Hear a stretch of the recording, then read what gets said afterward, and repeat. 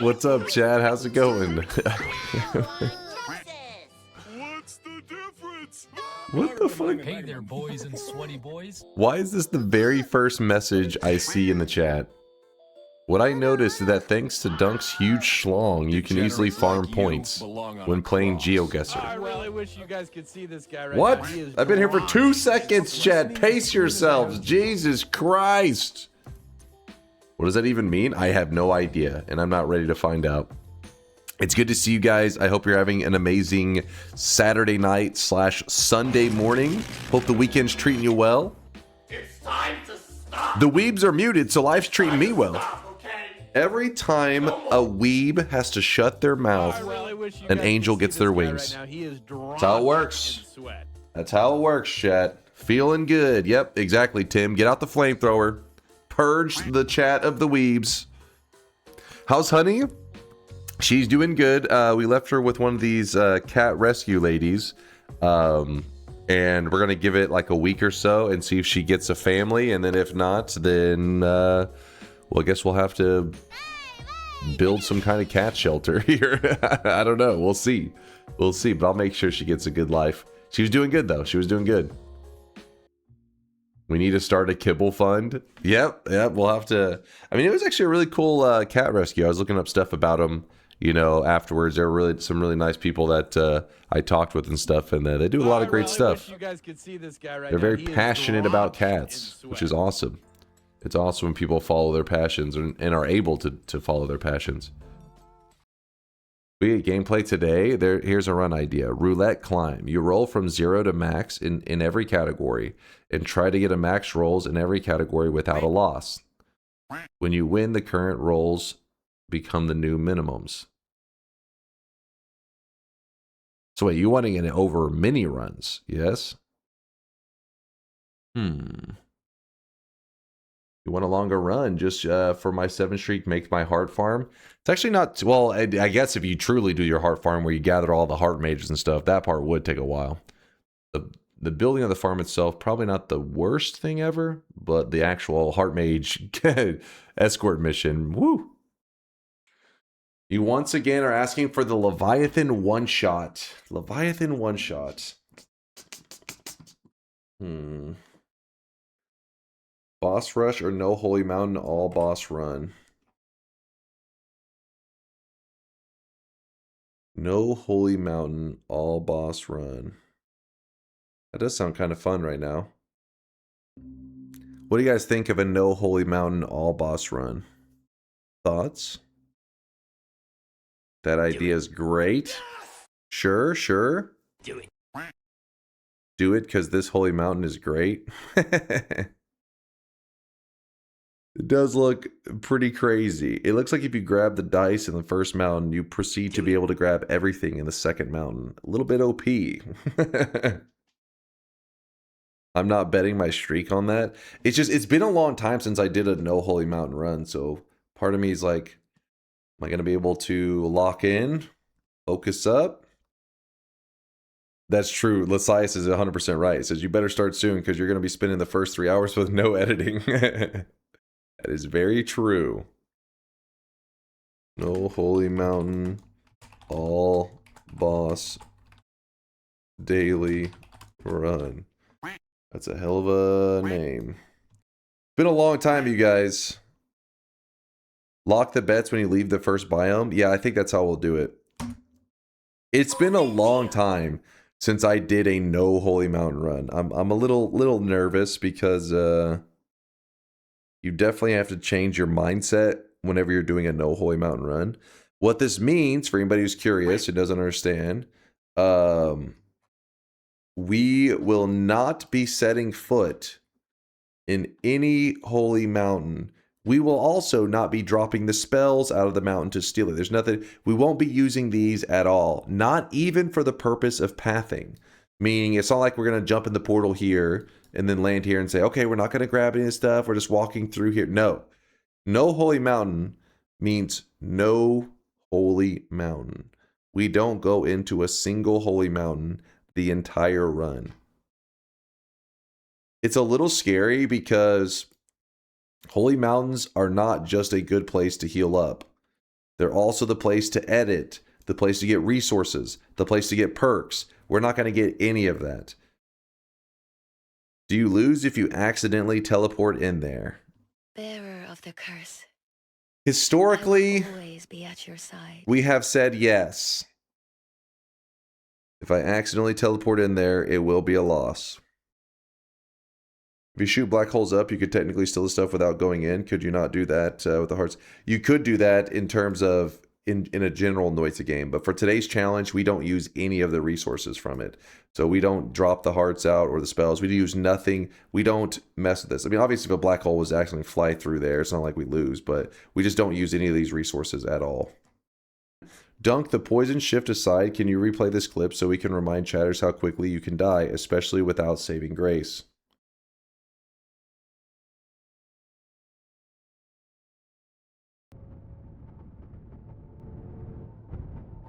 So there's the boss. Oh! Jesus Christ! He just killed me. But luckily, saving grace saved me. How did I... Look at the damage on this shot. It's crazy. So there's the boss. Oh! Jesus Christ! Shit's scary, yo. How do you tinker in this run? Am I missing something? It's very difficult. There are a couple methods. Obviously, the best one would be to kill the Master of Masters and get him to drop that stone that allows you to then edit wherever you're at. That would be fantastic, but that's a lot, right? Getting the Master of Masters kill is going to take a while. Up to then, the only other way to edit our wands is if you go to the lake hut and you turn in a tablet, it gives you a portal. You jump in that portal and it takes you to one of these what are those little canisters that are under the water, those little containers under the water, and you actually get the ability to edit. You could also maybe find a meditation cube. You jump in that you can edit in there.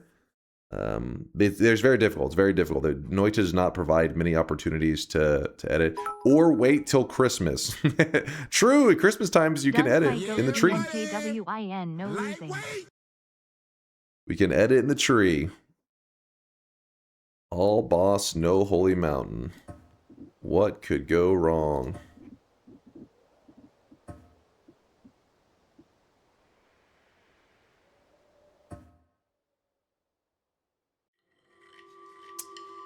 No doing this today. Good luck. Thank you. I'm going to need it. Need luck on my side. What did I do? We'll get the exploding corpses for the explosion immunity. Slurp. And this one was different. Piss off the gods here. Here.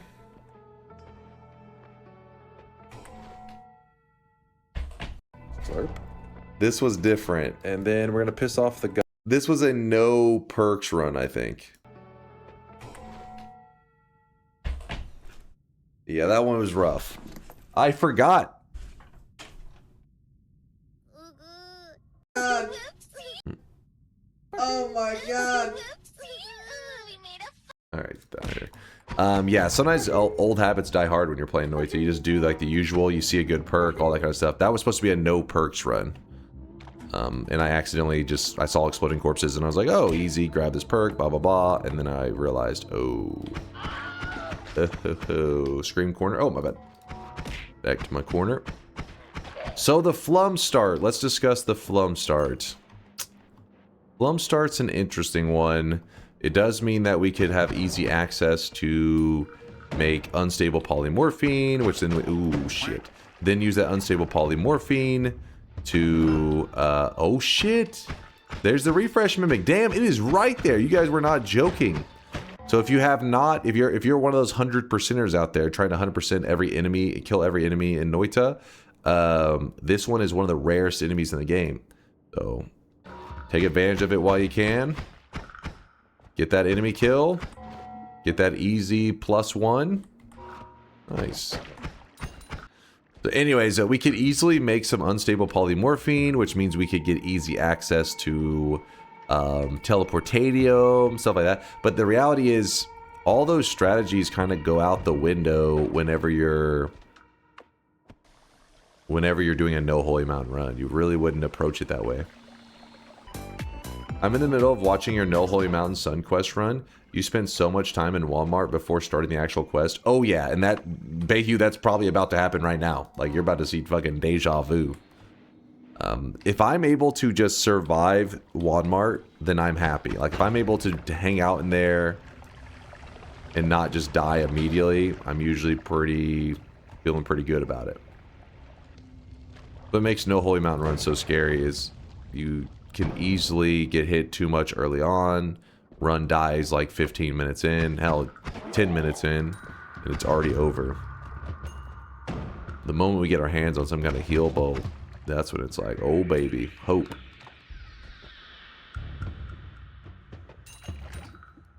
I needed those missiles. Use it to make pheromone. That is true. Could use it to make pheromone, which in a no holy mountain run is pretty damn nice. We can get our hands on the flum, make the unstable polymorphine. Unstable polymorphine, we turn into the flask thrower. Flask thrower throws out pheromone. Or we could go take there was some berserkium that we found. We could mix the berserkium with the, wait, I think we found a berserkium, didn't we? Berserkium with the flum, and we will make pheromone. Which that one is the much more easy one.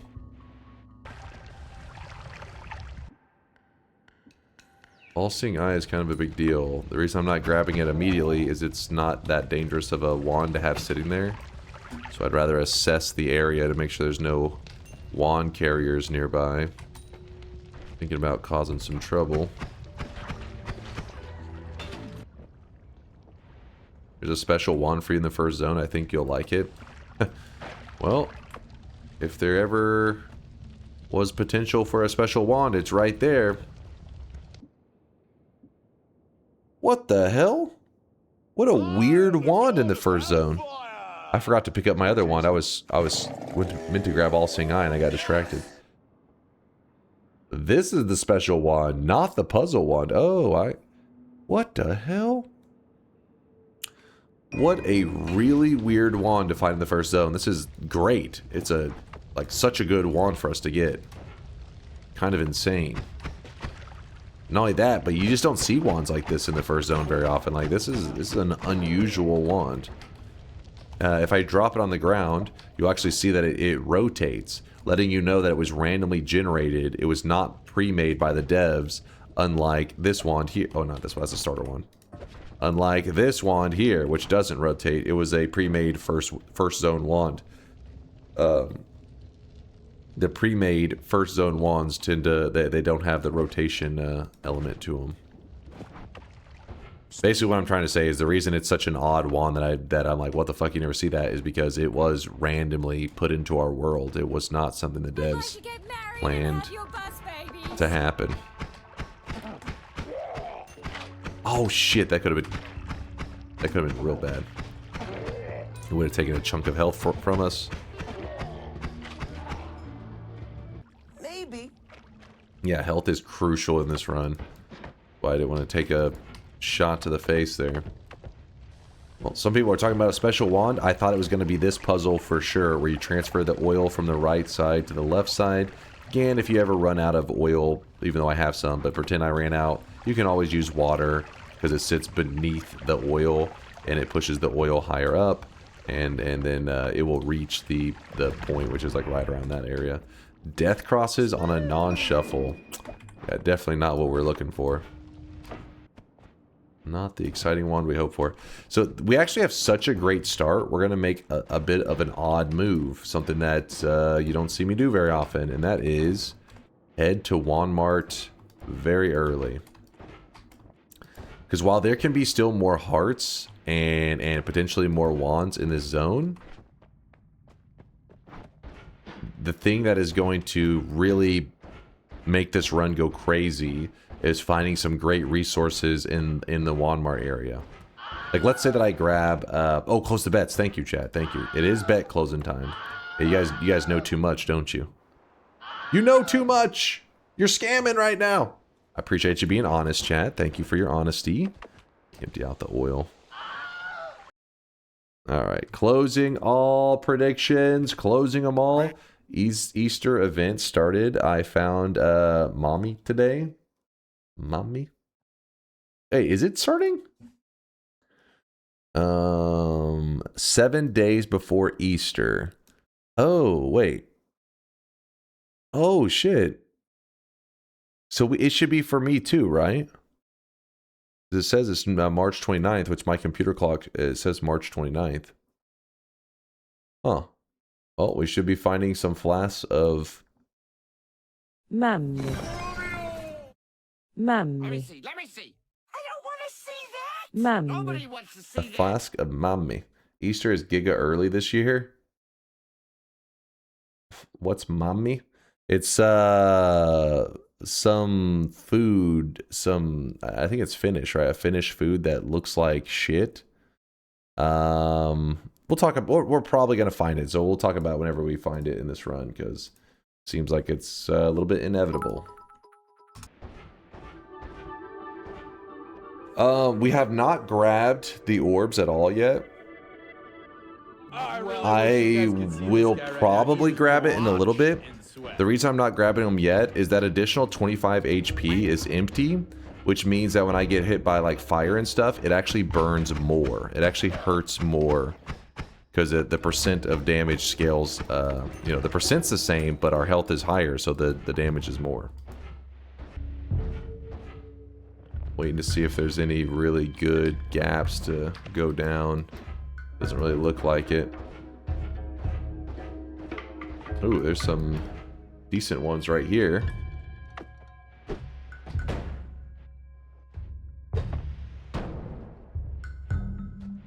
Oh yeah, look at this. Got lucky. Ooh, baby. Oh shit, oh shit, oh shit.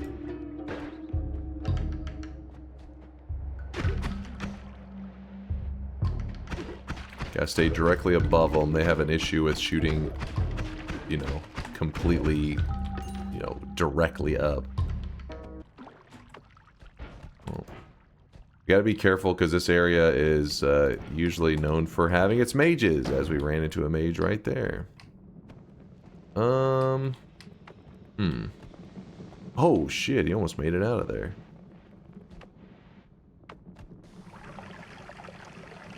Oh.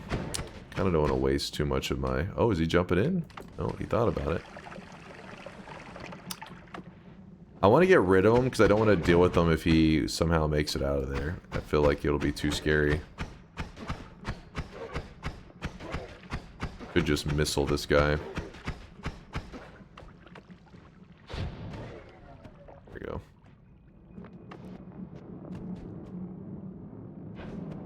Gotta really listen to this. Oh, look at that. There's a whole clump of them there. Right now we're seeing a lot of Stendaris. There's a weakening mage. Alright. We're getting into the overgrown. Gotta be very careful. Teleports are gonna be huge here. Oh, shit. That's why we held on to these missiles. He is drenched in sweat. So that we can get rid of priority guys. There's some Mommy right there. But we broke it accidentally, so we'll get another chance in a bit, though.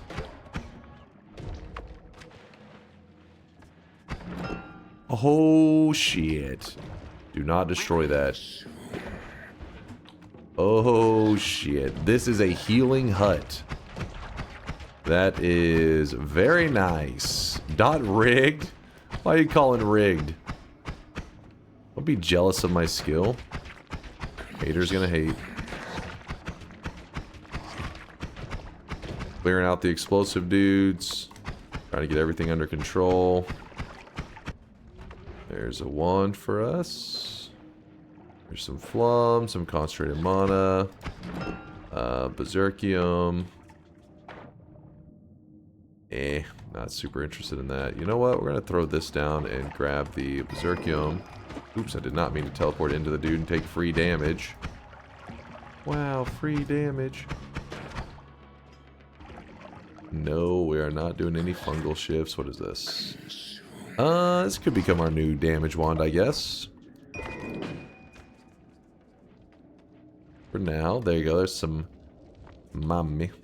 Baba Booey. So the mommy. Remember chat, if he did the daily normally he would have gotten dice plus perk in first holy mountain, then explosion immunity plus lighting immunity plus extra health in the second mountain. Miss chances. Ooh. Put that up, but it is a decent wand. So the reason I wanted to grab this mommy is this is spawning. It's you gotta remember that Noita has holidays. Here's the list of holidays in Noita. I'm not gonna go over the whole list right now, but what's going on right now is the Noita holiday Easter. So 7 days before Easter, we will start to get these potions spawning. In fact, it replaces a little over 10%. So 10.9% of the potions in the game get replaced with this. Now this material, it's like not really that interesting, but Mammy. this is some weird shit that they decided to put in the game, and it actually has a reference to apparently it's an Elden Ring reference, right? So let me basically, consuming mommy will give you a permanent status effect called the Loathsome Mommy Eater. Flavor text, you have a persistent nickname, cause ingested mommy. This status effect does nothing and cannot be removed without starting a new run. So it's not a perk, anything like that. It's just a little status effect. So let me show you. Here is the mommy. We eat it.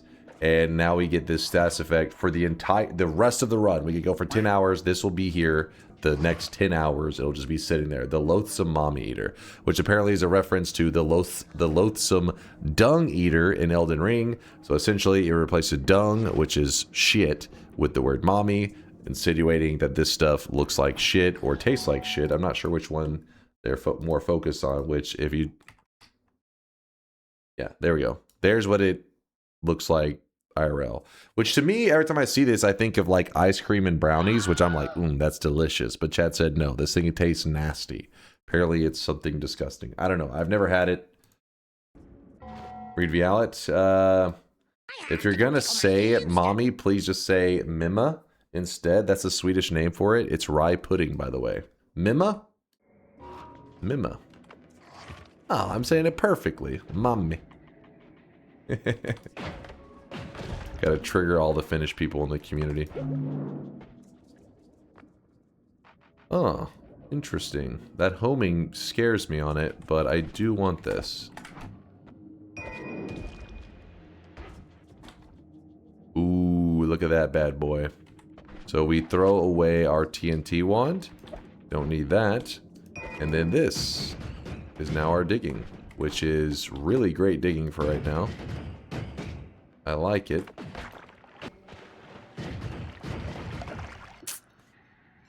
We need this today for our all-boss adventure. Dude, these guys are a problem, and they just keep spawning more of them. I don't think I should keep my wands that I'm kind of hoarding anywhere in this area. So instead, we're going to move them to this area.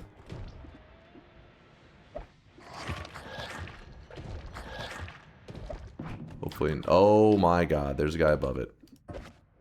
Of course there is. Of course there is.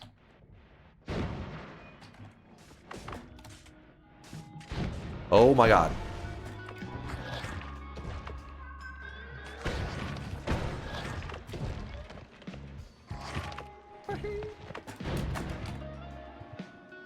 There were 4 Ukos stacked together.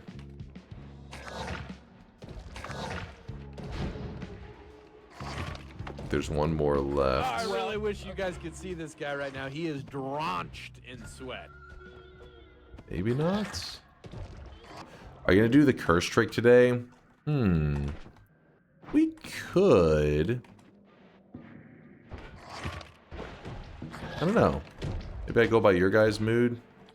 It's a little too dirty for today, a little cheaty, maybe not, but might need to. Yeah, we might actually have to. May not be a choice. Do it. To do it. Just do it.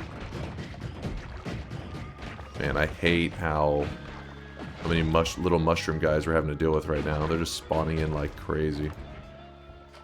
And then that guy, of course, is spawning. Mushrooms are spawning into chaotic poly, which means pure insanity. What other perks can be substituted besides Tinker with Wands everywhere and immunity perks? Are there any other perks like buffs that you can get? All Seeing Eye has a stone. Oh, that's true. Holding the Sun Seed would replace All Seeing Eye. Holding like the Fire Stone, you get fire immunity while you have that. Holding the Electric Stone, you get electric immunity. If that's the kind of stuff that you mean. That is true. And then you got the debuff tricks, which kind of act as like a replacement for immunities. Oh my god. So far, definitely not the most wand-packed Wand-Mart. More of a starved mart. There is a ridiculous... we'll get these. There's a ridiculous amount of mushrooms in this Wand-Mart. Like these mushrooms specifically. The other ones not so much. They're just the normal amount. But we're getting a lot of these spawning little ones. Black hole. We're collecting all the resources we want in a group. If you had black hole, would it be allowed to steal the hearts of the Holy Mountain? I mean, it depends on the rules set you're playing, but we already established that no theft from the mountains are allowed. Oh shit! Woo! He almost got me. He was very close.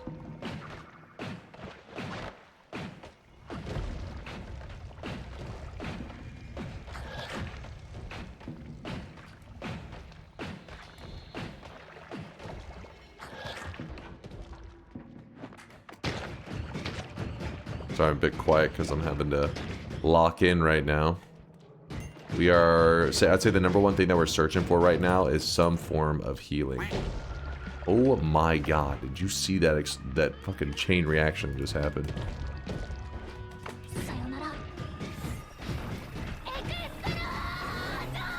Loomis Drill's probably our one that's worth grabbing. That's a pretty great wand. You have infinite healing. Make unstable poly, then turn into a healer near the copy mages. That's true. You aren't wrong. Oh yeah, we don't need any more of this. I forgot what I placed down earlier. Invis, I think. Too many good things. How are you gonna prioritize editing? We can just bring them all over to the... because we have teleports, so we can easily transfer them all to the HUD at once. That way when we edit, we just do them all at once. Things that I'm looking for right now are... oops, heals. More, like, because we do have these heals, but like a permanent healing setup. Is there... did I hear... oh my god. Of course. Dude, there's so many Ukos in today's run. It's...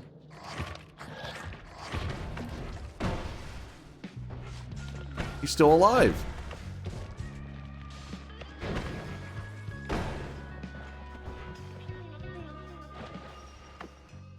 God damn it.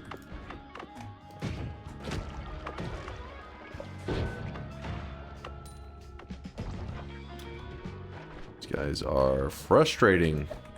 Already had to kill 7 Ukos, something like that.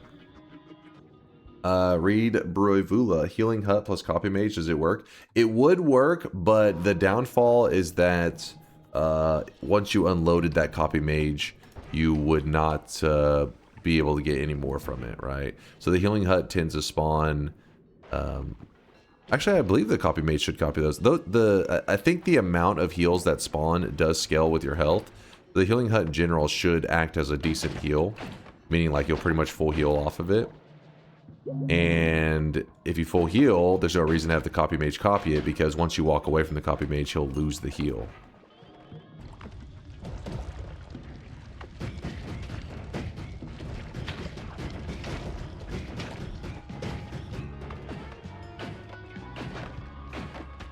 Are you kidding me?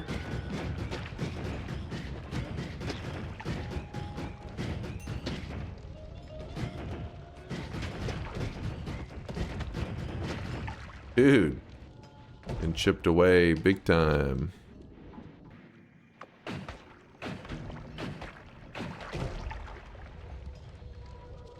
I do not like traveling up so much. I feel like we're much more vulnerable when going up.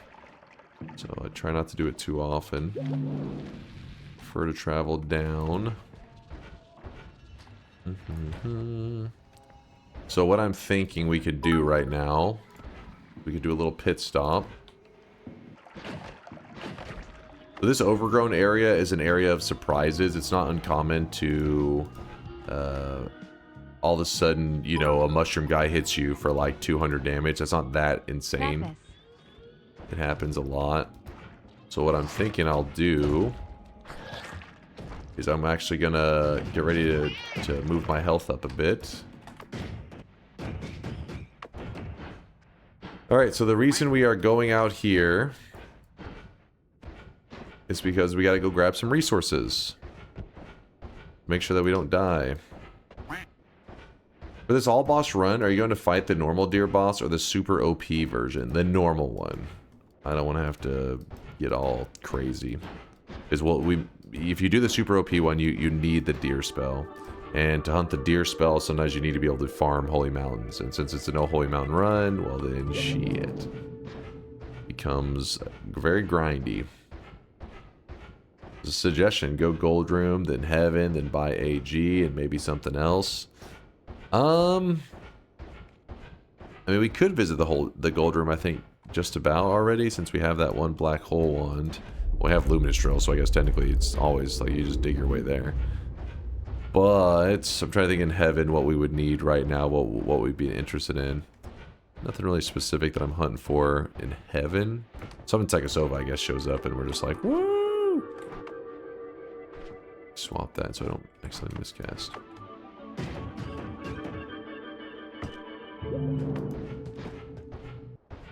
The reason I went over here is I want the wiggling egg.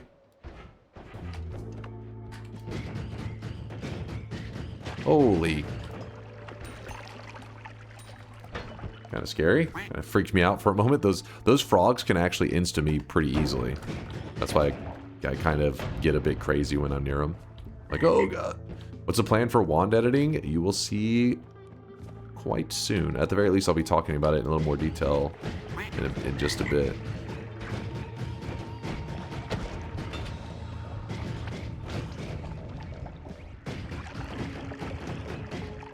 We're trying to get a hole dug here so that the water will flow out. This isn't super necessary to do when you have a teleport. Luckily, I do have a teleport. But I still do it just to make things a little bit easier on me. So it's worming o'clock. We just hope we don't get the massive worm because it'd be a little bit too scary right now. So we throw this down and we get the medium worm. Luckily we have teleports. Oh shit. Well shit. Just pieced out on me. I gotta be careful. I don't want to accidentally jump into that damn... Dude, the worm is getting crazy. Hey, worm.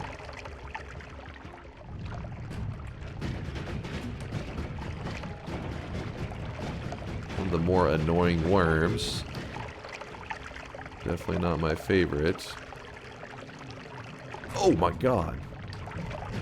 It jaws my ass, man. Finally. Woo. What an annoying worm he was. Alright, so we want to drink his worm blood. We got some wormy vision. Yeah, it does suck whenever you get the medium worm. A lot of times you'll get that small worm, and he's pretty easy to deal with.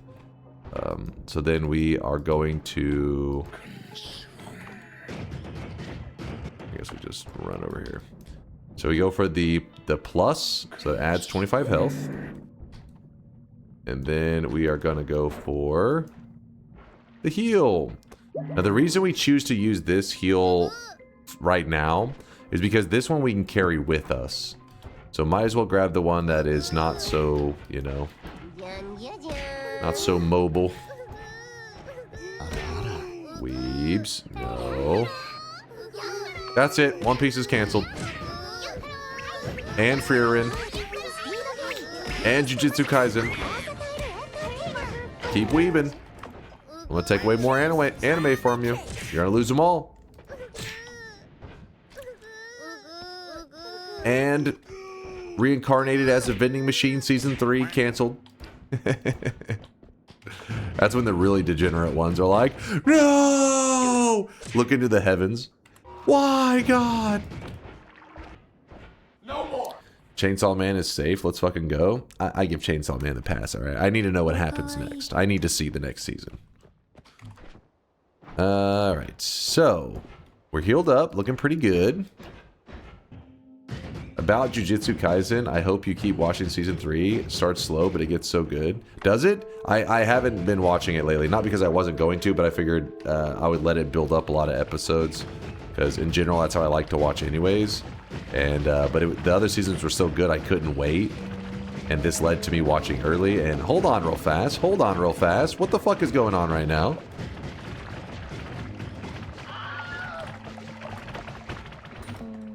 Jesus Christ. I've never seen them just like team up so perfectly. They were like, all together now. We all push at the same time. Synchronize the push. Usually they kind of streamline in like one at a time, but for some reason they were just like, everybody hold and push. Rush the mid. Had some friends I used to play Heroes of New Earth way back in the day before Dota 2 came out. And one of them would yell out, push the mid tower. And everybody else just started yelling, pushing the mid tower. I don't know why. They would just always do that. Push the mid tower. Like, what? The mid tower? Good old Heroes of New Earth days. It was a while back. That was like 16 years ago. Push the mid tower. What's the plan, Baldo? You're about to see it. You're about to see my plan in action. This guy is White the Feisty One. He was determined to live. Apparently this guy is too. 16 years, well, time to cry myself to sleep. Well, I mean, it could actually go even further back than that because Heroes of New Earth was around for several years before Dota 2, so depending on how old school of a Han player we're talking, it could be like 19 years. Anyways, so if we throw a tablet in here, a portal is going to appear, and that portal, when we jump into it, is going to take us to this room right here. And when it does that, when it takes us to that room, it is going to give us the ability to edit as long as we are in that room. So what this means to me is that I want to place some wands around this area here. Okay, I'm fucking up and hitting the wrong things. We want to place these wands in such a way that these wands will kind of be like this, where imagine if I place this here and somebody says, oh, you can edit as long as you stay in this tiny box right here. Well, if you levitate up, you can grab things through it, the ground. And so I'm putting these in such a way so that I'll have access to them when I'm in this room to grab so that I can edit. That is the goal. Cool, yeah, it's pretty neat, pretty neat. I forgot, does the dock room give a certain time after leaving or edits or is it just the meditation room? It's like there's an invisible square or rectangle that you have to stay in it, and whenever you leave it for like 2 seconds or something, you lose the ability to edit and it stays permanently gone. So stay in it, you can stay in it as long as you want, and you can, I don't think it ever times out, but once you leave it, you're not getting it back. Yeah, Latali says there is no time limit while you're in it. Okay. But once you're in it, just stay there forever. Once you leave, gone forever. Okay, so we carry 2 wands over there. Our health is in a little bit of a better place. Obviously, it's not perfect, but it's slightly less scary than it was.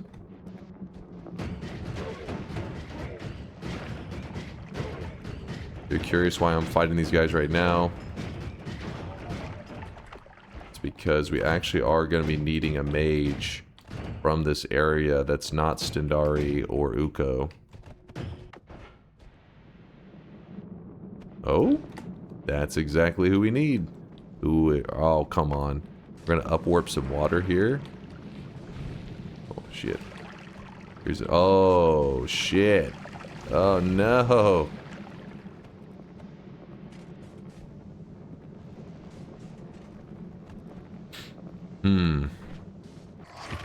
How will our hairless hero manage to throw such a promising run, snatching defeat from the jaws of victory? Shut the hell Stay up. tuned to find out. Damn it.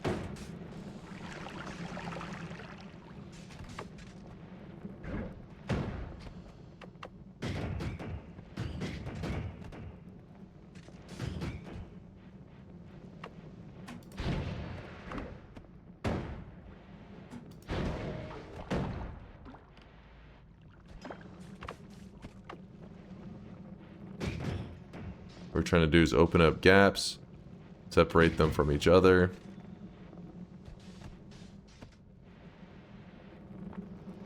Do not want to hit that one. This guy's a copy mage. He'll copy nearby stuff. If he copies the missiles, that could be the end of me.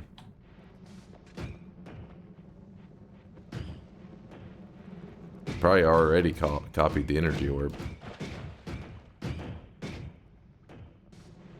That's eating away at that terrain there. I gotta do something soon. Fuck it.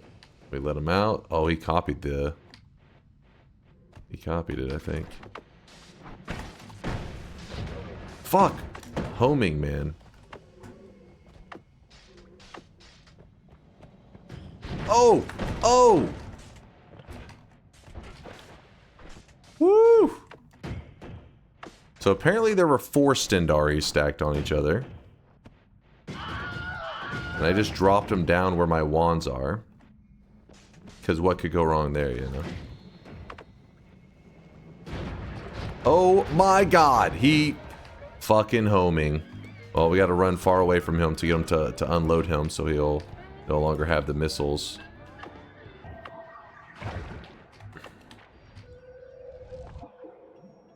Kinda crazy. Oh!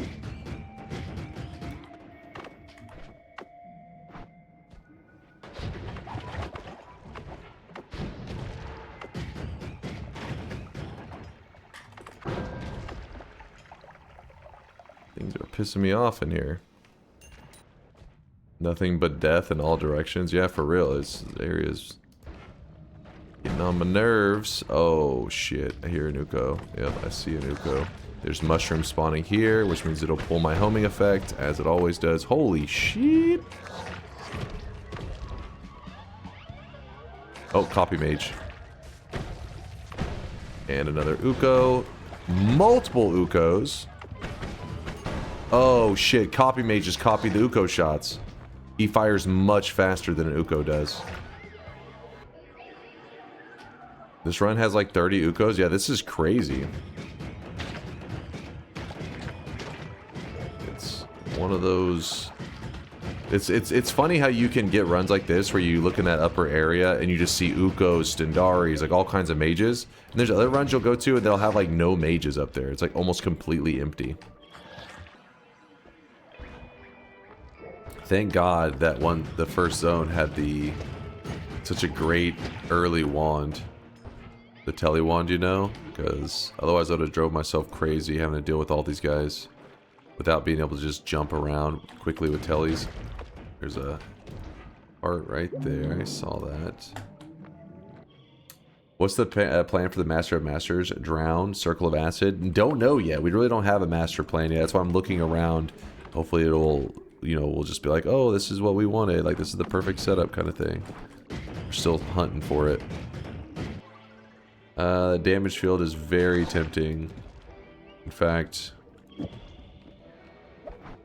I'm going to swap that. Oh, that's what I'm afraid of, that guy. He's one of the more... So some days you get a lot of these guys, and they're actually really bad news. So that is one good thing about this seed today, is it's not had as many of them as it could. It has more annoying enemies, but not as deadly. Except for the Ukos, that is.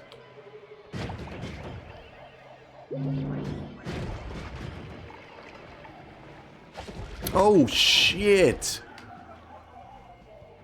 That desperation shot it fired off right at the end. Oh, we gotta heal. Yeah, that is a screen moment. There's nothing nearby that's gonna blow up the explosion box, right?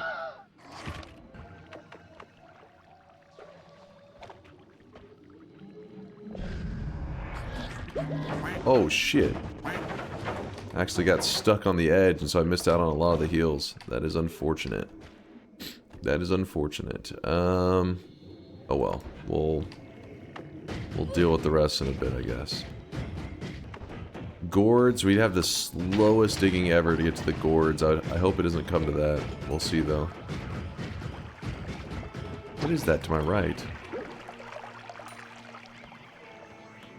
Some chaotic poly and the small lumps, I think, jumping into the chaotic poly.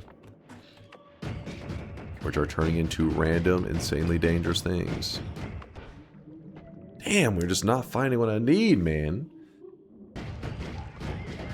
Does Runestone of Edges turn the Kami healing bolts into saw blades? Is it possible to die to the Kami? Yeah, oh yeah, there's an explosive box in the Kami area. That's why you actually see people die to it pretty regularly. Somebody in the chat just said that they got killed by it. I think they said just recently. Just got them killed recently. That explosive box that spawns in the hut is on the right side. That's why I made sure to stand so far to the left, but I accidentally got so far to the left that I was stuck in the wall for a moment. Player ghost. What is he shooting? Teleports of some kind. It could be a chainsaw telewand. Probably best that we don't test it right now. It's been an unusual Wand-Mart. We haven't seen a single ambrosia flask. We haven't really seen that many flasks in general. And it could be that 10% of the flasks are getting replaced with this mommy. So that shit is possibly scamming us a little bit. Doing a little bit of scamming. Nala. There's a mimic potion right there. Let's see if no luck. Thought maybe. Oh shit! Dude just picked up the earthquake wand and then fired it. Did you know you can cancel the hut spawning by picking the thing up? I wonder if there's a frame perfect duplication technique. I've tried several times to do some janky shit to see, but so far I've never really gotten anything from it. Another mimic. Darn. I was hoping it would drop See a Mimicium. Could be nice. Ooh. Always cast homing. I wonder how that would, if I'd be very happy with that fighting like regular little enemies, you know? Like the lumps and stuff. Ooh, okay.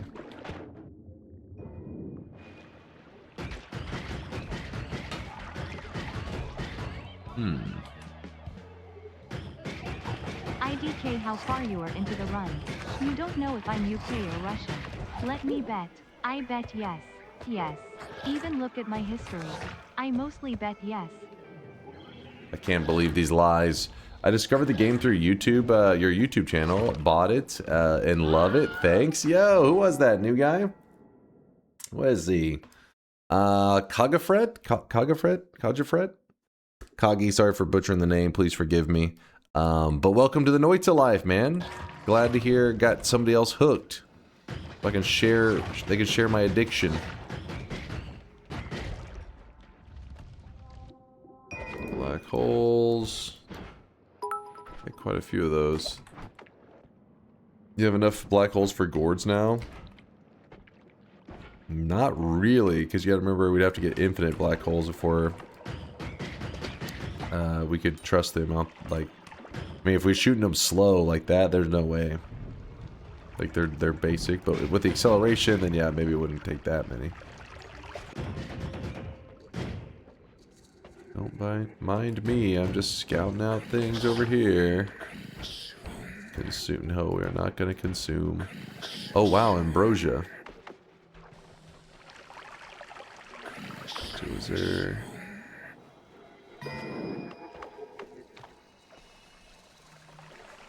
Yeah, energy orb is what's on my main wand. In case you're ever curious of any of the spells that I'm using, you can always type !wand in the chat. When you do that, it gives you a link that pulls up all of this right here, all my stuff in your browser. So you can hover over my stats of my wand or whatever the hell spell I'm using. Normally I would say perks and stuff, but we really don't have any. Actually, wait, does the loathsome mommy eater? No, it shouldn't show up because it doesn't show.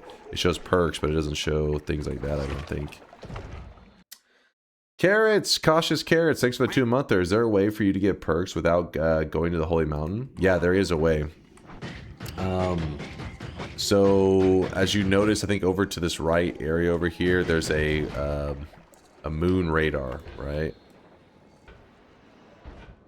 Right here. Oh shit. Right here. That is a moon radar. So technically, that is a perk without going into a Holy Mountain. Right now, he is You could grab this perk. In fact, you could go to Parallel Worlds and grab many of that perk. Then you can go to a perk removal altar and drop them on the ground. Then when you drop them on the ground, if you can get your hands on a reroll machine, which that's where things start to get a little questionable, because you would have to drop the reroll machine out of a Holy Mountain using like digging or something. When the reroll machine drops out of the mountain, you carry it over to the ooh, that's also nice. So many good things. You carry it to where all the perk altar is, and you can reroll the perks into other perks. This one right here, I think, should be able to kill the Alchemist no problem already, so gotta keep that in mind. That's our Alch killer. And we can use it as our Master of Masters killer, too. By using any, I swear I was just looking right there. I look away and then all of a sudden... Oh, it was hidden on the corner. I didn't see him.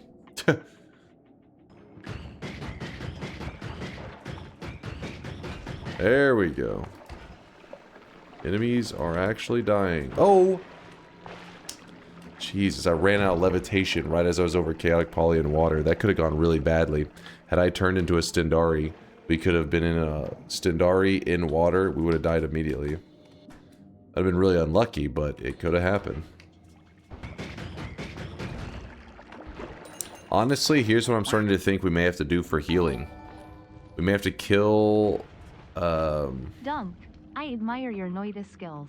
You are one of the better streamers Okay. I watch. Oh god. Keep up good work. Oh god. Do not copy the rest of the text. I knew it. Your payment will be on your I account knew a few it. days after you make donation with this message. If you turned into Stendari, if you turn to Stendari, you would die anyway since the air is wet. This area doesn't have the biome modifier, that fog that you're talking about, the one that the fungal caverns has. I mean, I don't even know if it's possible to get that in here. I don't think it is. Moon quest for Healthium. Looking for healing? Yeah, currently, but I have a couple plans for healing. We could go kill the Alchemist, get the Greek letter, build out the black hole infinite digging, dig our way to the gourds, heal off the gourds, or no, actually it's probably our best bet right there. Because something involving the healers and pheromone and all that would be probably more dangerous. Pretty sure all the black hole wands you have found, you have 30 in total. You should be able to dig there with the gourd even without the speed. Yeah, it'd be a really slow dig, and we have to carry all the black hole wands at once. Yeah, the light shot is tempting to grab, because we have like those accelerations only. We don't actually have a light shot saved. It is tempting. Focus on kind of emergency stuff right now, though, because we've been in here so long, still haven't found what I was wanting. Oh no. Woo! Of course. Some enemy up here to be a pain. This is why a lot of people don't like homing. Sometimes you can't control your shots, and then this can lead to you getting killed. Homing should only be in your payload. Exactly. That's where you like it to be. In the payload.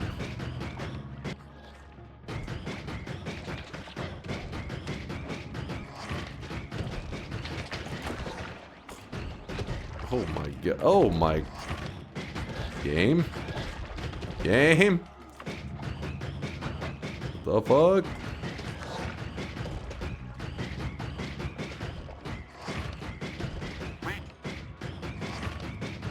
This is where the homing is nice. There's so many of them, I just need something to kind of path it for me.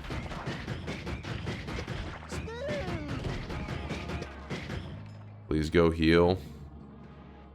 Yeah. Yeah.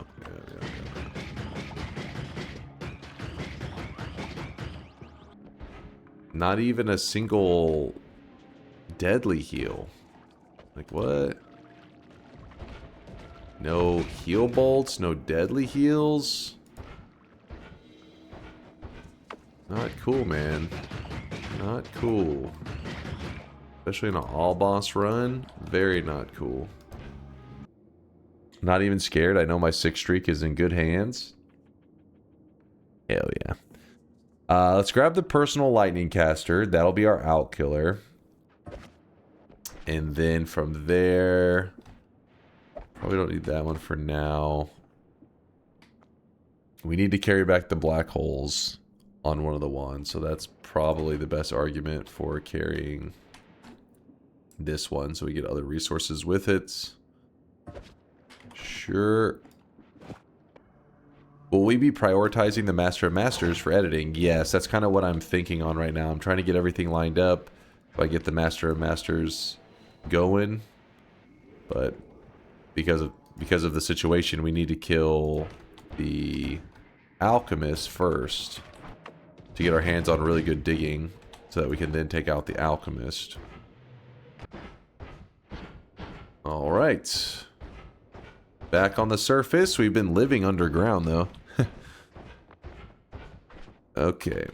So this wand here is just that I'm carrying it along for resources. This one here, the personal lightning caster is actually great for a lot of cheese strategies in Noita. So we're going to use this to hopefully cheese one of the bosses and get an easy kill.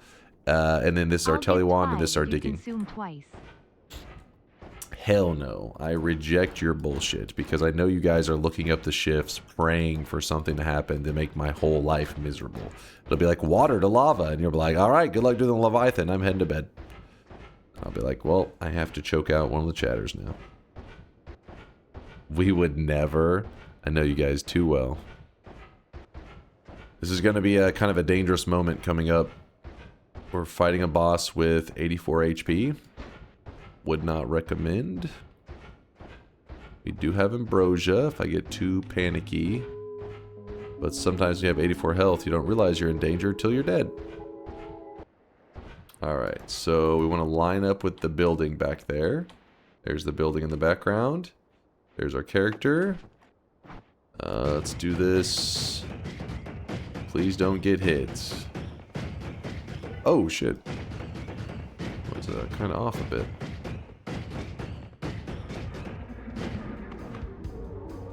Oh! Okay. Motherfucker started off with a shield. Gotta wait for him to aggro away a little bit.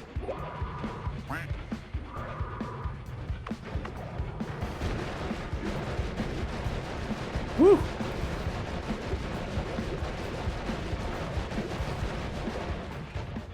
Probably should have Ambrosia'd instead of taking the risk that I was taking. That was a bit silly of me.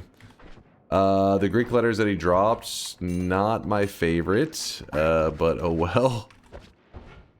Oh well. Yeah, Tao's nice. I was hoping for Alpha and Gamma as well. Alright, so we can turn anything infinite, so we could make these black holes infinite, so we have infinite digging. We have that to kill the Master of Masters, because the personal lightning caster does a great job on them. Actually, wait. I know the Master of Masters, it kills all the orbs or the flying ones around them. I forget. Does it also finishes off the main one too, right? Been too long. Yes, it will work. Okay, okay. Yeah, maybe we just be satisfied with that. Get the stone, then we just start building god wands. Why Moo haters? It's not that I like hate the Moo. Moo copies all modifiers, which is cool. It's just, usually that's for like, super deep builds. I usually don't use Moo on like simple builds, which right now we're trying to keep things simple for the moment. We place this down. We place that.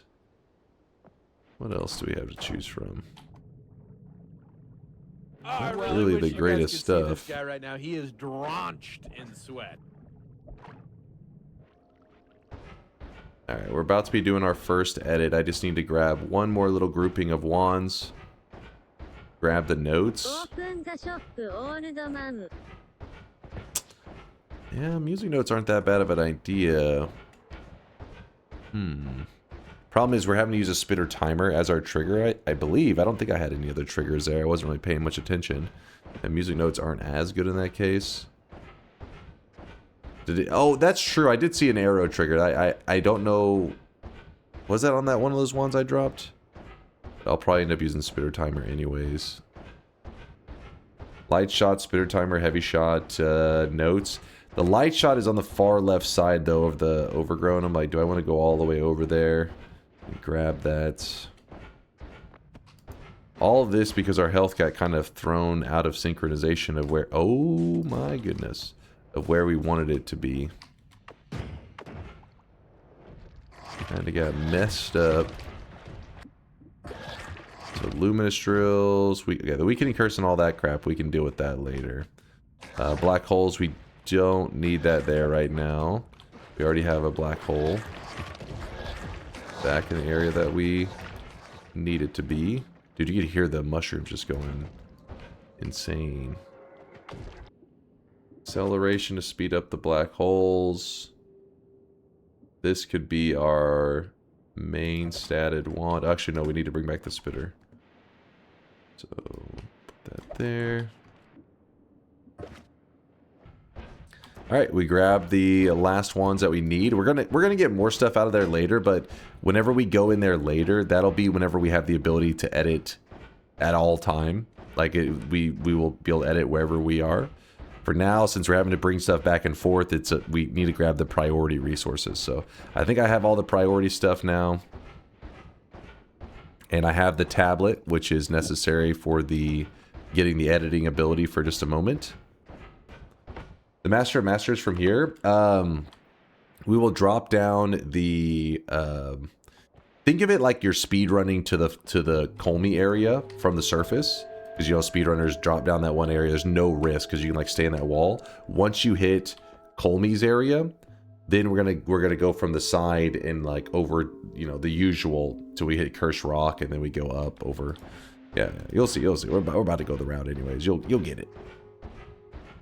The Ambrosia is crucial, though. If it wasn't for the Ambrosia, we'd have to go a more risky route, and then it's like, oh. Gotta make sure I don't get myself killed doing this, though. Let's do this carefully. Jump in here, up here, get a little bit of ambrosia on me.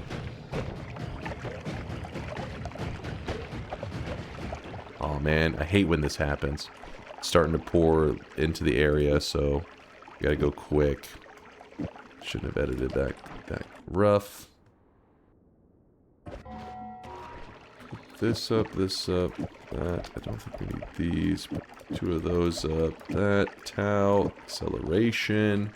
I'll edit this in a moment, I think. I want the heavy shot. All the other stuff, don't need it. Another acceleration and a multicast.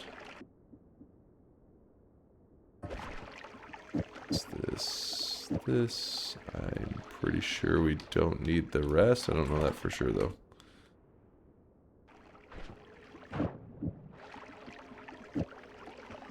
There we go. We have infinite black holes ready to go. Now we need to start thinking about the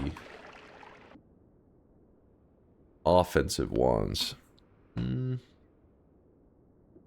you know what? We're going to transfer that there. This here. Jelly wand. What's that? You didn't grab the notes? No, I haven't grabbed the notes yet. Ship is sinking. Luckily, it's kind of slowed a bit. Yeah, I need personal lightning thrower on a wand for the dude. Exactly.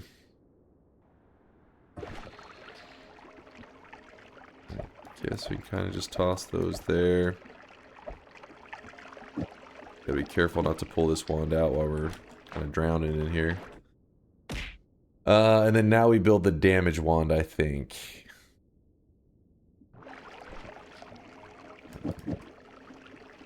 Spitter here into, so we'll just do it something simple like that. Really don't have a lot of actual damage spells, do we?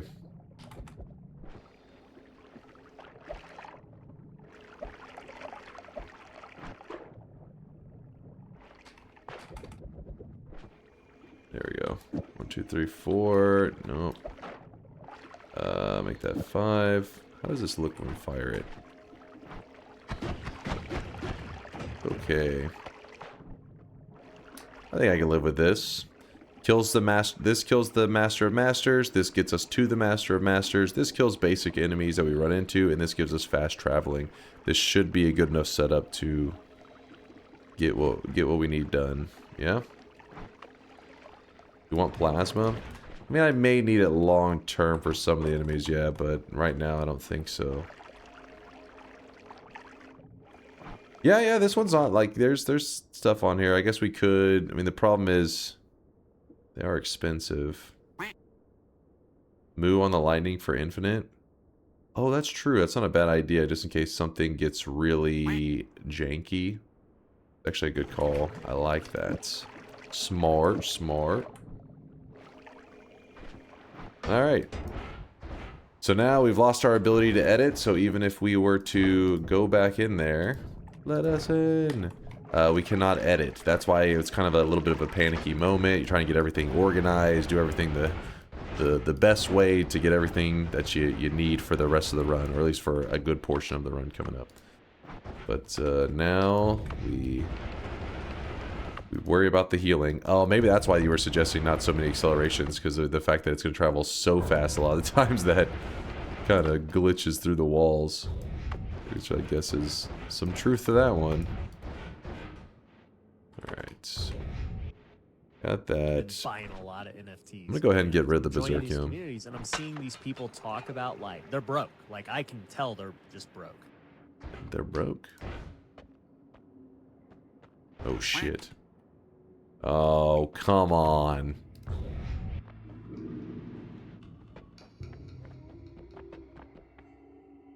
Spider in my room is fucking spooky. Woo, woo. Spider in my room, the booty juicy. Yeah, it is.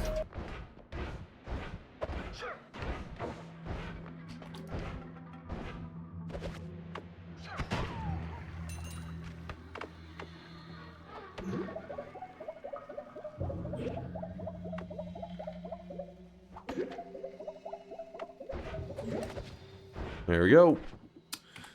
You even have an extra gourd chilling over there. So, not bad. Not bad.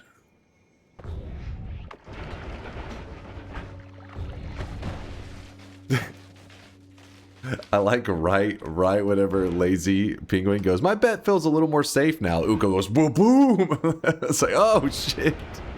My bad, my bad. Oh, you forgot the shop. Okay, this is true. All right, we got a moment to do the shop. We are all set up to fight the Master of Masters, and the Master of Masters opens up the No Holy Mountain run entirely.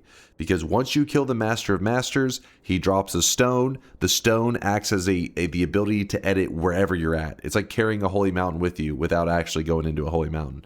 So I can edit wherever I need, whatever I want. And so this all boss run starts to actually, you know, fall into place. So we're coming up on the highlight moment of an all boss run. Hopefully I don't fuck this up. All this hard work for nothing would make me quite sad. But before we get to that, let's do the third shop of the day. Spend your hard-earned channel points while you can.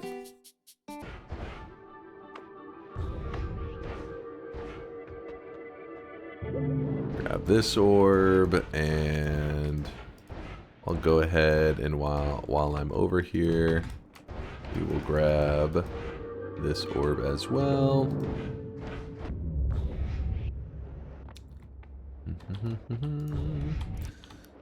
So this is the cheesing part that we're doing, because we're having to bypass all the holy mountains, right?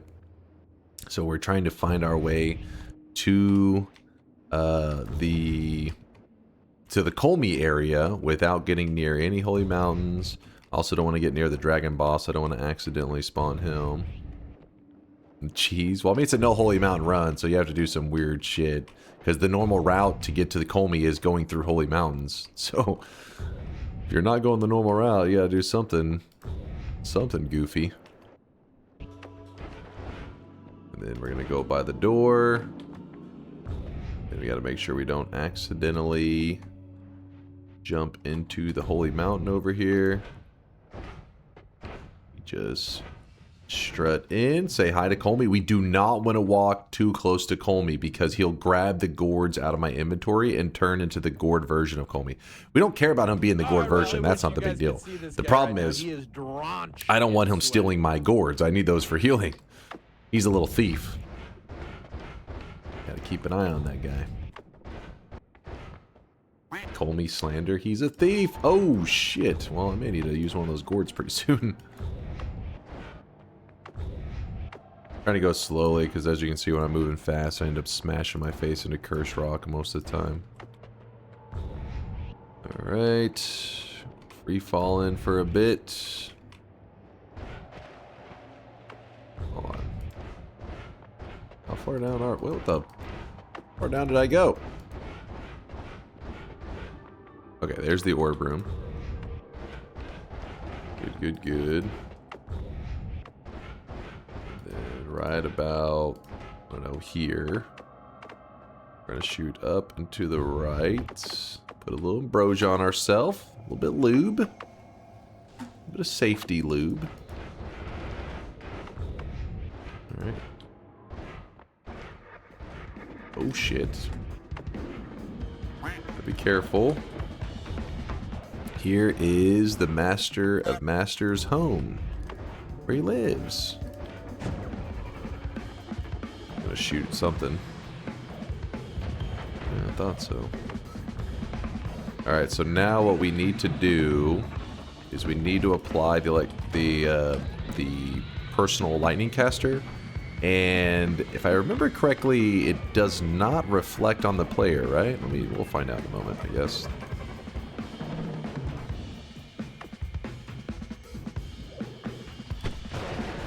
Yeah, it does not. Alright. So whenever you apply that to him, the first little bit is basically taking out the orbs around him. So he has the purple orbs around him, or the blue ones, whatever color that is, they have to die. Once they're all dead, the red ones stay alive. The red ones are the dangerous ones. Once they're dead, he can then get hurt. So now they're all dead. Now you've seen he's starting to hurt himself. He's starting to injure himself. And we chill. Tickle him. He is getting tickled with electricity. Haven't you ever gotten into a tickle fight with your toaster? Every day? Okay. Daily tickle fights with the toaster? Can you apply it to the red orbs too? I don't think so. Let's find out.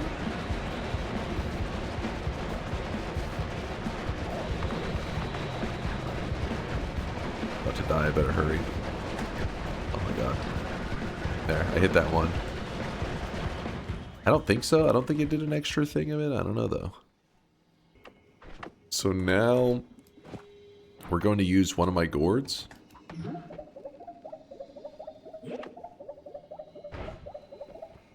You prefer to bathe with your toaster? I see. More personal that way. Boom! We can now edit wherever we're at. Woohoo! That is a big upgrade. Alrighty. What else we got going on here? So now we can edit, kill bosses. How'd you edit before this? The tree? No, the tree only has the ability to edit on Christmas. It's like a couple days of the year. So I wasn't willing to wait for Christmas to edit in the tree. So we did a edit over at the lake hut. You throw a tablet in, gives you a portal. You can edit in there. There's like a little spot you can edit in just for a little bit. Well, timing wise, it's forever, but once you leave it, you lose the ability to edit there. You have enough ambrosia to go to a parallel worlds over another Wand-Mart, or are you gonna? I think it would be worth it to just go to another Wand-Mart because we've already cleared that one out so much. It was pretty disappointing. Yeah, so at this point, if we just put down A, D sharp, E, G, and we play the song, we get the portal. What's up, Laup? You were scammed. I just got killed by Big Steve because he spawned in the third Holy Mountain, even though he should only spawn after I killed 3 Steves. You can end up in a scenario where 2 Steves spawn in one mountain, and maybe one of the Steves got killed by the environment or some shit, and you didn't realize it. And then that's how he goes. Once 3 of them, 2 Steves, 1 mountain. Yep, 2 Steves, 1 mountain. It can happen. All right, let's take the portal. Takes us to the top of the mountain. So we have killed 2 bosses today so far. 2 bosses, and it was the Alchemist and the Master of Masters. Double Steve spawn happened to be the first time I angered the gods. That's actually, you know what, that does happen, because usually the first time the gods get angered is not necessarily intentional by the player. So think of it like this. Whenever this is normally thought, like these spots, like right here, this little zone right here is like the Steve spawn in, right? Like the little portal appears, Steve gets summoned in, right? But remember how Noita's load-in system works. You only load in a certain area around your player. Like it's only a certain zone around your player. So there's a scenario where you can actually break a piece of this holy mountain, like something that angers the gods, but yet you have not loaded in this spot specifically. Like let's say you're all the way over here. You've only loaded in, like your load-in zone. This is all that's loaded in. It probably doesn't even load that much. Let's say this is all that's loaded in, and a black hole shoots through the side of this. Well, now that's the first time you've angered the gods in your current run.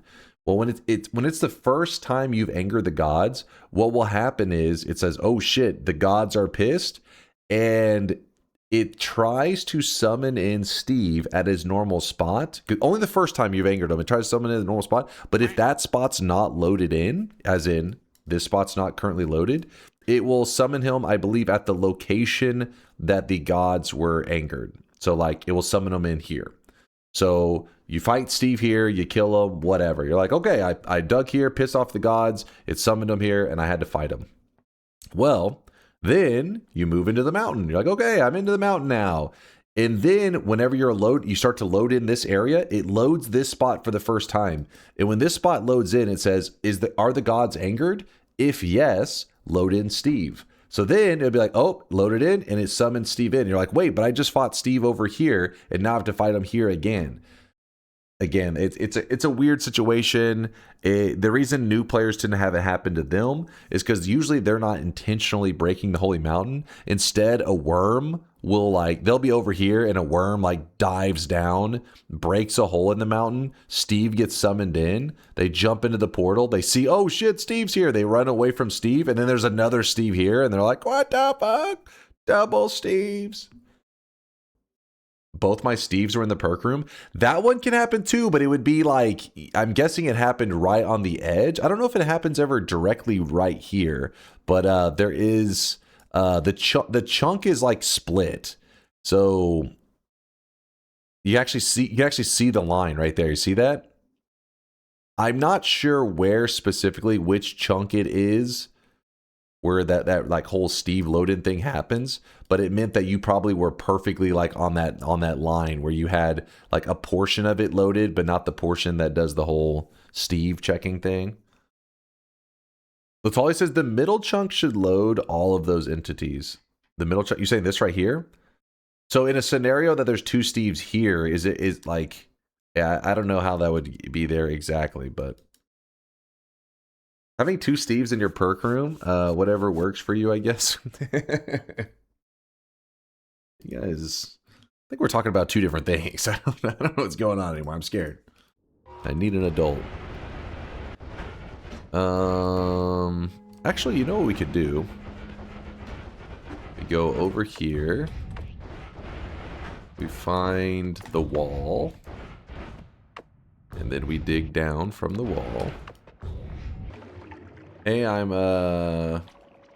found you from Nakey Jakey's video.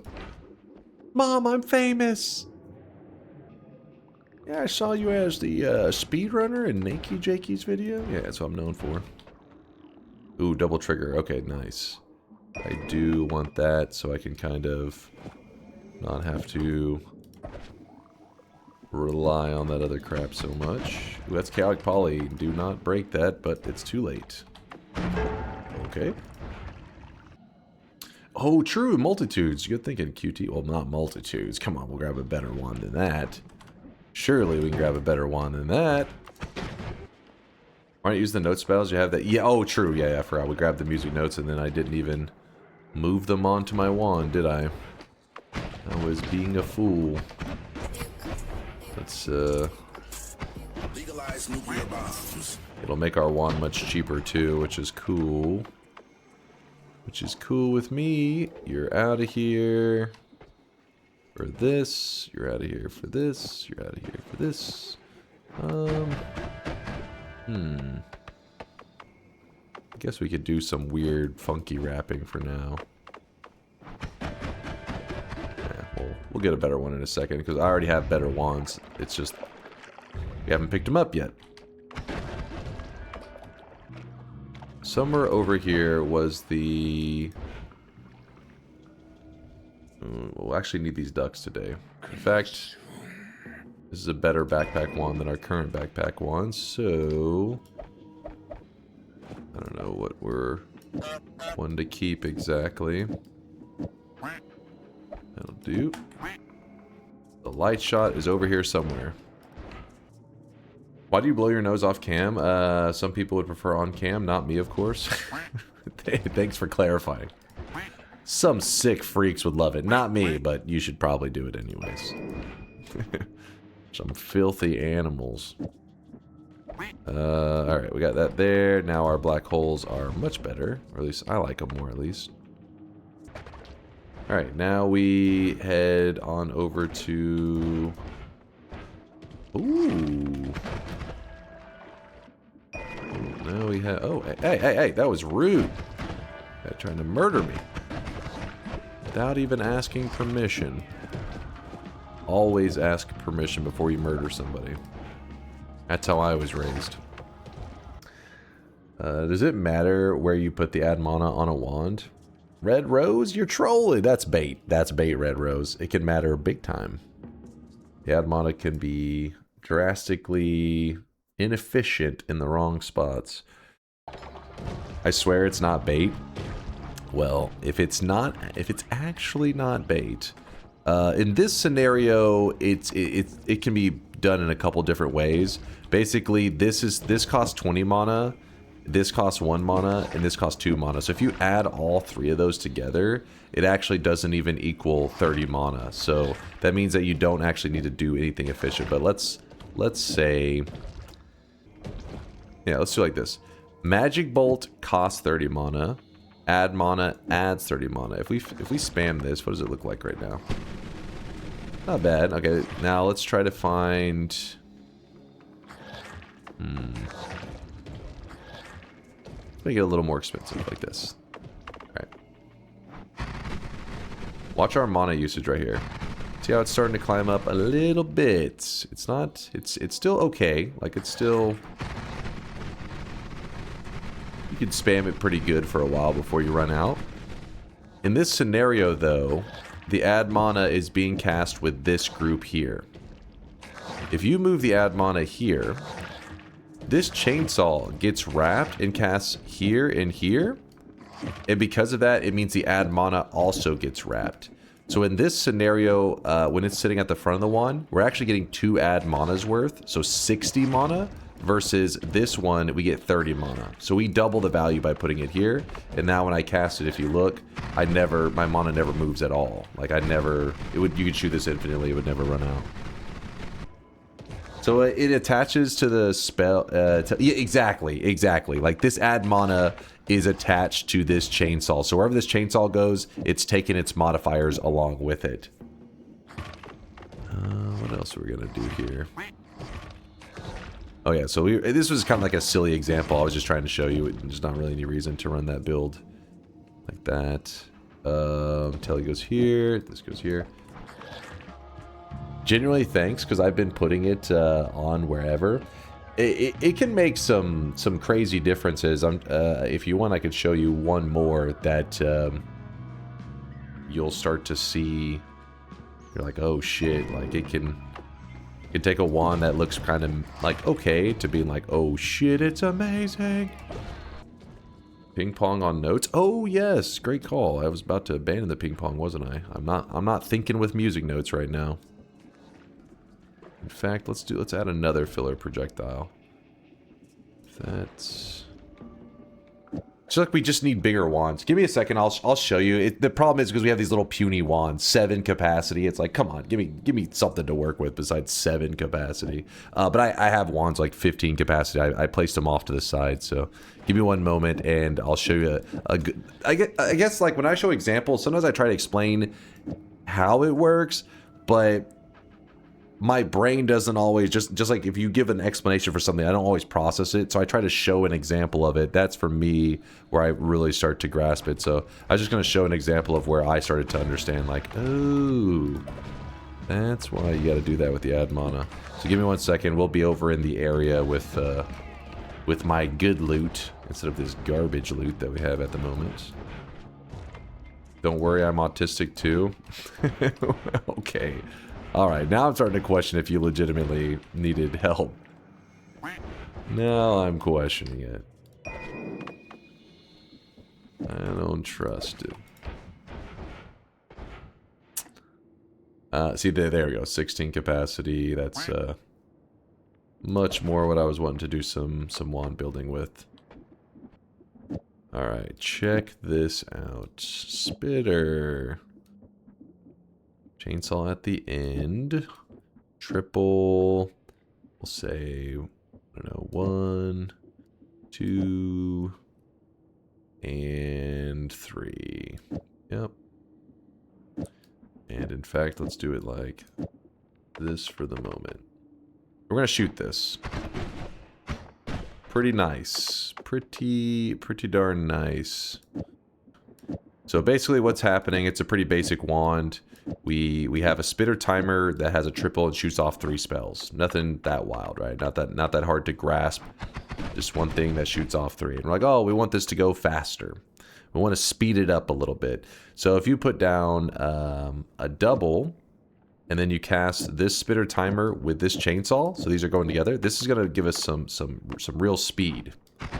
Usually, you place the chainsaw at the very end. It's the same thing as putting it here and here is going to look the same, but in reality, it can lead to different results. So, but right now, it's going to look the same. So from here, we're going to have mana issues because we just keep bursting through our mana so fast. So I'm going to put some add manas onto the wand. In fact, I'm going to place them here at the beginning. And I fire this. Pretty good, right? It lets you spam much longer before it runs out of mana. But watch if I put these add manas here. And actually, maybe it's not going to be that bad. It's pretty rough. This is me holding it down as fast as I can go versus having it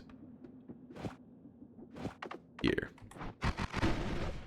That's because whenever the add manas add their 30, you know, the 30 that they're boosting your wand with, they also are adding cast delay. Well, it's like an order of operations kind of thing. Well, when are you adding this? Well, I am adding these after the chainsaw. Well, the chainsaw removes all cast delay. So you're removing all your cast delay, and then you're proceeding to immediately afterwards add cast delay. So it's like, well, if you have something that can remove all cast delay, you should probably save that for the very end of the wand. So that way it does everything, you know, you're adding your mana, removing the mana, whatever you're wanting to do, and at the very end you say, oh, by the way, remove all cast delay. This way you can you keep your speed. Another alternative, though, let's say that for some reason you were dead set. You're like, I want this chainsaw here at the beginning. I am determined that it stays here. So you have this really slow firing wand. Well, remember, whenever an add mana is inside of a payload, means like it's inside the spark timer, it's grouped with these spells here. Anytime something is adding or subtracting cast delay inside of a trigger or a timer, it doesn't do it. You cannot plus cast delay or minus cast delay. It can't affect cast delay if it's inside of another spell. So again, the outside, we have the classic slow firing.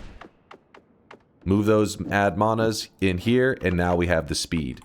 So far, all the stuff that we're talking about is all about just like how the cast delay is affected. It's not about adding more or less mana. It's just about when you have to deal with the negative repercussions of a add mana, which is the additional cast delay. This is very likely to be on the finals. I don't know. Hey, wait, Red Rose was asking. Red Rose, is this making a little bit of sense? So I should attach it to the payload. If you ever want to do it really simple, usually, yeah. If you're like, I have 30 mana, I want to add 30 mana to my wand, it usually is easier just to be like, yeah, throw it in the payload. Very quick and easy. This is 30 mana, I'm adding it to the group, and I don't have to worry about the negative repercussions, which is the cast delay. Very simple. The reason, though, I tried to give those little details about put it here, put it there, is because that was the whole wrapping thing. Remember how earlier I said these add manas attached to something? Well, if I fire this wand currently as I have it, watch when I shoot. Look up here at my mana. You see how it does blast through it. So I'm like, damn, while I have 2 add manas and it's pretty nice, and I don't have to deal with them slowing down my wand. I really wish you guys could I gotta mute chat for a bit. They're being a little obnoxious. Gotta focus up. In this scenario, we can tell that even though we're happy with the speed, we can tell that mana is our issue still. If you have 2 add manas, you really shouldn't be having mana issues. You just got to be creative with how you use them. So in this scenario, I'm like, all right, I have 2 add manas. I'm running out of mana. How do I use them better? Well, this chainsaw, what's happening with this chainsaw is the classic that chat loves to be like, oh, here he goes. He's he's ranting about chainsaw wrapping. Well, what's happening is this chainsaw is by itself. It's just sitting alone. And then this is one group, and this is one group. So there's 2 groups on this wand. Chainsaw alone, and then this entire group over here. So then, I really wish you guys could see this guy right now. He is. I've never gotten more support than whenever I'm trying to have a goddamn conversation. God damn it, hold on. Focus up here. So since I have these 2 groups that are doing their jobs, chainsaw on its own, this one here, I'm going to place a double here. This is one group, not 2. This is one. I'm doing this so that the chainsaw is here at the beginning and gets placed at the end. This is called chainsaw wrapping. This is what is a little bit of a meme in the community because it's so good, but it's also, as a new player, this can be a hard concept to grasp, but once you grasp it, it opens up your wand building a lot. So for example, first shot, if I shoot this, 1 bubble, second shot, magic bolt. Pretty easy, right? Bubble, magic bolt. Bubble, magic bolt. But what happens if I put any kind of multicast? It doesn't have to be a triple. It could be a triple. It could be a quad. It could be a double. It doesn't matter. What's going to happen is first shot, still going to be just the bubble. Second shot, that's where things change. It's magic bolt plus the bubble gets wrapped and added to it. So now let's see that in action. Bubble and then both of them. Bubble and then both of them. So you've managed to now make it where even though you only have 1 bubble on the wand, it's kind of like you have it twice. It's like you've gained, I don't know why you would want to double up on the bubble, but the point is you can do this with any projectile spells. You can get it to show up in the wand twice whenever you really only have 1 of them. So with this idea in mind, the modifiers that you attach to this bubble will also show up twice. So if I put 2 add manas here, the 2 add manas on this bubble is going to be here, meaning they're going to add 60 mana. And then when they jump here, they're also going to add 60 mana again. So you actually are adding 120 mana by having that bubble show up twice. So with that same concept, we're doing it with the chainsaw here. Double add manas on the chainsaw. Then we're gonna wrap it. So this is one group. This is one group, and this is, let me separate them a bit more. This is one group, and this is one group. The double is going to wrap the chainsaw, placing it here, wrapping the add manas there. So let's see this in action, like so. So with 120 mana, that opens up modifiers such as homing.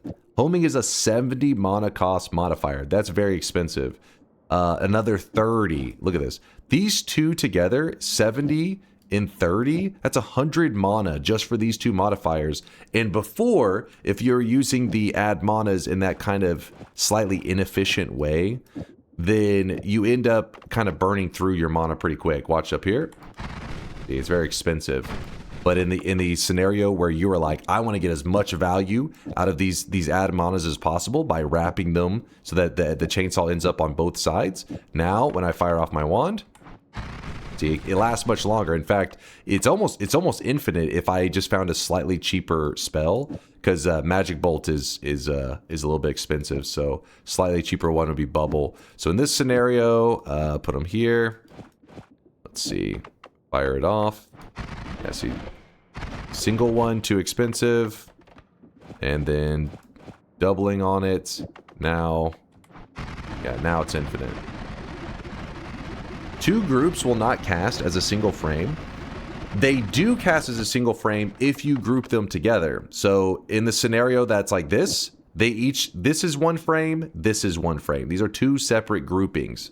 By putting them here, it's like this is one frame, and this is frame number 2. You could just make the decision, and people call this one framing, where you leave it like this. You're like, I just want everything in one group in one frame. The downfall to this is that you don't get the double add manas, so you're still gonna have that speed that you like. You're just not gonna have that extra mana usage. Anyways, let me unmute the sound of the alerts for a moment, because they were stacking up. I knew whenever I was yapping, that's when you guys are going to be throwing out the love and support. And anyways, Red Rose, I hope that helped you. I know I don't expect you to have understood everything that we just said, but to start to understand stuff moving around and how repositioning stuff sometimes seems like it has no effect, but other times can have a drastic effect.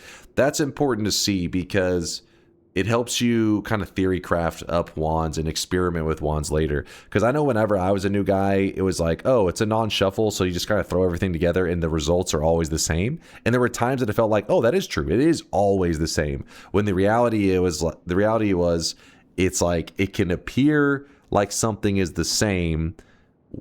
It's like a math formula where sometimes you end up at the same result, but it can be almost like coincidental, right? Like in the scenario where I was showing the chainsaw at the end, it was removing all cast delay. But in one of the scenarios, we were adding cast delay outside of the timer, and another one we were adding it inside the timer. While these both result at 0, it's 0 for a different reason.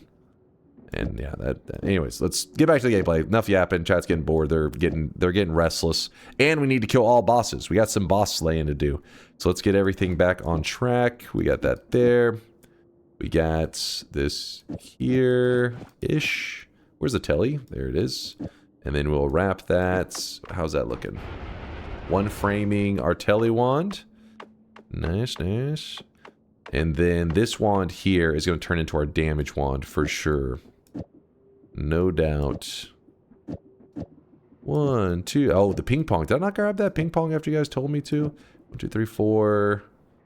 5. Oh, no, it's right here. It was hiding. My bad, my bad. And oh, it's supposed to be 6, isn't it? Who's going to be number 6? This music note here. And then now we're looking good. And then we can even, I think we can afford this, yes. There we go. Not bad. There was a recoil damper that I kind of would really like. Test 60's fuming. Oh, I have add trigger. I've totally forgot about that.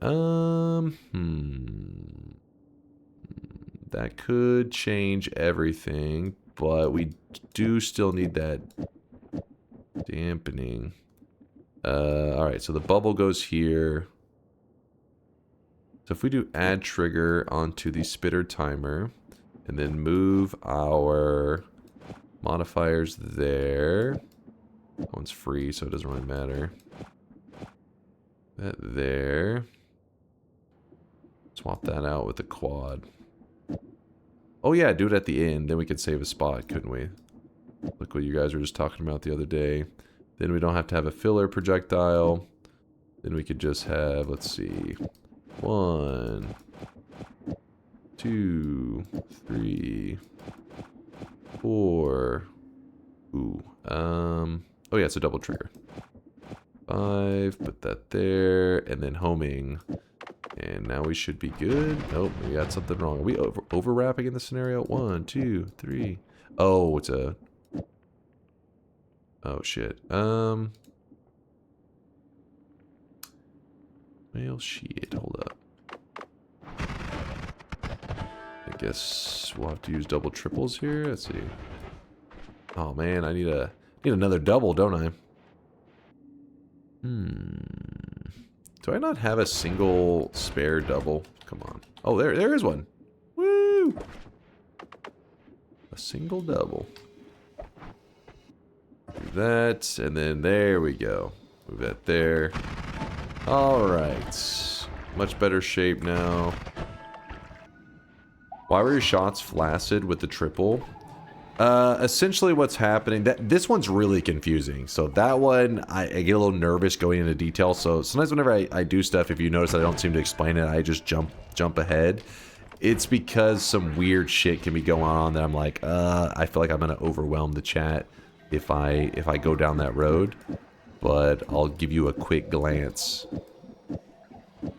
Especially because we just finished the yap, you're gonna be like, oh no, here he goes again. If we go add trigger onto what's something interesting, let's just say a magic bolt, right?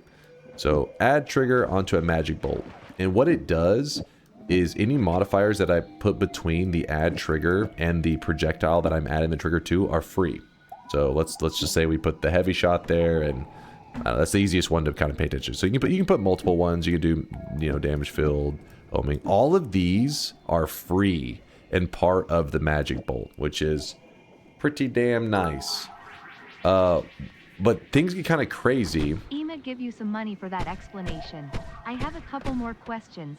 SRY for taking up too much time, chat. Kiss a homie. Firstly, is there a bet going for bingo? Secondly, what is overwrapping? This is still not bait. This is still not bait. So you're about to see what overwrapping is. So in this scenario, let's just make the whole thing complete. So all of these modifiers are for free, being put into the magic bolt with this add trigger. So essentially think of this right here is a new custom spell was made, and it's called Magic Bolt Trigger, and it has naturally homing, naturally heavy shot, and naturally damage filled built into it. This is how you make a custom spell. And all of this right here only costs 10 mana. All of these modifiers free. Magic Bolt, 0 mana cost. The only cost is the add trigger itself. So this is free. So our new custom Magic Bolt trigger, when it hits a wall, it can fire off, I don't know, let's say a plasma cutter. Nothing too crazy about it. Pretty simple, yes? If you were to put a multicast here at the start, it doesn't matter which multicast, it can be any of them. This is where like I don't know, my brain gets scrambled all the time. It kind of breaks a lot of the rules that Noita teaches you. It does things that you're like, wait, that's not supposed to be able to happen in Noita. And what occurs is overwrapping. I really wish you guys could see.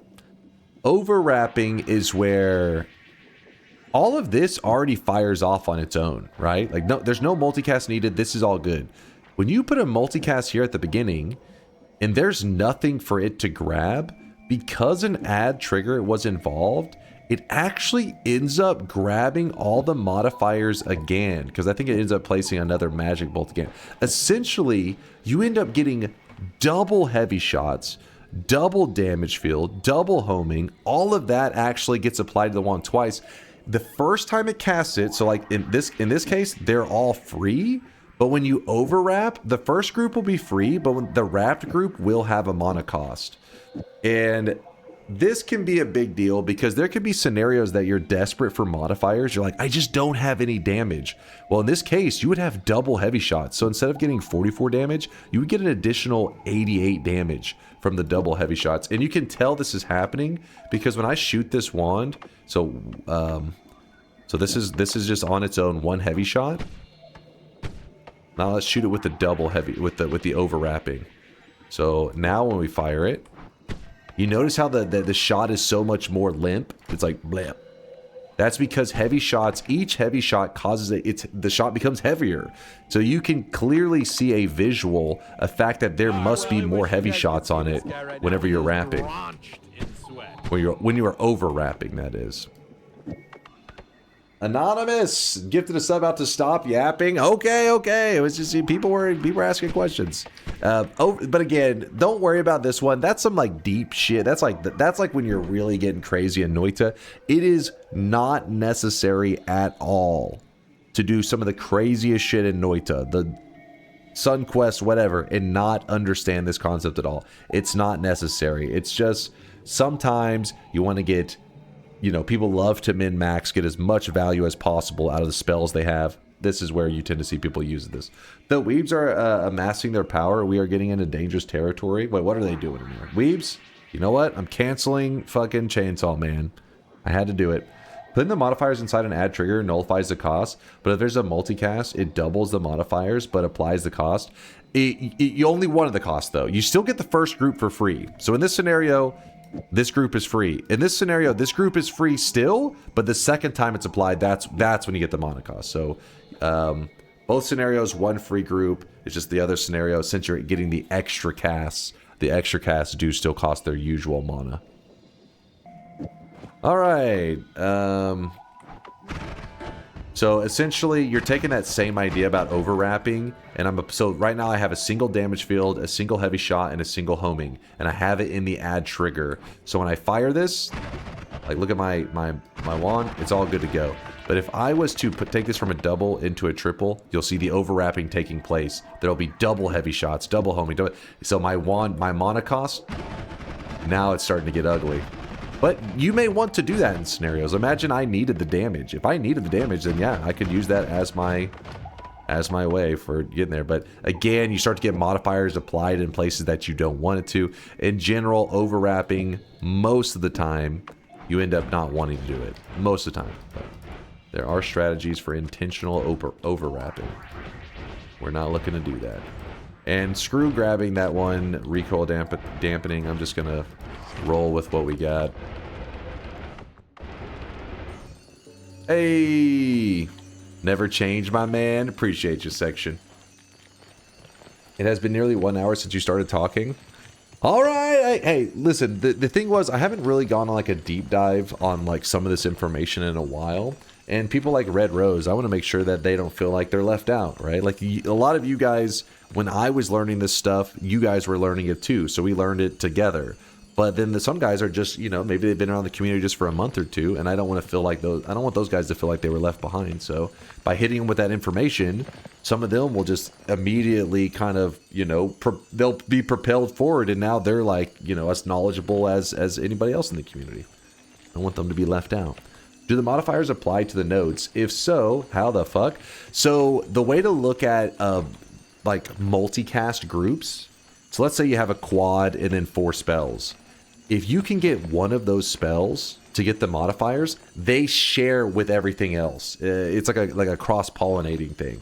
So if you can make one projectile in a group have a heavy shot, then everything in that group will have the heavy shot. So this bubble right here gets the heavy shot and then shares it to everything else in the group. That's how modifiers work in general. That's like a general thing to understand, and sometimes my wand building can be a little bit misleading because you tend to notice that whenever I build stuff, I tend to put my modifiers to the left of it, right? Like even if I have 2 spells on there, you'll notice I put the heavy there. So people think that you have to put the heavy there. They're like, oh, I want the heavy on both of these spells. I put it to the left, and now they both have a heavy shot. The reality is you just need to apply it to one of the spells. So this heavy shot is attached to this bubble. Because this bubble has the modifier, whatever else it's grouped with is going to have the same modifiers. So this magic bolt, even though it's in front of it, it's still going to get the heavy shot. So we fire this, you can see they both have the heavy shot. This is where it's helpful to have the modifying like trails, like the effects, because it gives you a clear visual that like, you're like, wait a second, oh, I can see they're both getting it. Help you kind of wrap your mind around stuff.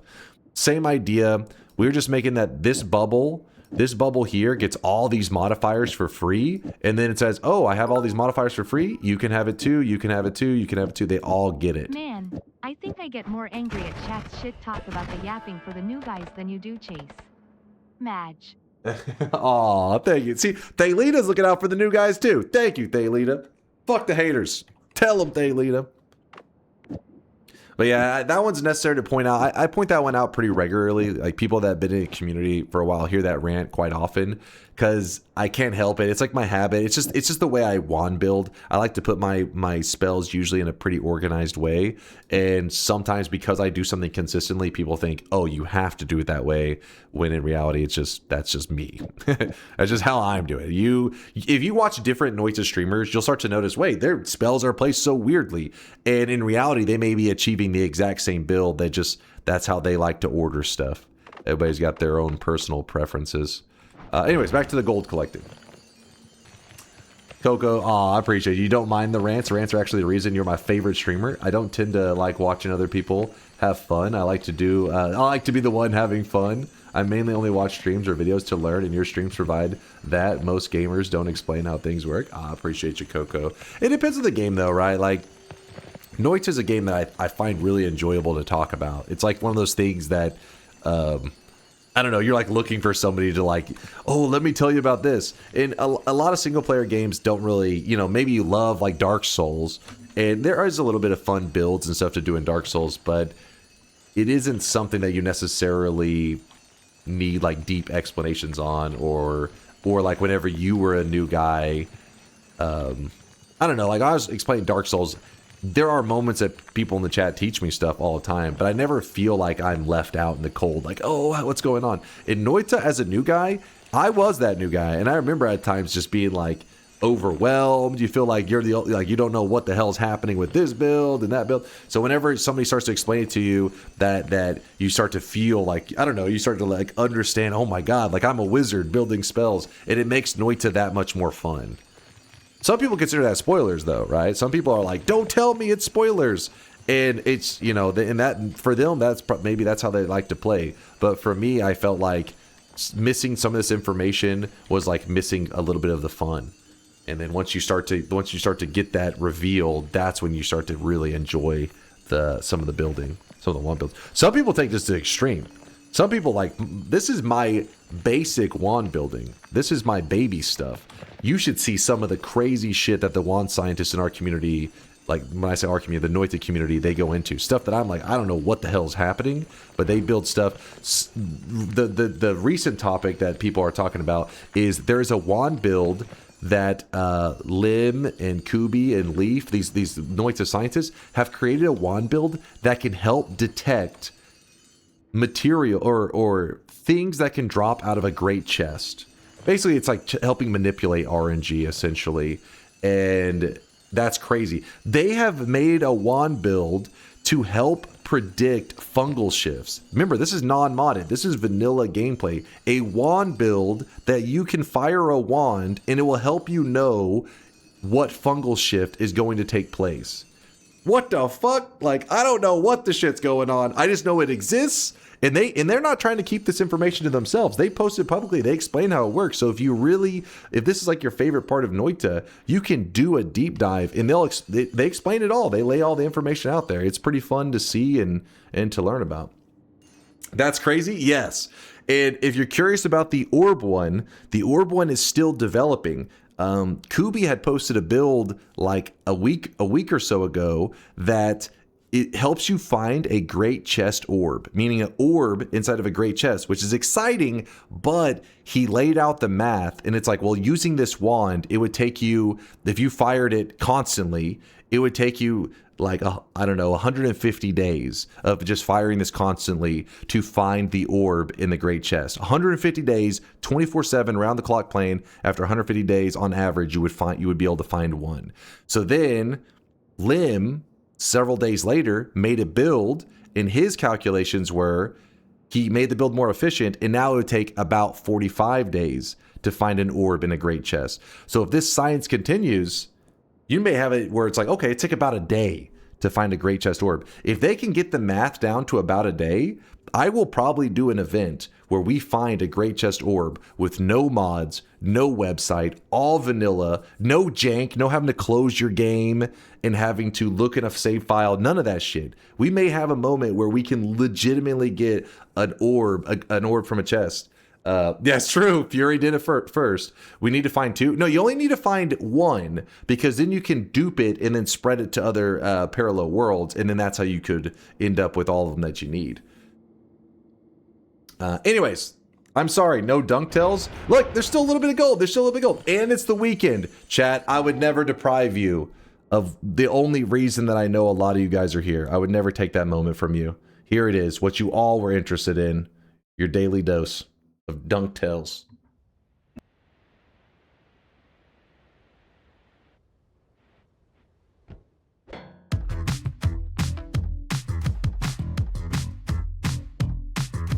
Lurking in this sweaty cave here in Dunkville. Moist mobs, monsters, swapper mages. It's a dunk thrill. Might get a victory.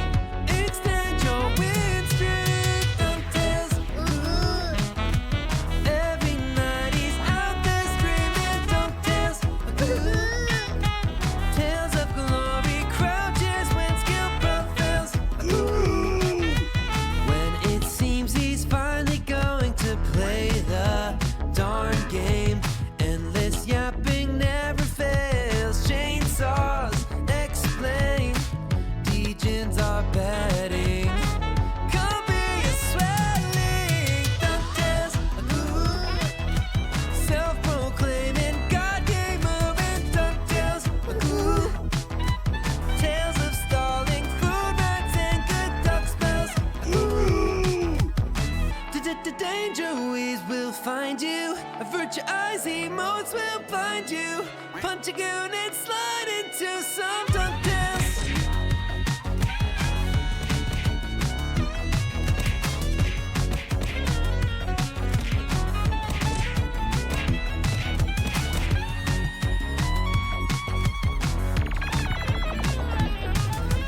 DunkTales.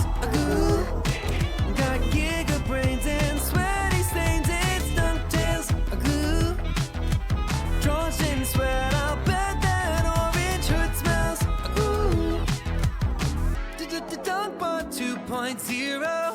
Gonna be here any year now. So hold your breath and hop onto some DunkTales. Every graveyard shift is gaming. DunkTales. Tales of swearing, rage, and when his luck fails. Let's take a spin, might get a win on DunkTales.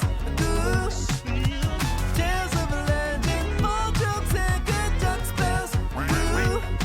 Not gamble fails or them on snails. No DunkTales.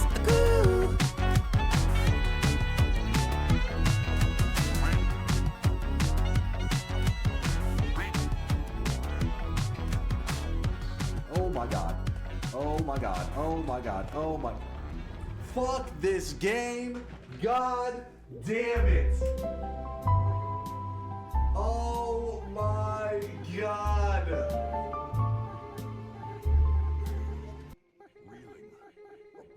Why?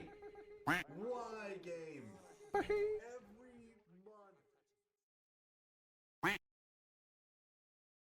There you go. See, chat? You guys thought I was going to let you down. You thought I wasn't going to play any DunkTales. Just took a little bit. It was just slightly delayed. Anyways, let's get into it. So, we have killed 2 bosses. I guess we can kill one more real quick over here. Ooh, I gotta be careful about that. Starting to get to that point where I travel so fast that I can travel directly to my death. Pyramid boss. Hello, hello.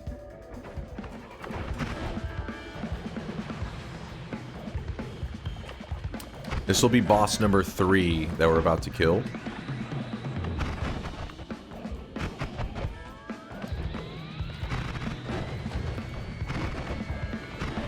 Come on, open your mouth. Open your mouth. There you go.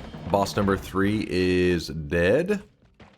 There's a couple of the copies. Let me see if there's any Heart Mage nearby. Heart Mage, where are you? Looks like there's no Heart Mage. Oh well. I'm not in the Discord. What's the grab bag in the game vote? It is just a variety of games that normally would be like a Steam demo game that maybe we'd play for like 30 minutes or an hour or some crap. And so you don't want to vote it in, but there are some games right now that a lot of people are hyping up that are like, you know, we've been talking about recently, the 1 Billion Spells game. It's a game that has a little bit of a Noita-like stuff going on in terms of wand crafting.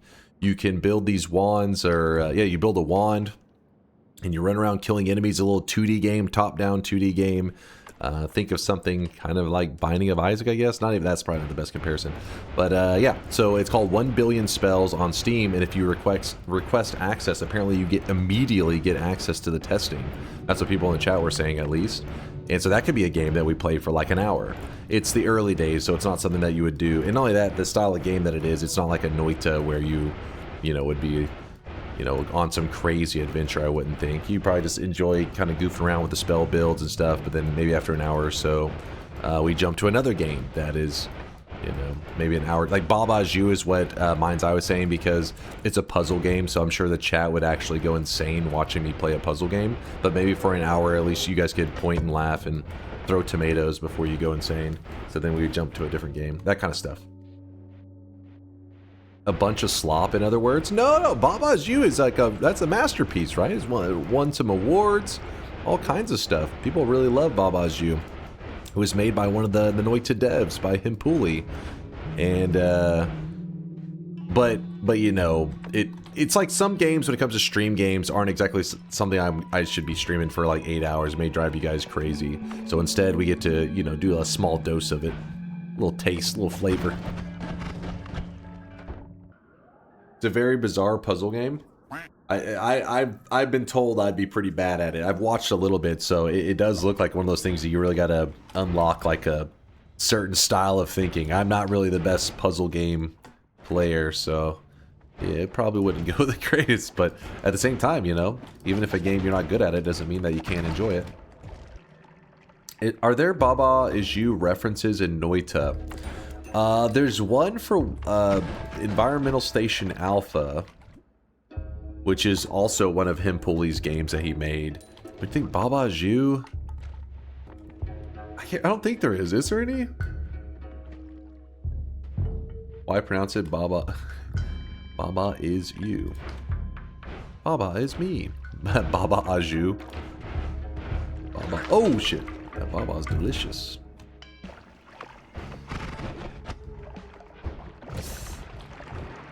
Okay, keep that away. We're looking for a heal right now. This is one of our biggest concerns. Not to say that we can't do this run if we don't get a heal, but, you know, there's a lot of sloppy moments in boss fights, and you want to be able to back up, heal, and then just jump back in. Back up, heal. So the fact that we are just not getting any right now, whew, sucks. There are unused Baba-style sprites in the source code. Do you want me to find and post them and Chase check this? Yeah, if you want to. If somebody is interested, and if somebody brought it up, they may be interested. Yeah, there you go. Wote says there's some unused sprites for Baba Is You.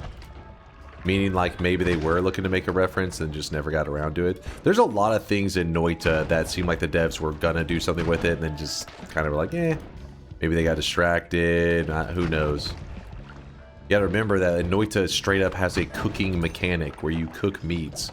Not to say that there isn't anything to do with it or anything important, but so far, as far as we can tell, nothing really, not a big deal. It's like a very minor mechanic that exists that there really is no true purpose for it.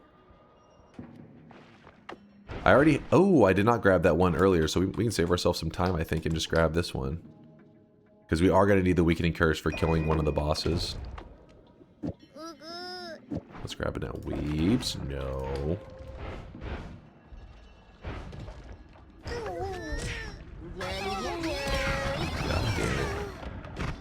God damn it, Weebs.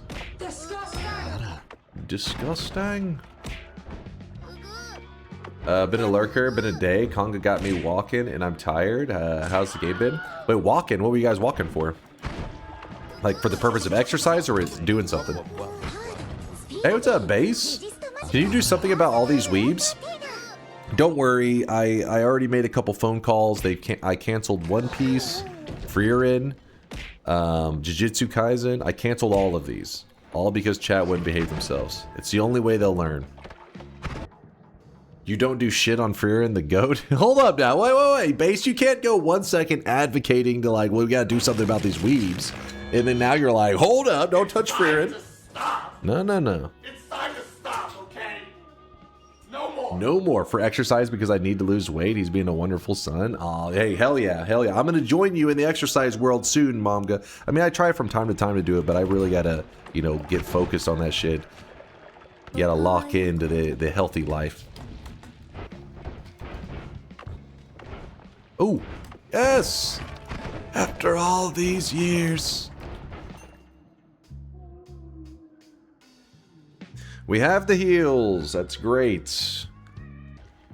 We actually need a non-shuffle wand with... Let's look for a non-shuffle wand with larger than 7 capacity. Oh yeah, the tower wands. That's got, you guys were talking about that earlier and I immediately forgot, but... we are still looking for a couple more things because we're trying to kill every boss, right? It's an all boss run, meaning we need a lot of different damage types. I probably should have been pointing it out while I was going, but we have almost every damage type covered except for drill and oh shit, that was a fucking good hit he just got on me. Drill and holy damage. We don't have anything for that right now, and that concerns me. Let me go get a wand real fast and then we will discuss. We'll discuss what we're gonna do about that. Okay, so we're gonna grab this. Toss these.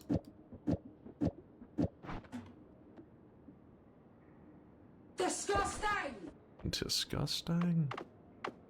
Oops, move this here. Oh my god, I almost got myself killed there.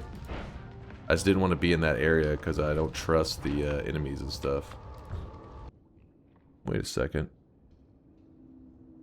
Where's my expiration trigger? Did I leave it? No! Pop gourd, true. Did I leave the expiration trigger? Like a fool?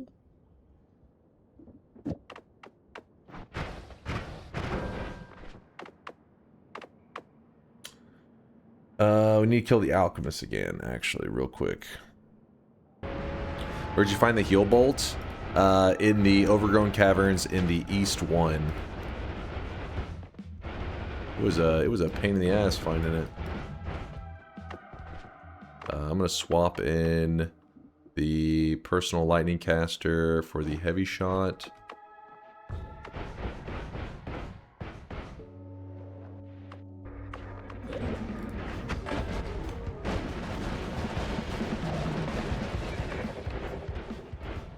He's dead. Dude, what the fuck? Still didn't drop a goddamn alpha for me. You piece of shit.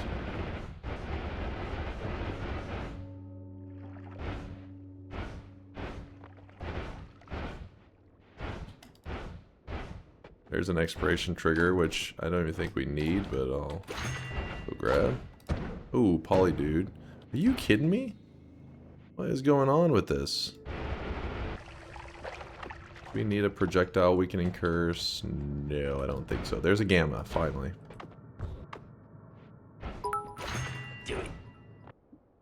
Alright, so in this scenario, we end up with gamma, cast copy of the last spell.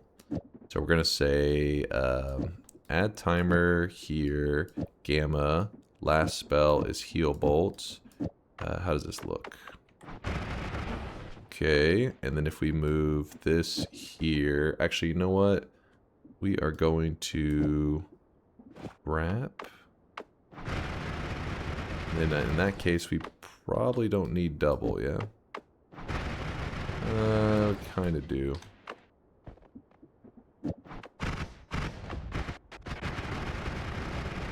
Alright. Spam and heals. Good, good, good. Were you left a piercing for your healing? I left a piercing. Wait! Where did I put my piercing? Oh wait, I think I left it in the hut, didn't I? I left it somewhere.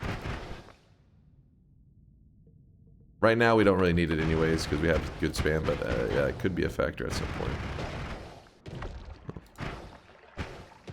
At this point, what I'm looking for is a drill or holy lance, because then we will have everything covered for our all bosses. Drill or holy lance. By the way, no longer a spoiler. What do you mean no longer a spoiler? What am I? Oh, it's loading. Wait, there's heals? Is that today's daily, is that the main zone? Oh man. Today's daily second zone has a heal bolt in the fucking, god damn it. Damn it. That took me fucking hours. That's hilarious. Classic Noita.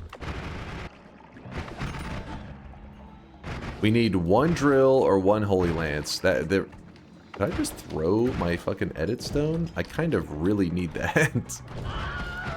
Yeah, that's scream worthy right there. I need that.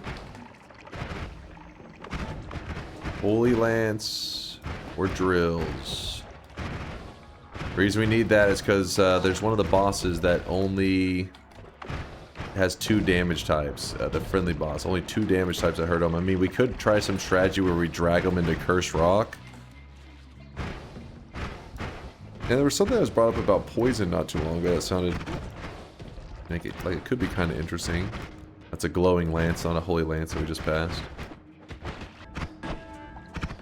What's the plan for the Leviathan without perks for breathing underwater? Well, because of my Telewand has I built in my heals into it, so as I'm traveling through the water, I'll be healing. The good thing about Suffocation in Noita is that the Suffocation doesn't scale, meaning the more health you get, the less it becomes a problem. If Suffocation was scaling damage, which I'm surprised they didn't make it scaling damage, it would get kind of interesting. It'd be like, oh shit. Yeah, so we heal so quickly that I think we'll be out healing the suffocation damage. I don't know what's going on with these spells today. This C definitely has some great stuff in it, and then has some of those things that are just like just not appearing. You could utilize freeze too. What do you mean utilize freeze? Freeze doesn't work on the friendly boss. Well, the buffed friendly boss, that is. The regular friendly boss, it does. But we want to fight the buff fella. The thick one. Freeze for the Leviathan water. Oh, true. Yeah, that's a really good point. The freeze would help it. If suffocation was a problem, yeah, we could just utilize the freeze there and create pockets of air, and we would be just fine. So like right now we're moving around in Cursed Rock, but you'll see that our health bar even kind of resists that. Just realized I should probably grab a divide by. There's a divide by. Wait, I'm not in the right spot, am I? Ooh, go away, mage. Get out of here. Don't need that either. Grab the divide by. What else do we want over here? Cessation wouldn't be that bad to have, but we can just do the quest for that. No real reason to risk our life for a spell we can easily get. Giga Black Hole for Leviathan. Well, if anything, there is something else that would be kind of interesting to discuss, because people claim they've done it, which... Oh, it doesn't even mention it here. Only a psycho would do this, but we may have to be that psycho today. Omega White Hole actually does 210 holy damage. So... you could kill the friendly boss with Omega White Holes, I guess. I've never done that. And it would probably be very scary to do it with our current setup. It does kill it. It's not even that bad. How is the self damage on creating a setup with Omega White Hole? Like... because the thing is, it repels, right? It's going to be shoving a ton of stuff around. So if I homing Omega White Hole, it's a just send it situation.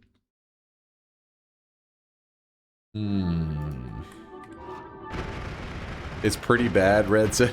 it's pretty bad. Would not recommend. Well, that's going to be our backup plan. If this overgrown area does not cough up a drill or, you know, holy lance, then we're gonna do that method and probably get ourselves killed in the process.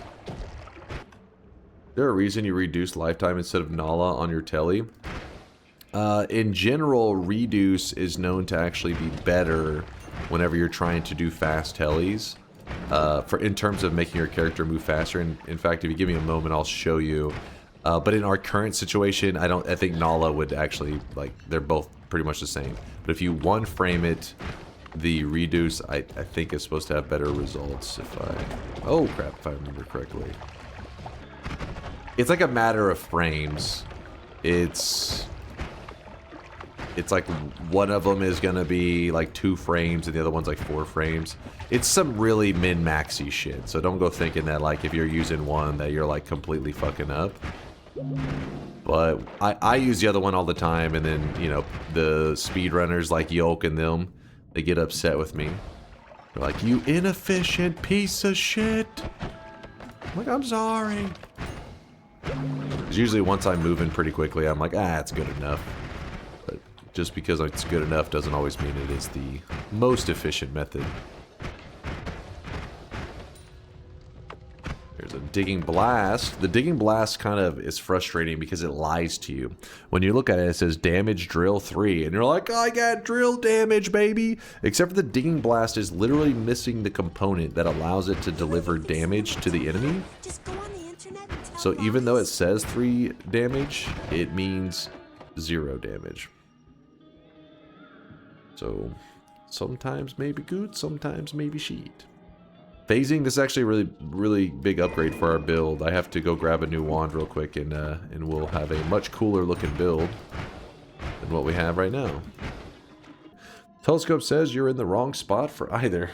No, it's good, it's good. We'll find something. Don't believe the telescope. I am the telescope. You see?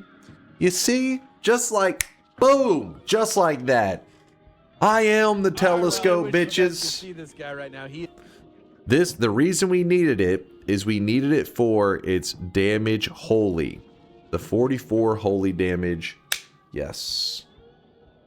I can't wait to watch Dunk kill himself with the Holy Lance again. What? Me?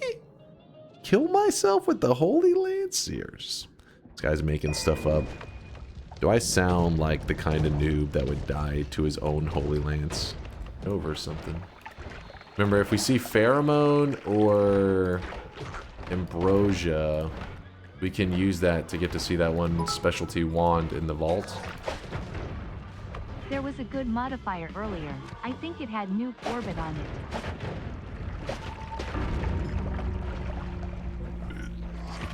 No! Holy Lance, you piece of shit! Be reasonable. Hey, you shut your mouth. Shut your goddamn mouth right now. Mods, deal with these liars in the chat. Alright, it's, I'd say we're all equipped to do the all-boss portion of this run, which, took a while to get prepped for. Okay, somebody was asking about the reduce setup thing, so this wand here is built out in such a way that I can, it's already like, you know, the mana, we're at maximum speed, right? We're traveling as fast as we can, so whenever we travel around, there we go. But because of the hopping around, like the jumping motion, it actually kind of causes you to slow down a little bit. So you would rather, like if I'm going left to right, if I'm traveling to the left, let's see. I'm gonna go to the left as fast as I can. You see how the hops can be so inefficient sometimes? Like it can be a little funky. So you want to shorten the hops. You want to make them where they're not as big. So the Nala is a really cheap way to accomplish that. For 1 mana, it sets the duration of your projectile to 0. In reality, that means that it will last for 4 frames. So now when I cast it, and I cast it to the left, it looks like this. Pretty fast, right? Pretty quick. But if you really want to be efficient, then what you want to do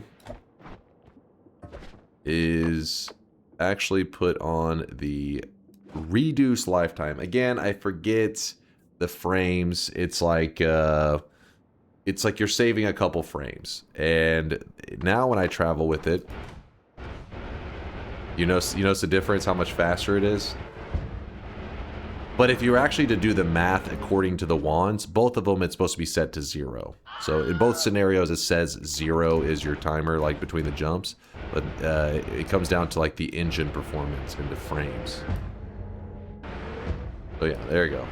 Somebody was asking about the Nala thing. But you'll notice a lot of times I'm using the Nala just because I'm not always equipped with so many ad manas that I'm just like, you know, throwing it around like it's nothing. But in this case, we actually do have a ton of ad manas. We're balling.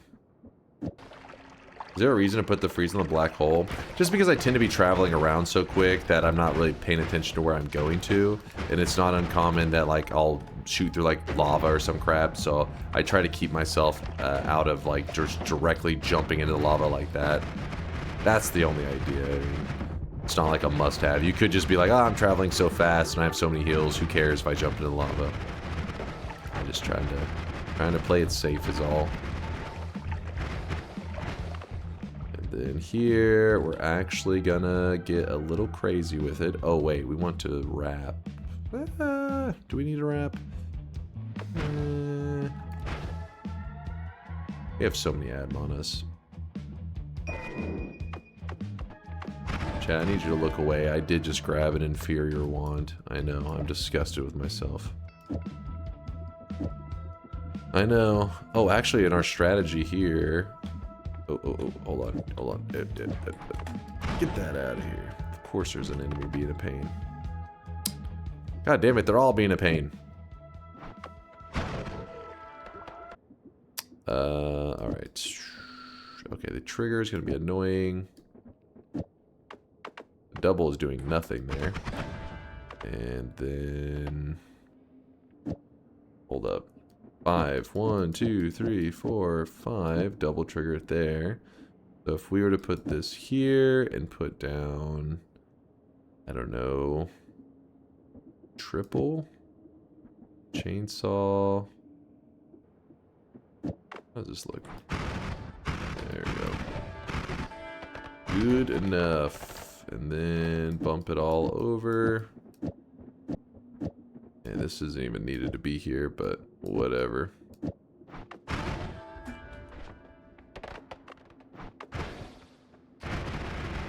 And I should be able to take the portal, go back to the main world. now it is boss slaying time. No, we did not get our cessation, did we? We have not gotten cessation, so let's go do the quest. Quick quest. Wouldn't this heaven shot be faster? Maybe. It's like an RNG moment where you're like, will you find it through RNG or will you do the quest faster? The quest is so short though.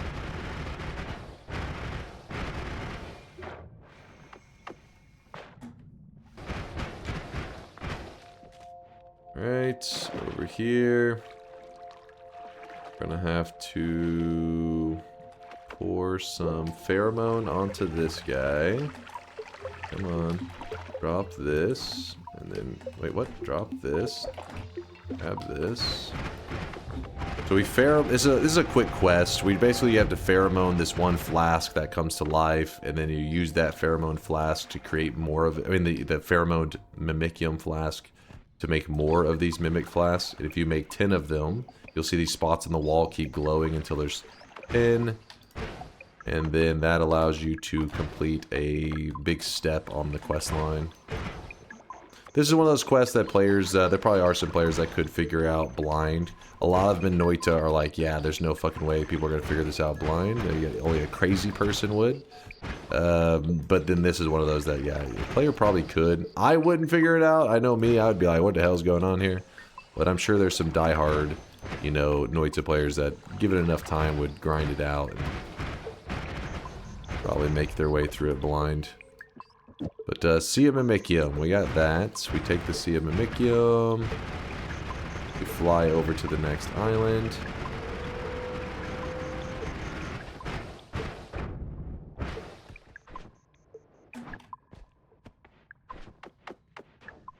What in the hell? So what's a telemage doing in there? That's weird.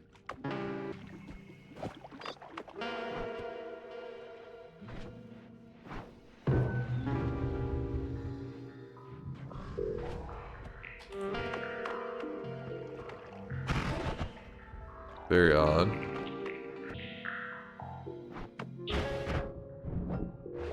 Oh my god.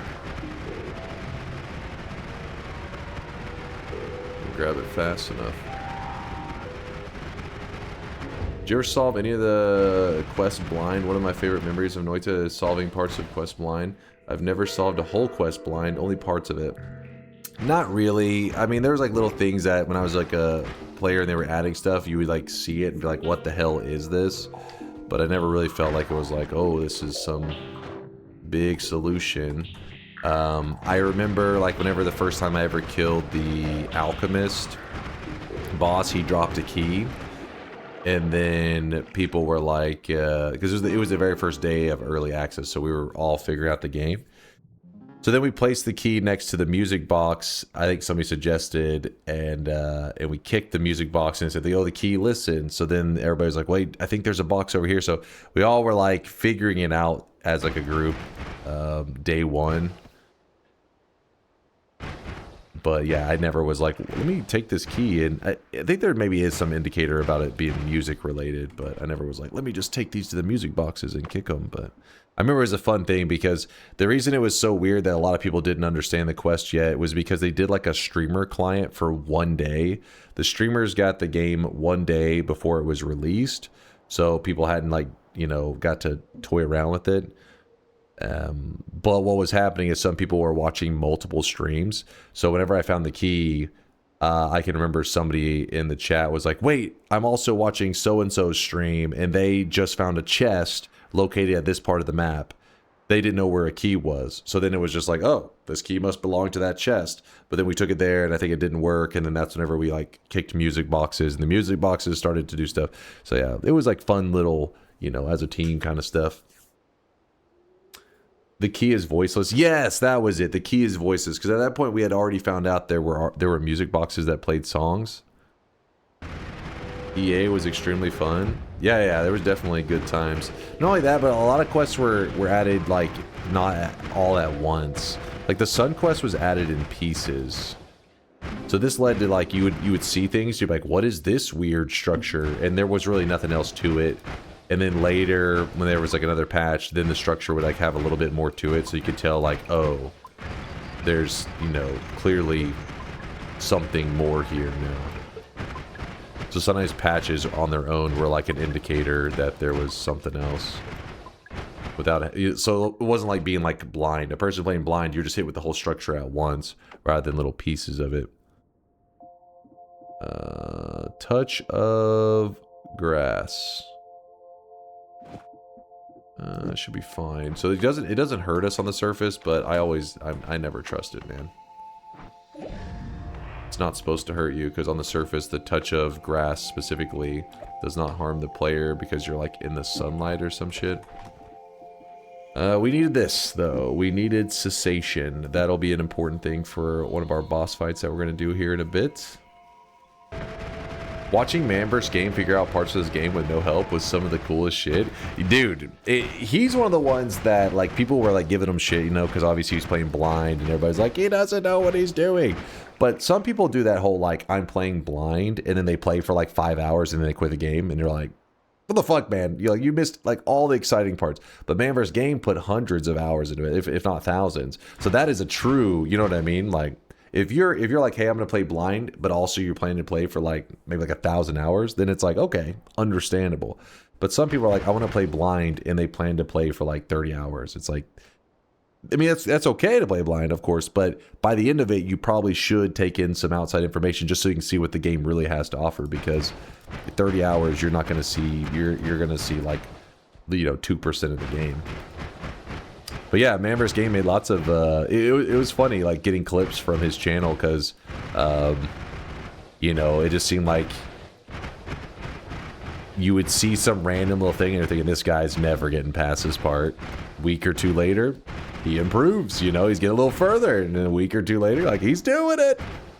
He's growing. Hope he's doing well, wherever he is now. Yeah, I know he's definitely had some demons in his life that he's had to deal with, and yeah, I hope he's doing good. I know he's gotten had an interesting streamer journey too. I never followed him a ton, but when he started to play Noita, I actually did follow him. And what's funny, if you look him up, I think Noita's his second most streamed game in his entire like streamer. Well, since like the Twitch tracker and stuff like that, we're tracking stats. But still, I was like, damn, that's cool to see Noita, because he was a really well-known OG streamer, and to see that Noita end up being one of his like favorite games, or at least most played games. I don't know if it necessarily is his favorite.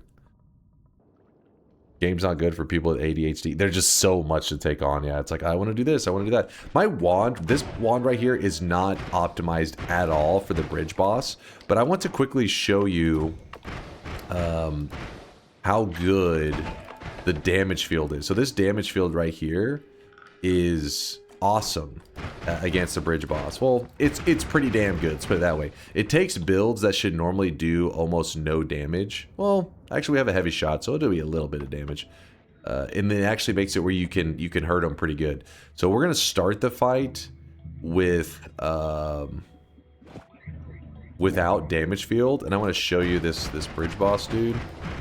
Hope I don't get myself killed while toying around with him. So here he is. Here's the bridge boss. Looking a little spicy. We're gonna shoot damage at him in a second. So we're gonna shoot our damage. See that? Not good. Not very good, right? Pretty. Actually, the heavy shots aren't even getting the chance to hurt. There you go. A couple heavy shots hit him on that one. But it's still a pretty shit build, yeah. But then we're going to rotate that damage field back on, and then now we're gonna shoot it at him again. Look at that. This is fucking slurped him up. That's because the way the bridge boss works, he has a mechanic where, like, if he takes any kind of damage, he then goes into like this like invincible mode where you can't hurt him. So let's say you shot out like a spark trigger. Spark trigger itself does this one specifically, double trigger, does 4 damage, and then I have a payload of like, I don't know, let's just say we had like 400 damage payload. The moment it hits the 4 damage, The boss then goes in invincible mode and just soaks the rest of the damage. It doesn't matter if it's 10 damage or 1,000,000 damage. It's going to soak the rest of it and do nothing. All because the first 4 damage hit it and it triggered his invincible mode. So usually the way you do big damage is you make sure that the one projectile that hits him has a lot of damage attached to it. So you could literally have a single spark bolt attach like 1,000 damage to it and then just one-shot him. That works. But in this case, if you're not looking to change up your build a ton, you're like, well, damn it, I don't have to redesign my build. Just throw a damage field on there. Damage field actually ignores that kind of invincible mode that it goes into, and it just keeps pumping him with damage, even whenever he should be immune to like, you know, rejecting all damage. So damage field sitting on top of him shreds him. Bug or feature? No, that's his mechanic. That's how the bridge boss works. He's supposed to be like, he's supposed to be the counter to the popular trigger and timer builds. Because usually when you're a newer Noita player and you're trying to learn to build, the very basic build I can tell, I mean the field. Oh no, the damage field hurting him, I mean, I'm assuming it's intended. I could be wrong on that one. I don't know. I mean, it does projectile damage. It's like a... It's a spell to not that sometimes can feel like it's garbage and sometimes can feel like it's amazing. So that's why I feel like it probably is intended, because there are definitely downfalls to it. Let's say that you were attaching this damage field to like a spark bolt, and the spark bolt's flying out to hit the enemy. The moment the spark bolt hits the enemy, spark bolt dies, and so it would kill the damage field with it. So when you're shooting at an enemy, you really wouldn't think it's any good. You're like, it's kind of shit. You're using, for 30 mana, it'd be adding almost no damage to like a spark bolt. But I added it to things like music notes or a mist. That works too. Those hit enemies and it doesn't die. It hits an enemy and then it flies into them. It stays on top of them. This lets the damage field sit on top of the enemy, doing its damage every frame. This is where the damage field shines and starts to look like it's actually pretty badass. Okay, so that one's dead. Oh shit, what the... Where did this lava come from? Alright, that's our 1, 2, 3, 4. That's our 4th boss to kill. Boss number 4. Boss number 4. What I'm looking for now is boss number 5. There's a total of 15 bosses that we need to kill. Well, the 15th boss will probably be Kolmi. We'll save the best for last. The rock was really moving weird. Alright. This guy, dragon, once you have big damage, he's gonna be a joke. Like, he's nothing. Usually the dragon's one of those that I kill much earlier in my run, but since today's a no Holy Mountain run, as you can see, we literally have not set foot in a Holy Mountain this entire run. I've been playing now for like 5 hours. We haven't set foot in a Holy Mountain. It took a long time to get the run going. If you watch the first several hours, we were using the shittiest wands, but now we're really popping off, and it's just a matter of going to every boss that we need to and taking them out. Oh, you know what I forgot to get? I forgot to get some eggs for the door boss. I was wondering why no perks. Yeah, the no Holy Mountain run is one of those that it's such a slow start. The beginning is just me. Imagine you find a good wand, and then you have to walk from like one side of the map to the other. Well, luckily I had early telly, so I was able to telly around, but it was a lot of very slow gameplay in the beginning.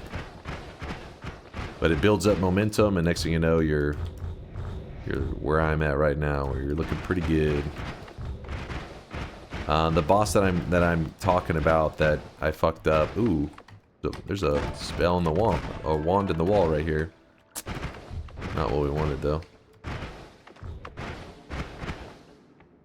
This is a boss right here. Ooh.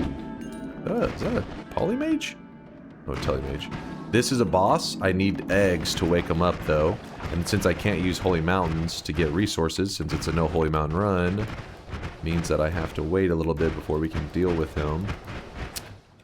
So I am heading on over to Tiny. And oh my god. Slight wrong turn. Just a very slight wrong turn. We're fine. I give some of you, I gave myself a heart attack, alright? I scared myself. For some reason, I was thinking that we were already close to the wall over here. Right here. I don't know why I was thinking I was here. Dove straight into that lava. Just open stream, you're taking a lava shower. I was just, you know, it's good for the skin. Every once in a while, you dip yourself in a volcano for a little bit. Makes your skin nice and fresh as it melts off. How do you make music note spells deal damage just with heavy shot? Yeah, so music notes on their own do no damage. Whenever you attach damage modifiers to them, they start to do damage. And from there, once you have some kind of damage on them, you can choose to extend the lifetime of the music notes, and that makes them live longer, so they do even more damage. Or you can just add more damage modifiers. It's like you have two ways for them to do damage, both extending their lifetime and adding just basic damage modifiers. Both of these will improve how good they are. So the ping pong is on there. If I shoot the wand, look at this. Oh, okay, actually I'm going to remove that bubble for a moment because that ends up making it look like something else entirely. See the damage fields?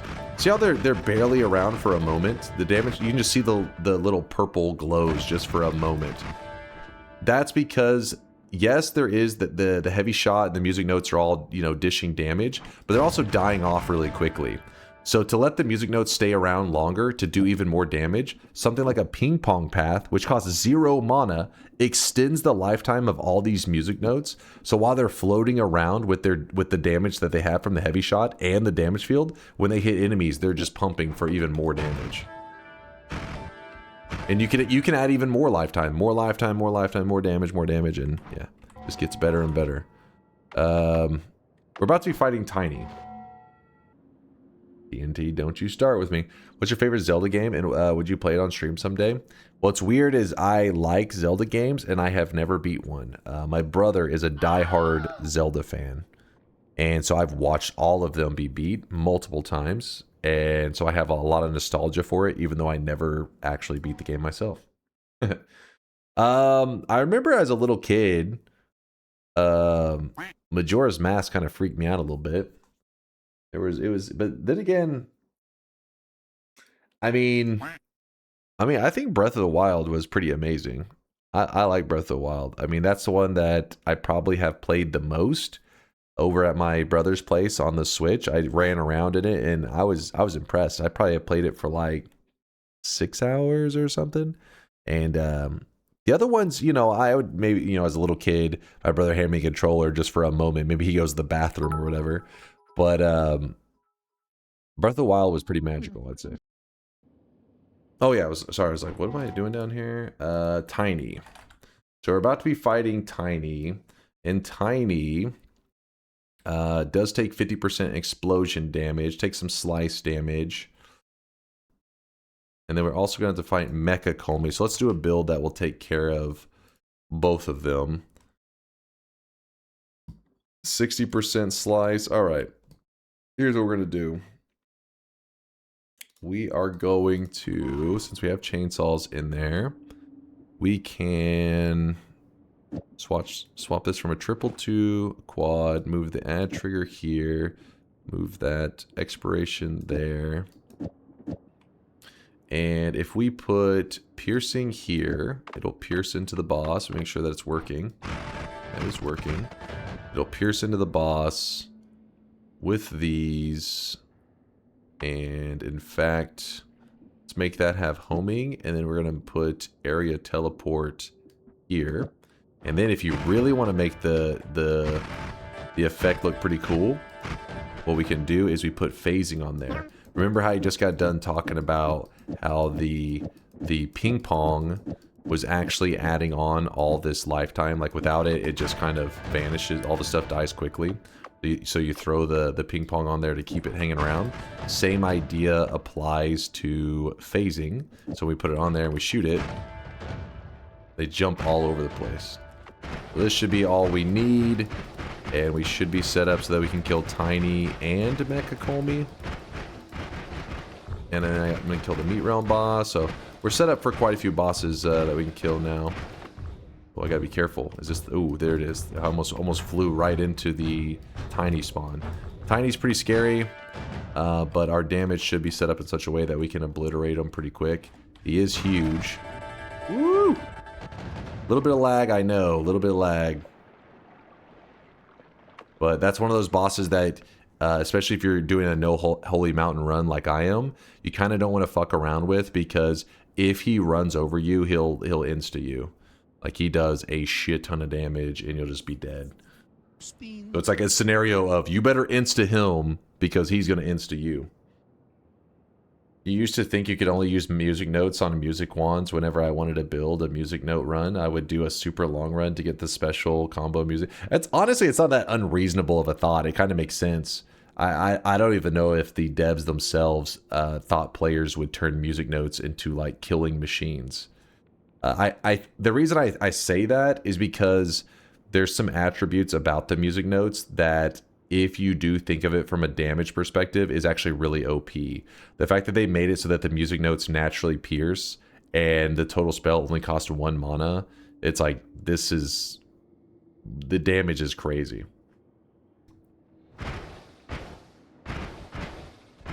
Oh, somebody was asking what's the biggest wand I ever found in the game. So, the craziest wand was... Oh damn, I came back and saw the replay screen and assumed that Dunk somehow threw the run. Me? How dare you. There was a daily run. There was a daily run that happened years ago that had a... I don't know, like a 30 capacity wand. But that one, like...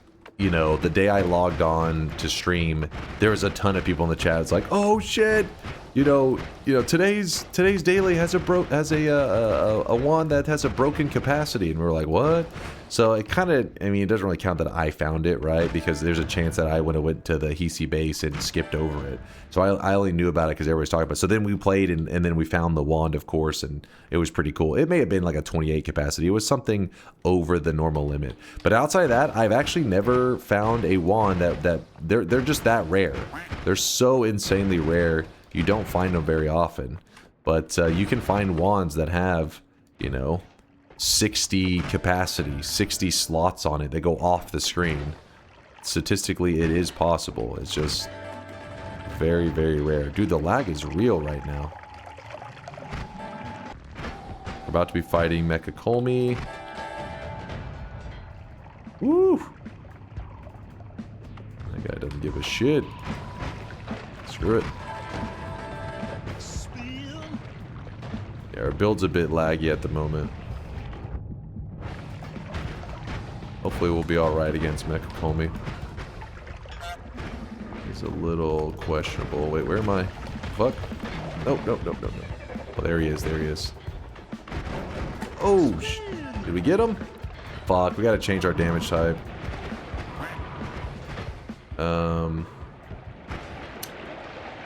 We're doing slice damage, but I think because of the setup that we have, it's not allowing the slice to deliver correctly.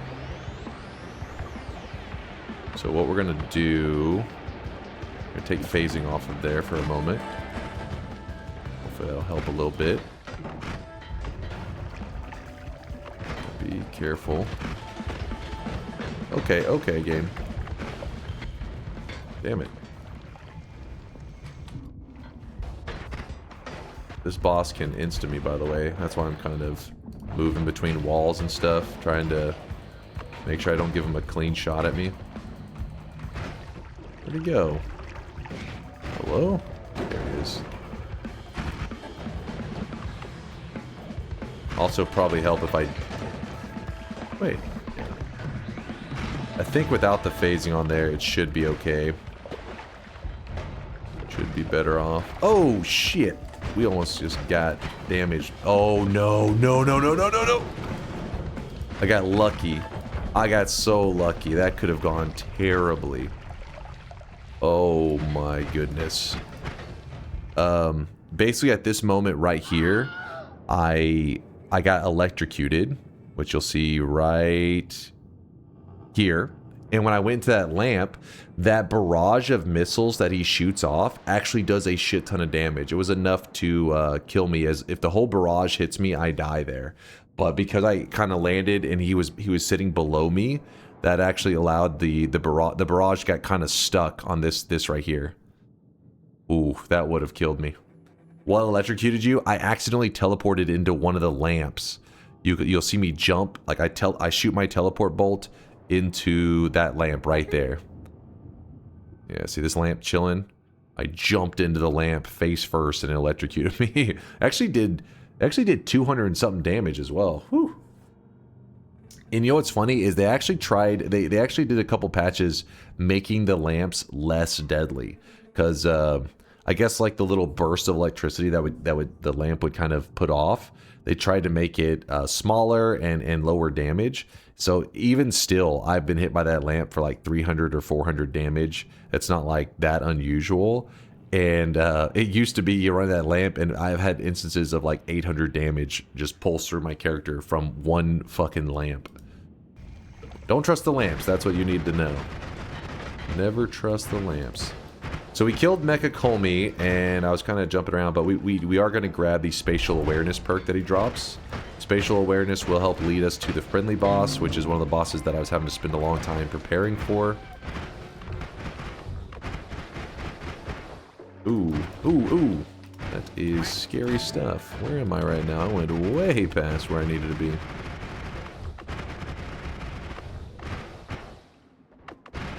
Keep going back and forth, and... Is that a regular refresh? Yeah. Alright, we're going to kill Mecha Kolmi now. I'm trying to, at least. Where are you, Mecha Kolmi? I need you. I can't find him. Oh, shit, there he is. Oh, he's dead. He died quick. Did I call him Mecha Kolmi? My bad. The meat boss. I killed Mecha Kolmi already. This was the meat boss. Combining my boss names. That means we can now leave that area. What else do we gotta kill? What else? We need eggs for the door boss. We gotta kill the Forgotten. And we gotta kill the Leviathan, the deer boss, the rock boss, and Kolmi. We've already been in this area, I know, but before we weren't looking for eggs. So I'm sure we probably passed many wands that had eggs on them, yeah? Right, chat? Surely we had left some eggs behind. I feel Summons Like a Sova would save you a lot of time and effort finding certain spells. Yeah, Summons Like a Sova is like crazy good and usually the best move in terms of efficiency, but most of the time I usually just go on an adventure looking around, even if it isn't the most efficient thing to do. Dude, what the hell, man? Alright. Do we have anything in these? Nope, nope, nope, nope. Back to looking for eggs. I think you brought eggs to the lake edit area. I'll check that out, Thalina. Let's see if you're right. That would be very helpful. I hope you are right. Alright, what do we got going on in here? What do we got going on? Any eggs in here? I think there's less wands than last time we were in here. I don't see any eggs, though. Sad times. What did I miss? Nothing too crazy. We are just getting near the end of this run, looking for some eggs that I had forgot to grab earlier, which is my bad. I just wasn't thinking about the door boss. To get the door boss to come to life, we have to throw 3 eggs at him. Oh, there we go. Yay, we found some eggs. Going in here so that I can take the portal. And then from here, I'm going to... What am I going to do? Oh, yeah. Just travel over here. We use the portal to get back to the main world. Usually I use the Holy Mountains, but we're not supposed to be using Holy Mountains today. I had to use the mountain portal. Our build isn't the best for this, but whatever. Egg. I hate how the chainsaws break them sometimes.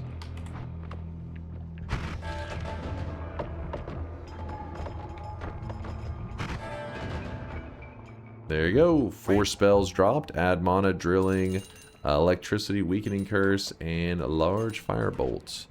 Once you see the 4 spells, that's how you know that you killed all of the pieces of the boss. And we stand still. We can also see if you're curious about the standing still and getting to see this map is a little weird to read, but we're the red dot on the map, and the green dot is the friendly boss. That's the reason I grab it, is because it helps us find the boss. But the friendly boss is located in the perfect spot because it's near the Leviathan and the Forgotten, which we need to kill. Let's actually get ready for the Leviathan first. So this is going to be kind of crazy.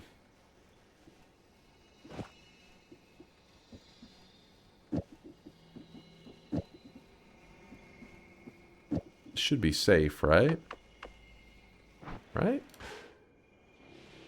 Yeah. Basically, we just shoved a ton of explosion damage in there, and then we're also going to need that. I guess it wasn't that safe because the infestation was going to get the heavy shot, which is kind of scary. It could have been dangerous. Wait, did I put double explosive on there? What the hell? Guess it's fine. Alright. Let's head on down to the Leviathan. And you gotta be careful because this dude can murder me very easily and shred me to pieces. Alright. Okay. So, plasma beam, I shoot it into him. It should naturally has piercing, so I guess it doesn't really matter. But it'll spam off the explosive projectiles. The area teleport shouldn't even matter. In fact, hopefully it doesn't make it lag too much. And we gotta make sure we don't get ourselves killed.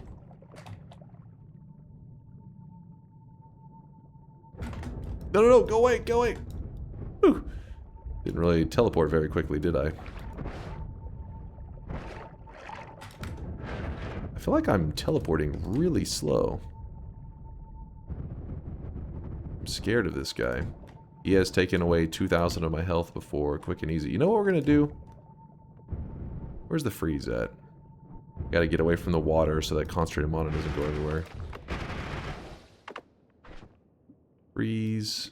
It's gonna lag for a moment, but this will help us move a little more cleanly, I think, around the boss.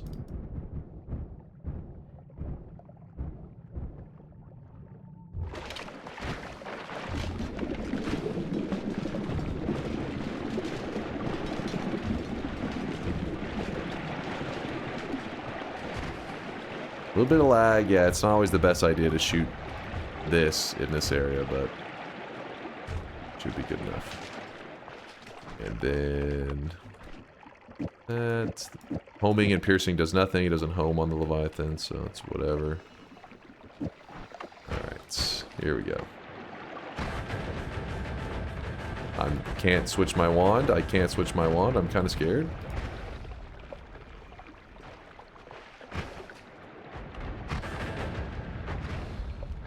Damn it, I accidentally pulled the stone out for a moment, apparently.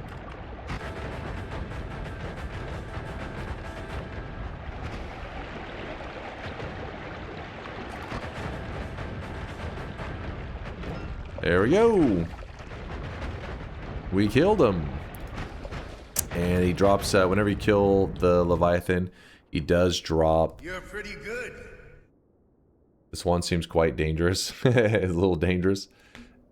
Oh, you know what I forgot to put on there? I was wondering why I was doing no damage. I was over there half paying attention. I never put the explosion weakening curse. That's so funny. It's like, this seems is kind of shitty, actually. It's not doing much damage. So basically, whenever you put the explosion weakening curse on here, it amplifies your explosion damage by, they take 25% extra explosion damage. You think, oh, that's, you know, it's not that much more, 25%. It's a big deal. Because whenever you're fighting the Leviathan, the Leviathan naturally from explosion damage. How much explosion damage does the Leviathan normally take? 1% damage. So you would take them from 1% to, I don't know, 26%. It says 25%, but I think something about the number is not exactly right. I don't remember what it ends up being. So essentially you do like 25 times more damage. So we just fought him in the form where we were doing 1% damage to him. And that's why it ended up taking so long. And it was a little bit.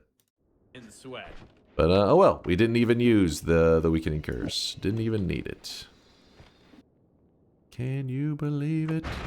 We'll fight the friendly boss in just a moment. I want to take care of the Forgotten first. I forgot to grab the eye.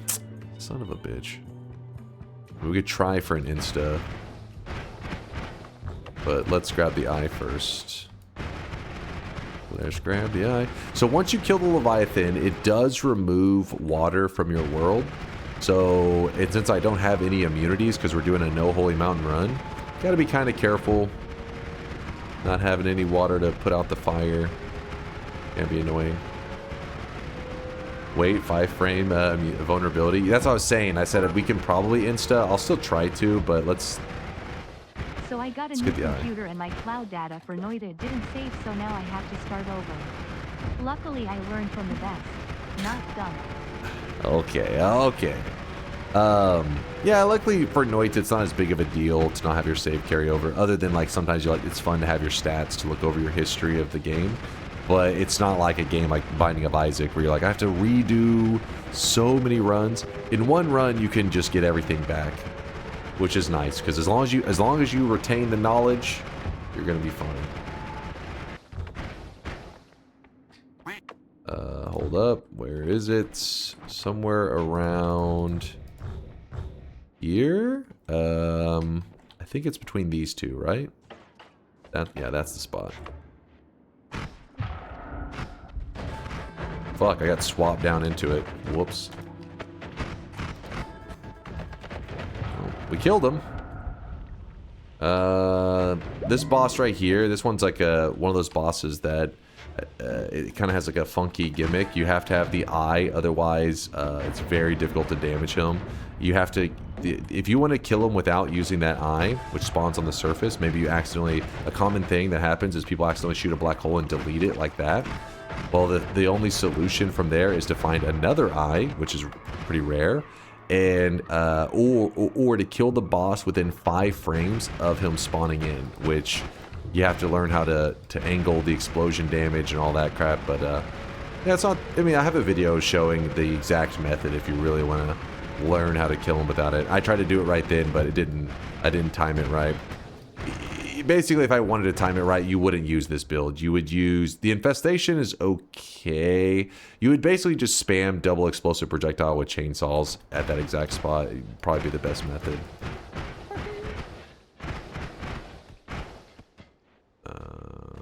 Innocent boss? Nope. Not enough innocent creatures killed yet. That sucks.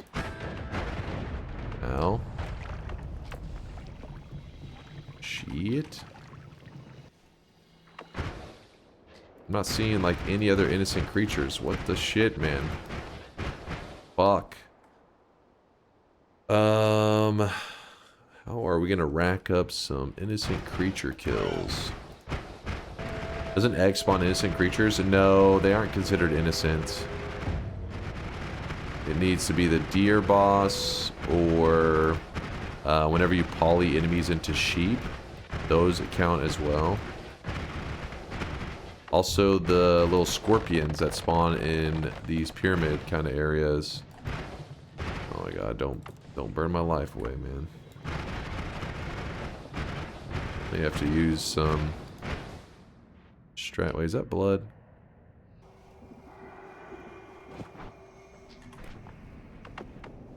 I don't know if there's any blood here.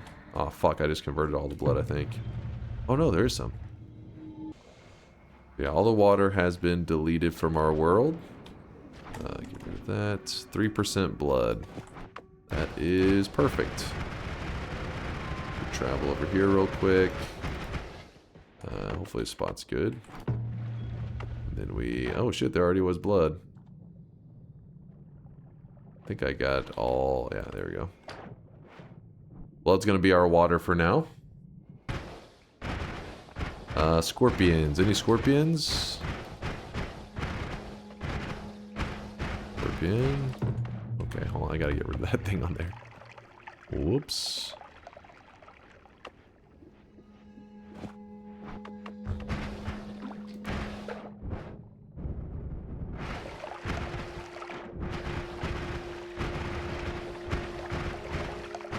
No scorpions.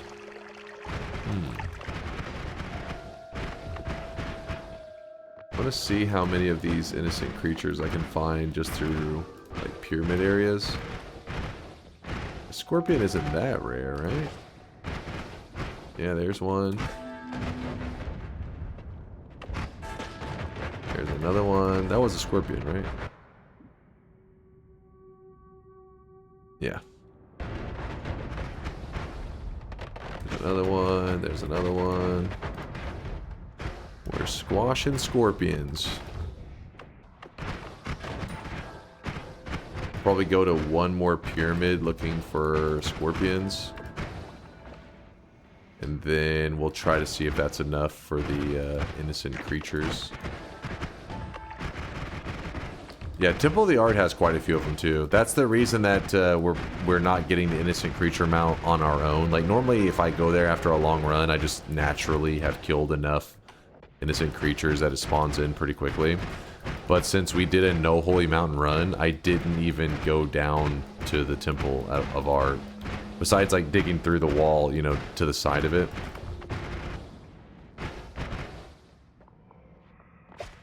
Oh, there's a scorpion. There's a scorpion there. Hey, hey, hey. Let me hit them both. There's two scorpions.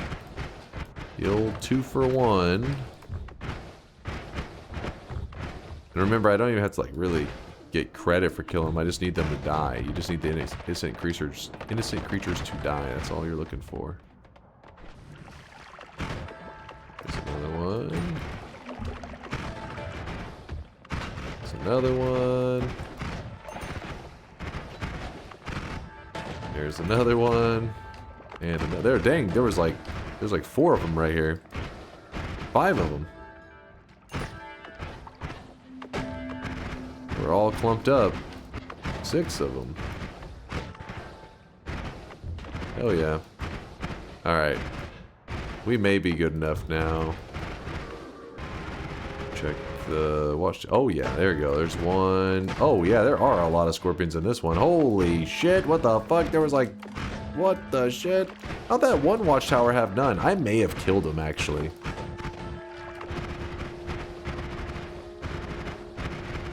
I don't think I did, but yeah, that one was jam-packed with scorpions. Scorpion City. You pig. I had to kill them. They usually despawn. Oh. So I had despawned all the scorpions in my other tower. Oh, by the way, this is the sun seed. I really didn't talk about it, but this is what you do the sun quest with. We don't actually need that today. I was kind of just goofing around with it. That's how I got the... I killed the Forgotten. He drops it. It's one of the items that he drops always.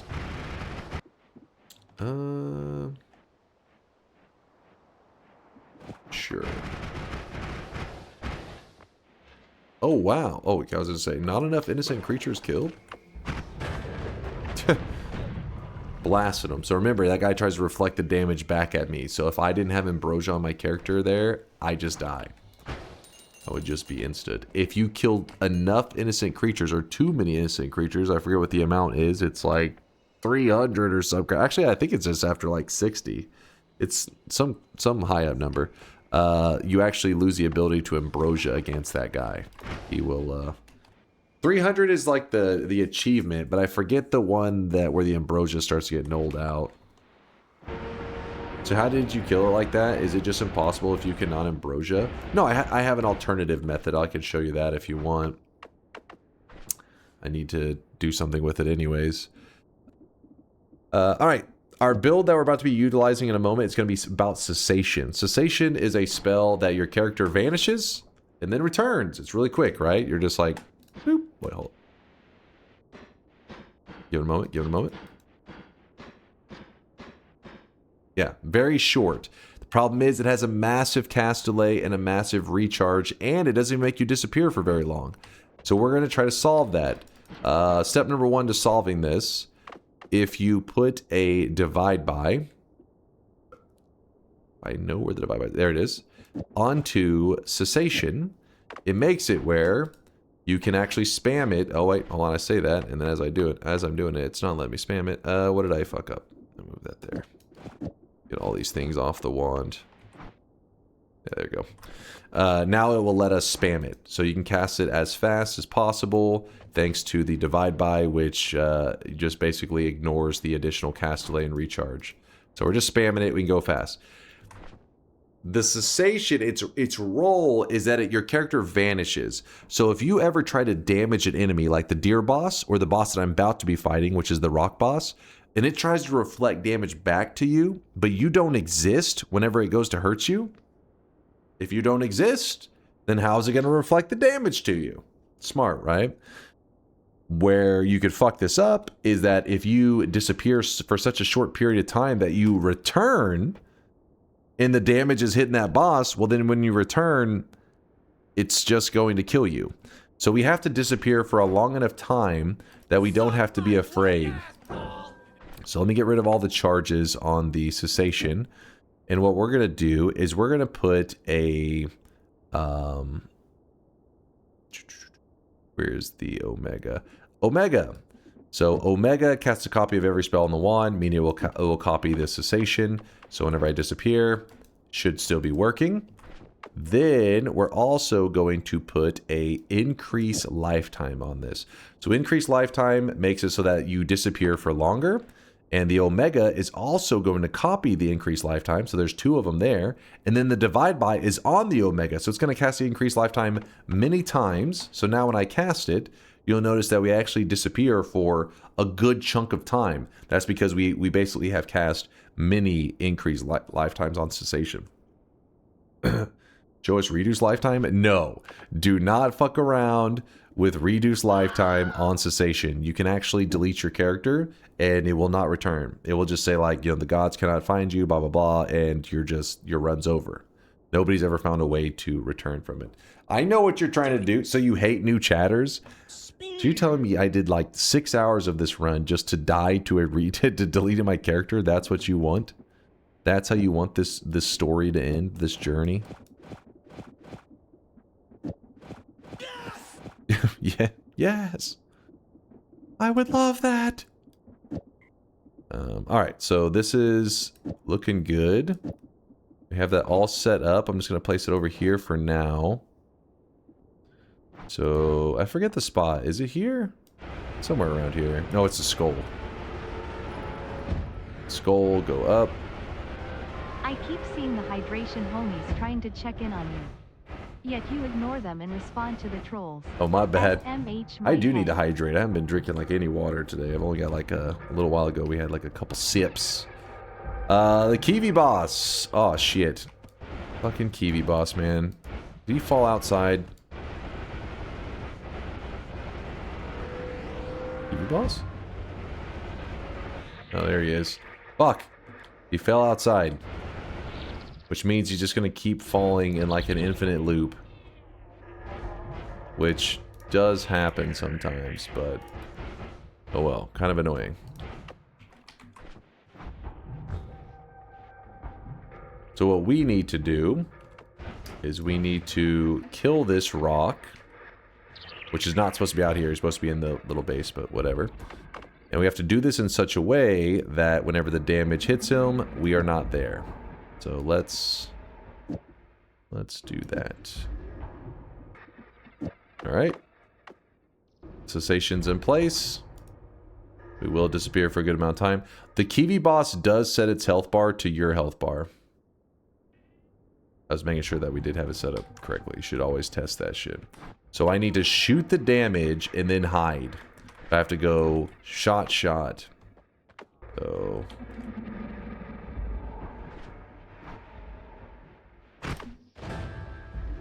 there we go. Just like that. You can put them on the same wand. It's usually the best way to go about it. Doing like that 1-2 punch that I just did there is usually a bit dangerous. And then we have the player ghost, which I'll just do that just for the sake of safety. Yeah, there is a downfall to this method. You are 100% right there, Bayhu. Hold on, let me... So whenever you make your character disappear like this, so normally what happens is projectile flies out, kills an enemy, and the projectile, while it's flying out, think of it as having like, it has like your name on it. It knows that you're the owner of that projectile. So it hits the bad guy, kills the bad guy, and it's like, you did this. But whenever you shoot a projectile like this and then immediately disappear, whenever your player vanishes, your name tag essentially disappears from that projectile. So even though the projectile still exists and still kills the enemy, they're like, oh, whose is this? It's like, I don't know. So because it doesn't know who owns the projectile, it actually won't give you kill credit if you're looking to, you know, stack up boss kills and stuff down here, which I forget which one's the rock boss down here. Why am I blanking out? Oh, this one right here. The Kivi boss. So don't use the cessation method if you're looking to get +1 to your Kivi kills. So you didn't kill all bosses? Oh my, come on, that's not. There's actually been, if you say that's the deal breaker, Kivi boss was not the problem. Well, he would be one of the problems, but we killed the Alchemist by applying a always cast, or not always cast, by applying the personal lightning caster. This one here. Lightning bolts shoot out of it and then cause him to die. That kill is also not considered owned by the player. It pretty much causes him to commit suicide. Same goes for the Master of Masters. So, obviously that was not a restriction of the run. Obviously. Constantly violating the rules of the challenge. No, I'm just saying, if you guys try to be like, technically, well, you fucking should have been doing that 7 hours ago, all right? You're a little bit late. You showed up for your court case 2 days late. I'm sorry. You're going to jail. We have killed the Alchemist, the Pyramid boss, the Dragon, the Door boss, the Master of Masters. We actually killed the Master of Masters pretty early. Tiny, Mecha Kolmi, Meat Realm boss, Leviathan, Forgotten, the Deer boss, the Kivi boss. I'm missing, it should be to 15. Why am I only counting, I'm only counting 12, I should be at 13. Let me do that again.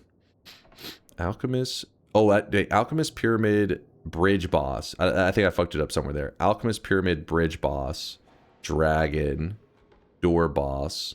Master of Masters. Mecha Kolmi. Tiny. Meat Realm boss. Deer boss. Leviathan. Forgotten. Kivi. Yeah, rock boss. Okay, yeah, the rock boss. So then that leaves friendly boss and Kolmi. Because it's 15 total bosses. So when we count out the bosses that we killed, we should be ending at 13 because the 2 that remain are friendly and Kolmi. So we have 2 bosses. And actually one of those 2 bosses is one that's kind of a pretty big pain in the ass. And that is the friendly boss. So what we're going to do is we have to build something that does 0 projectile damage, or just as minimal, as low projectile damage as possible, and no explosion damage. So we want to remove all the explosion elements. We want to remove slice damage. Slice damage heals them. I don't need the added lifetime. That music note can go back. It doesn't really matter. And Holy Lance goes here. This is going to be a bit jank. A little bit jank. Let's see. I don't know. It's kind of scuffed. Oh well. Basically, we're trying to remove all damage types on our wand except for holy damage. This spell here, Holy Lance, does do a little bit of explosion damage, but holy damage is 44. The explosion damage only happens when it dies. We'll see how this goes. Hopefully it works. This boss only takes damage from drill damage and holy damage, so you're really limited to what spells you can use on him. And actually, we have to do it in such a way that we kill... So the friendly boss is surrounded by their children, and you have to kill all of the children to buff up the friendly boss, which then makes them very hard to kill. I just started Noita and have like 3 hours in the game. Yo, 4 Kings. Noita's really fucked up in the early days, but it is my favorite single player game of all time. It's fucked up, man, but trust me, it gets amazing. Just, it's a little bit of a grind in the beginning. I hope you're enjoying your Noita time. If you're enjoying it even a little bit in the early days, oh man, it only gets better. It only gets better. All right, let's kill the children. Okay. What the fuck? Oh, I need to swap the things here, I think. So right now the children are getting murdered, which sounds really fucked up, I know, but it's literally just the oh no. Did they just kill the big fella? Fuck, we gotta go to a parallel world now. I mean, technically we killed the friendly boss, but I want to kill the buff version of the friendly boss, so we'll go to a parallel world and kill him. Let's kill all the... So we want them to have 252,000. So I think all the little ones are dead. So the reason you can kill them even before... you can kill them even before you've buffed them up.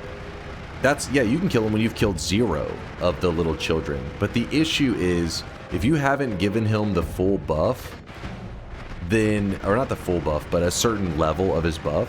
Whenever you kill him, it does not give you the achievement, the achievement pillar for killing that boss.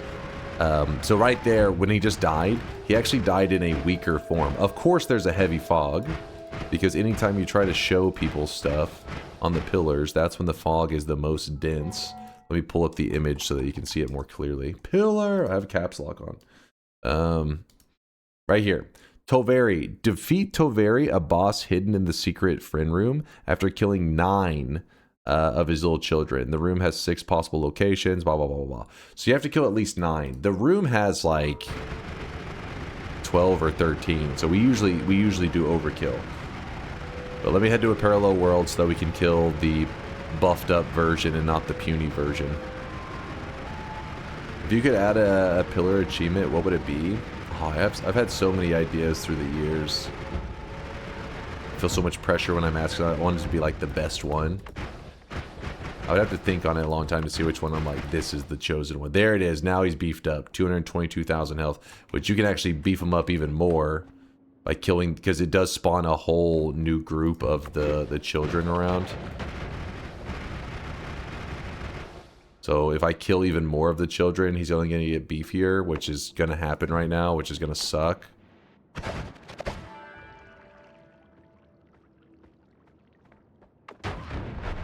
Yep. Yep. Okay. So, he's got about 19 million health now, instead of like the 252,000 or whatever. He's getting quite beefy.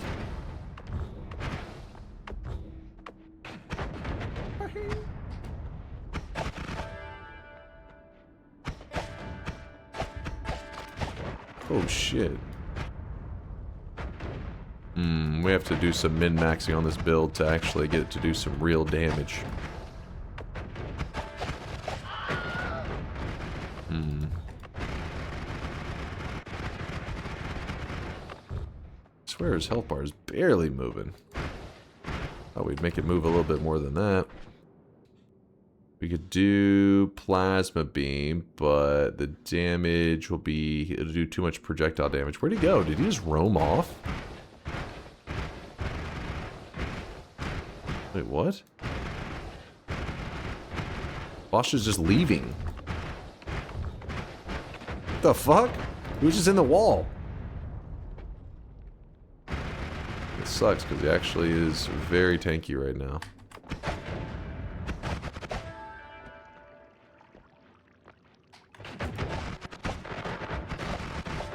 Yeah, that's too tanky to do it through this method. No way. Dude, and the damage is real. Let me think. How do we want to do this? We don't have the greatest crit set up. We don't have any drills. We don't want to do Omega. I don't think you can make the Holy Lance pierce. I may test that. Let's try the Moo here. Let's see what that does. If there's a, I don't think. Yeah, not the greatest. Like it does do damage, but not as much as I want. Let me remove the area teleport. Go with the homing here. Let's see how this one does. That one's kind of scary. Oh, shit. Because if the Holy Lances fire off just right, they're gonna light me up.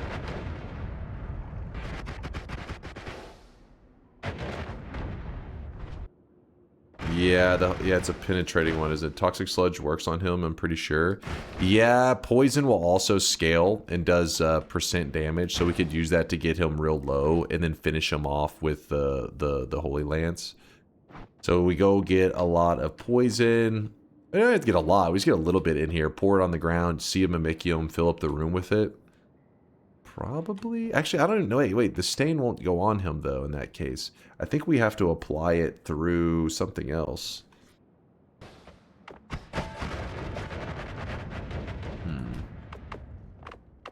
Yeah, that's why the area teleport, I think, is... Oh, shit! Chill, my dude, chill. His damage is real right now. Put the area teleport... Actually, you know what? I wonder if we were to do Nala here. Does it deliver the damage? Kind of. Oh! I'm gonna come up with a safe build because I'm afraid of my Holy Lances. If I start to spam them fast enough, they're gonna end up hurting me.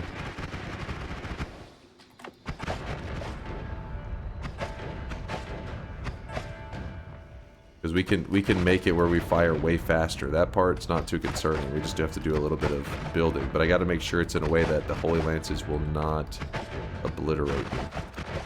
This maybe is something.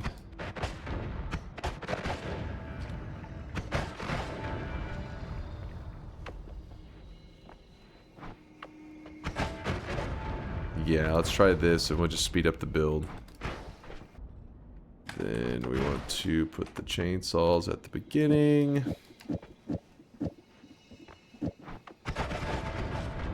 Do we have any more chainsaws? Yes, we do. The reason we want to put them at the beginning, and we got to make sure it's not in the payload, because if the chainsaws hit them, they'll heal them up. So we're putting it not in the payload. And then we're going to need some more add manas for the group.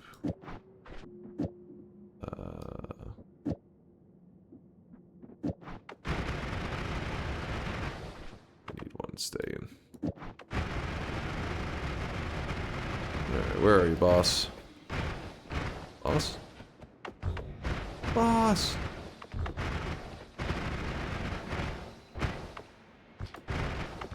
One's being kind of annoying. He's like roaming off a lot more than they usually do. Okay.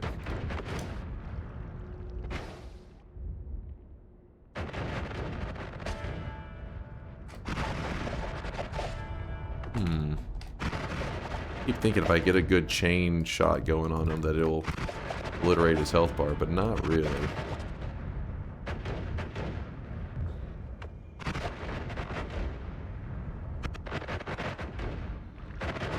No.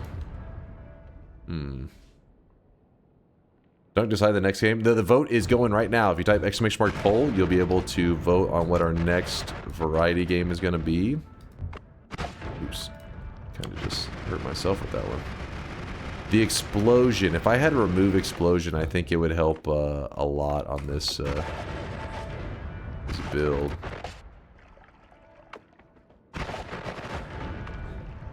It may be healing them, or at least canceling out some of my damage.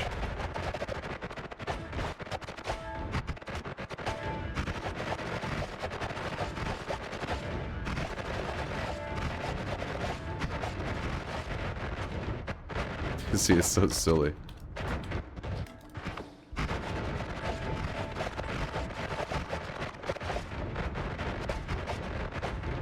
Just pogoing off of him. 27 seconds later.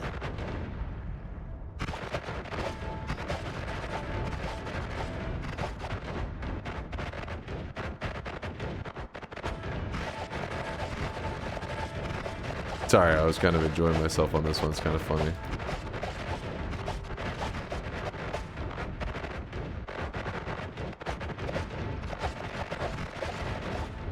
Alright, if I submerge him in ominous liquid, does he get the status effect? Because I can't remember if it'll stain him properly. Fuck it, we're gonna find out. And find some instant deathium. The poison or pus gave you the solution.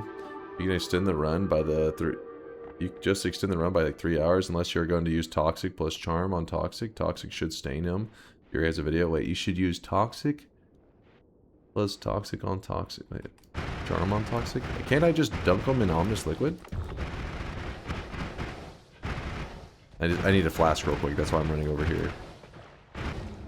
The issue is when you go to an area you've already been before, like those potions are all broke, man. Every time, never fails. Unless, yay! Out of a chest it dropped. Perfect.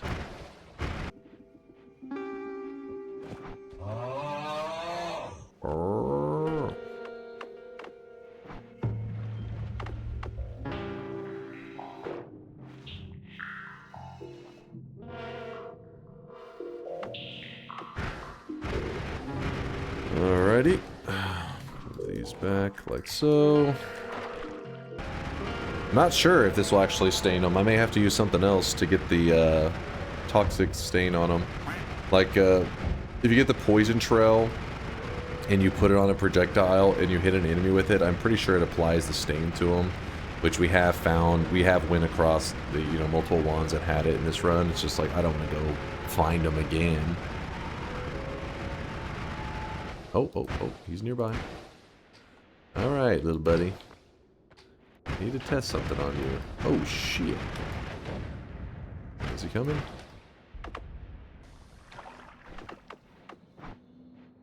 Wait, what? What? How'd that not... What the... What, did he delete the... ominous liquid?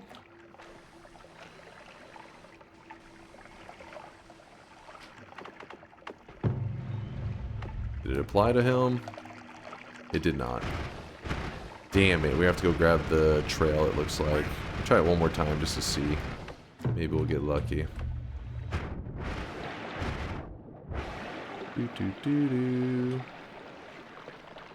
Yeah, it's because he's got that Matter Eater ability, but I wasn't sure if we submerged him, because you see right now, it looks like he has a water stain on his head.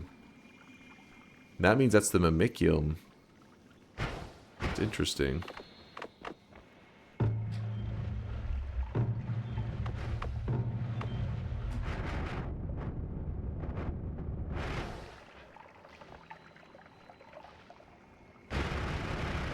Are we spamming poison on him? We're trying to tick his HP, and I wanted to see if the poison would tick it. Oh, he's 100% to toxic. Oh, you got a Fury video? Let's see. Let's see. At this point, wait for it.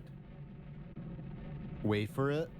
Swap. It active against Toveri. You can go right here. Oh, that's on the one. N, Ooh. use this modifier right here. On anything, even a spark bolt, and the little babies will start attacking him. Wait, how did we... Oh, it's just because the ominous liquid... Wait, shouldn't the ominous liquid... If he's resistant to it, that's probably why the stain doesn't show at all. So the liquids will go on him. You just have to use the toxic liquid. Isn't there something else? If we just throw toxic on him, I wonder how much... He'll be charmed and won't attack you, and then you could start to... I don't think we need the charm. What's the charm for, Woat? So he's chill towards you? Okay, that part, then we don't need that. Alright, this time, I thought ominous liquid because It is the way that you can use the poison effect works really well on like the beefed up Kolmi. In fact, in the early days of Noita,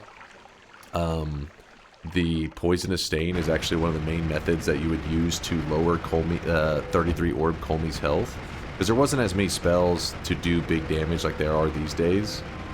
So anything that had insane health, you would prep the boss by doing poison damage first. Poison damage, since it's percent damage, would lower him down, and then once he dropped below 5% health, that was usually like, okay, now it's my time to battle, you know, whatever boss. So this time, we'll try approaching it with Toxic Sludge. Levitanium. Actually, this guy right here is perfect.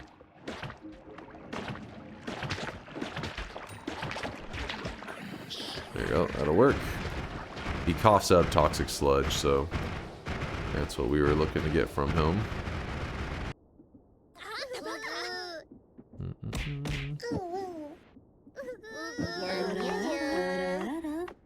Chat, don't be annoying. Now, it seems that when you heard me say, don't be annoying, you thought I said, be as annoying as possible. It seems you misheard me. This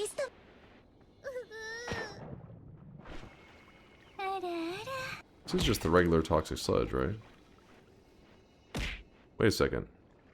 This isn't the regular Toxic Sludge. God damn it. We ended up getting the fading Toxic Sludge. Son of a bitch.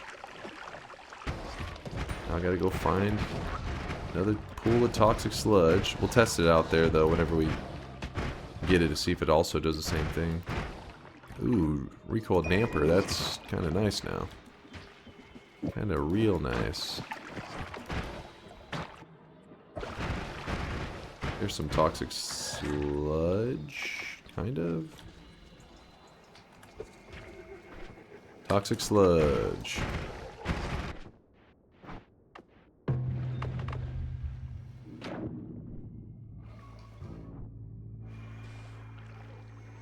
There we go. There we go. Let's try it here now to see if the results are.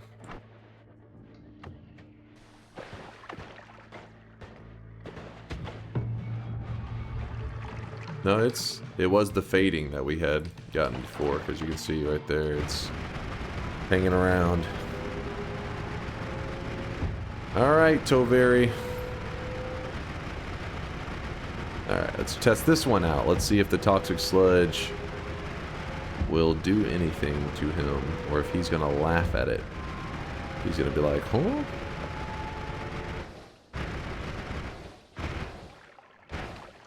Not only that, we also have to kind of dig him a little bit of freedom.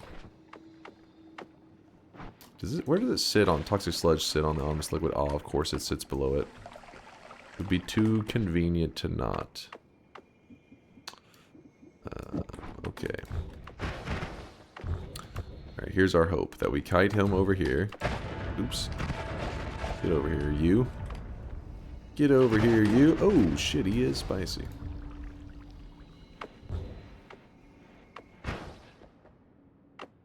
Alright, we'll start to spread a little bit around here. Here's to hoping our strat works. Oh, as he almost kills me.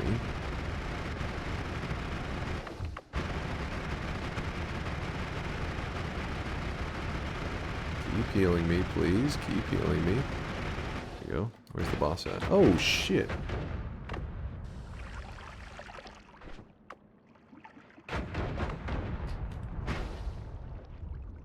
Okay. I see ya. I see ya.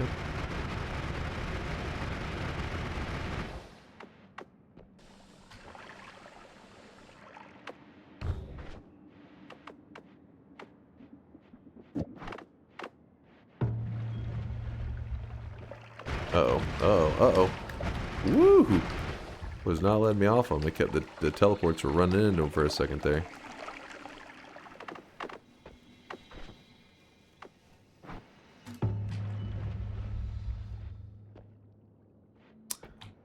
Yeah, it looks like we're not going to be able to sustain him with that either. Oh no. Oh no, do we just fight him for 1 billion damage? Build a better wand? Yeah, but a better wand would be we need crits. Explosion removal. Normally you would just grab perks, but the problem is we're doing a no holy mountain run. So it's like, oh, shit. Find poison trail. If poison liquid, I think the poison liquid was not, I don't know, like I was trying to apply it and it was completely ignoring it, but the water stain it did not. So I'm pretty sure what was saying that he has a like a resistance to it, and like the poison wouldn't work. Curse damage does work. What's also really annoying me is that the boss seems to have like this thing where he keeps just kind of fucking off randomly. He's just like at some point deciding, yep, I'm out. And he's done that like 10 times now.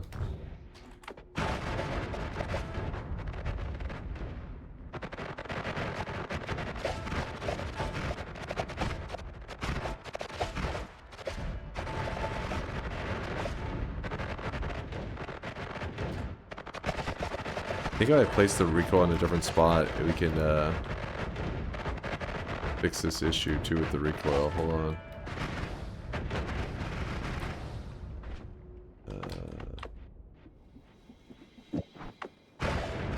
No, that's not the fix.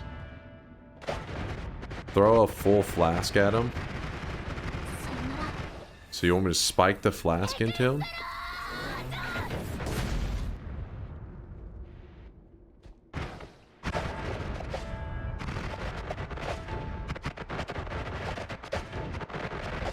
He's getting healed every once in a while because sometimes he's taking a lot of explosion damage, and the explosions do heal him. That's like 30 minutes of shooting. I know, I try to avoid it, but it feels like getting the setup so that we can kill him in one shot is going to take as long as just grinding him down would.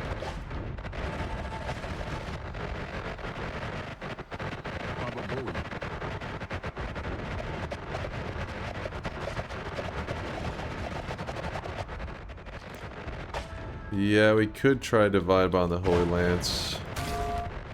I'm not super hopeful on how this... I fear the moist mob. Yo, what's up, Celerity? You got here at a really rough time. Why is there so many Ayayas in there? What the hell is this shit? Wait a second. He's not spreading misinformation in his channel, is he? If he said anything about any weebery, these are all lies. If you have been in Celerity's channel for more than 5 minutes, you'll know that that guy is a degenerate weeb. And he's projecting. So don't listen to the misinformation. If he told you something, don't believe it. Do not believe it. He called you a lolicon? What? He said what? That is slander right there. That is fucked up. How dare you? How dare you? Celerity, I appreciate the love, except for the slander, but I appreciate the raid, my dude. I hope you had a fantastic... If I had to guess, probably some Slay the Spire 2. Probably crushing it. Anyways, you got here... We're playing... By the way, for the Slay the Spire peeps, I know you love Slay the Spire and Slay the Spire 2, all that stuff.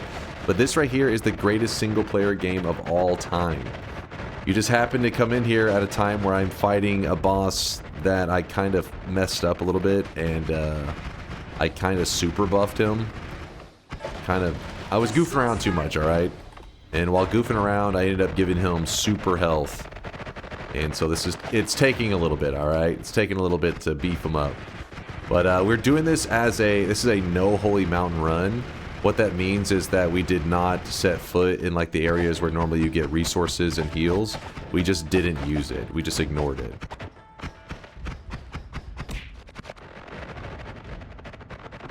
I don't know what I keep hitting myself with something that does damage. Your damage sucks ass. Oh yeah, I was gonna try to divide it to see if we could get lucky and maybe amplify these holy lances a bit. Hold on. I have no idea where we need to end up putting this stuff. Let's try this first, see what happens. Nah, we're just gonna end up dividing the modifiers and shit. Actually.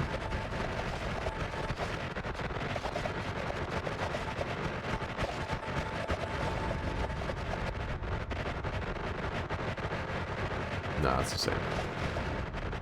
Try the full flask thing. So you gotta hit them directly with it? Is that the idea? I mean, dunking them in this stuff didn't even help.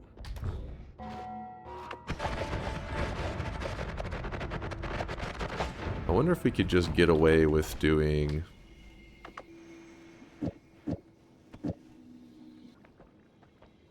This is probably a bad idea, but I'm gonna test it.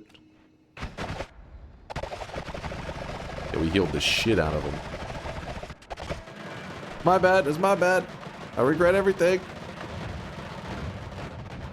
Thought maybe we removed enough damage. Oh, we healed him. Oh, we healed him a bit.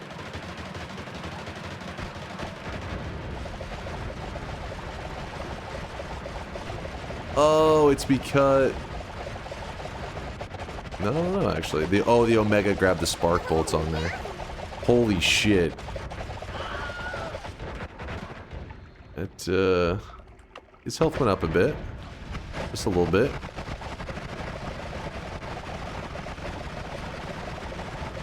Yeah, I need the null on there. I actually need that null on there.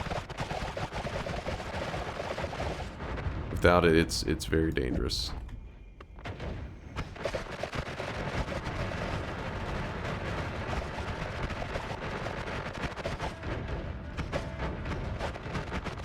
Oh.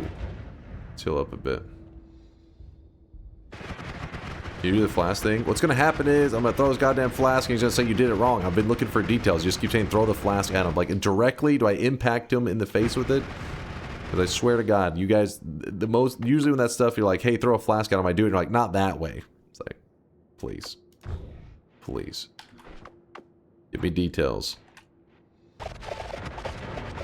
Spike the flask at him so it breaks and stains him. Ideally, cast Charm on Toxic right afterwards. Here. Spike the flask at him. So if I... Okay, watch this. Here he is.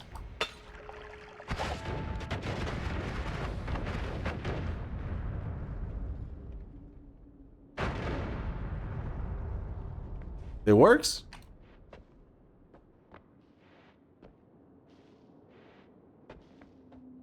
We wait? It's doing pretty good.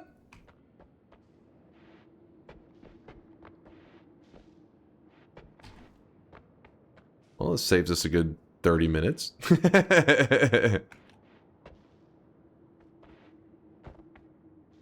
Thank you, Woe.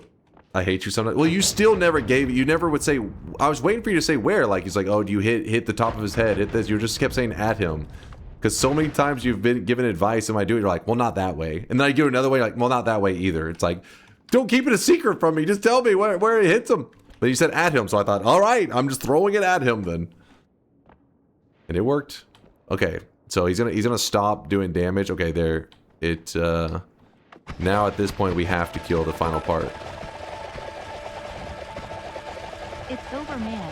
Hand over your stream key to WUOTE. I may have missed that part in Fury's video. I thought maybe I buffed him too much that he was ignoring those kind of stains. Wait a second. Would the poison work, Whoa, on that? I don't know why it's lagging so much right now. Look at the lag is causing it to slow down more.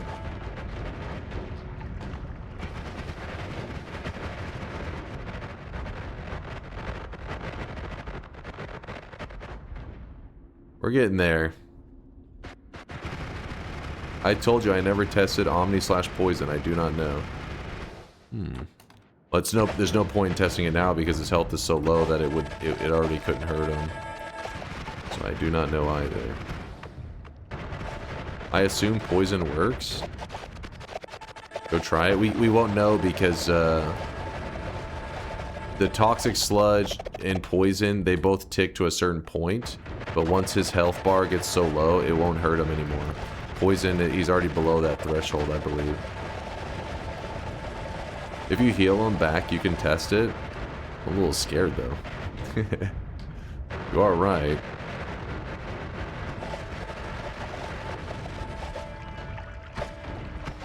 I feel like we'll save that information for another time, you know? That's what this guy did. See, like, look at the calculations. It's weird. It's like I feel like my damage build is higher, but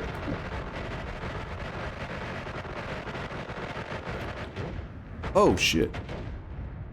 It feels like my damage build should be higher at times.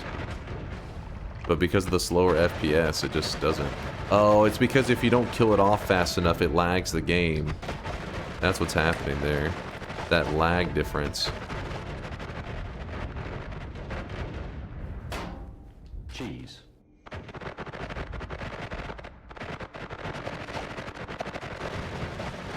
She's getting healed now. What the fuck? Oh, wait, no? I don't know. Yeah, he is getting healed. At times he gets healed. It like, depends on the direction that he's moving. Yeah, his health is going up now. 5, 1, 2, 3, 4, 5. Why would your health be going up right now? Oh, wait. I'm wrapping into, I think, one of the chainsaws. Just for safety, we'll put a music note there. How about that? Just to be careful. Chat's favorite note, the D sharp. Yeah, I can hear it. Oh, maybe not. No, it's still going up. If you mod restart, will it heal? Noita's kind of funky. If I walk far enough away, I believe he will get healed. Why is his health bar being so odd right now?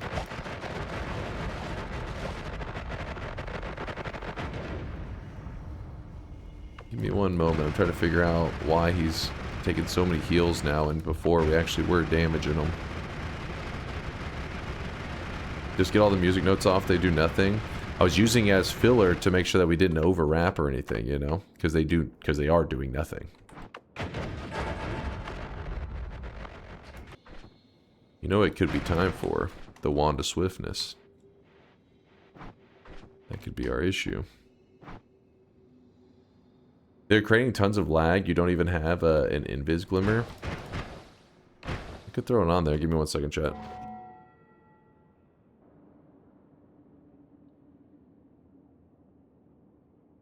Alright, chat. Sorry. People are waking up. It's 10:22 a.m. actually. I toyed around with my build a little bit. I didn't think I messed around with it that much. That it should be doing anything like that.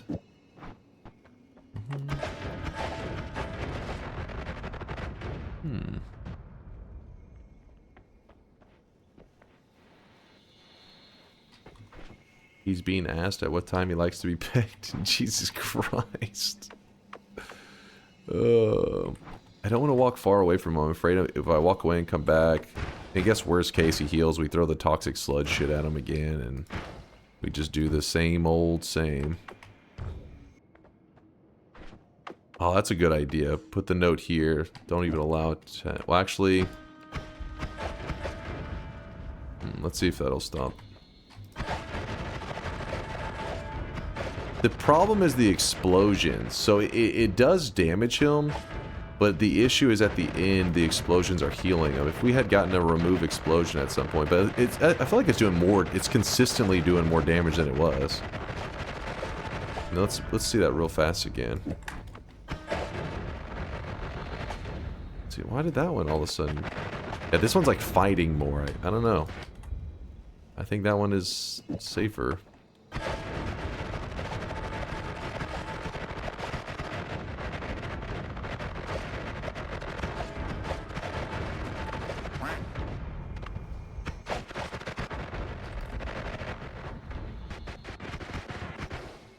Explosion cannot heal him. I believe it does. Let me look. Toveri, I can't remember which ones heal him. Is it a projectile and slice or something? Let's see. Which are the ones that move?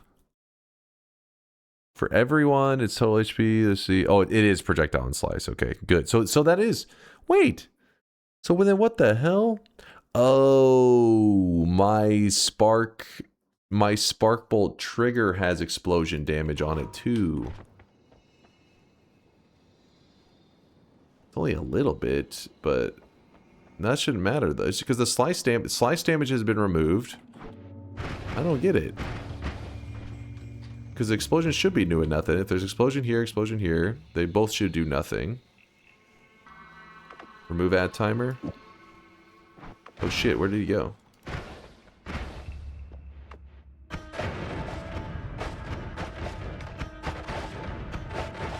See, it's so short that it just kind of... Oh shit, I gotta heal up. Use plasma. Plasma has projectile damage. Projectile damage heals him. You're saying try the light shot here? And then let's see if that is... In that case, I do think we need to bring the increased lifetime back. I don't fully understand what things are healing him, though, at the moment. Oh, shit. Did you see that? Looked kind of cool. That looked kind of fucking awesome. Look at that shit. What the fuck?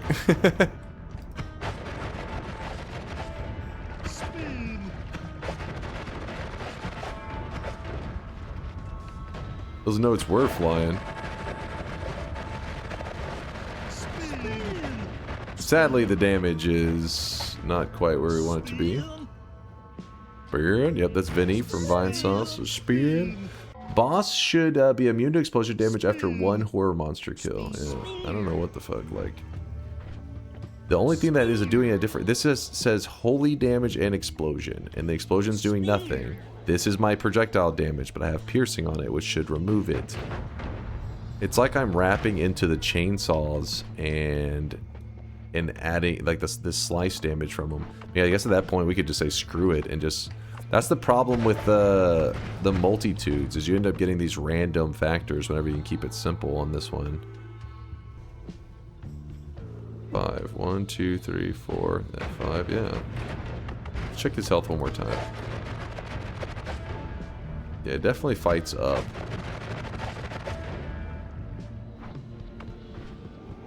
Moving these guys out.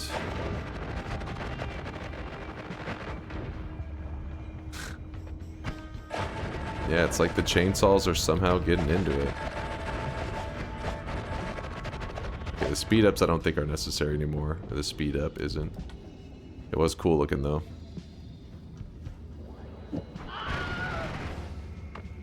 Read Liquid Cake, they solved it?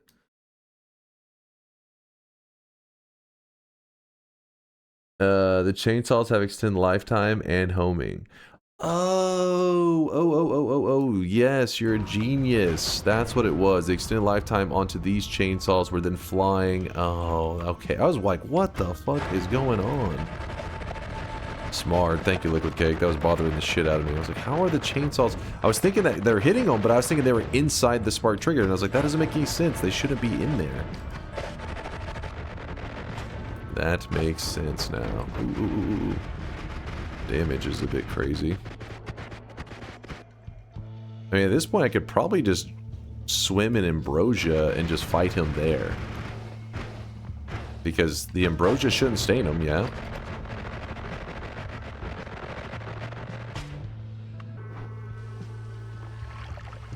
Let's put this on my character right here. What does this look like?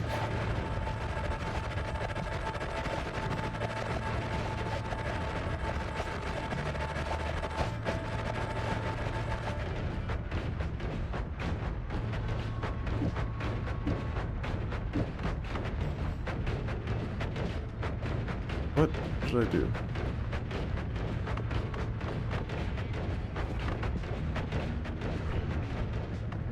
No, come here.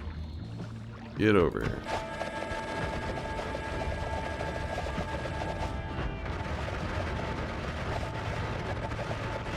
Oh shit, I was getting the bug beat out of me.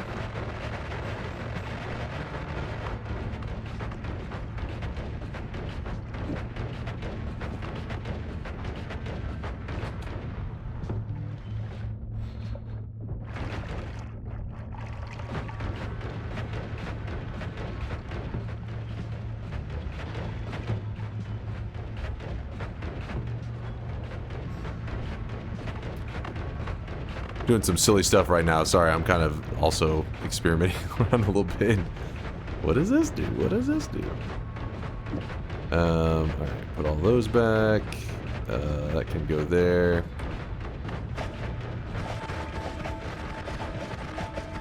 Yeah, I think it was better to have...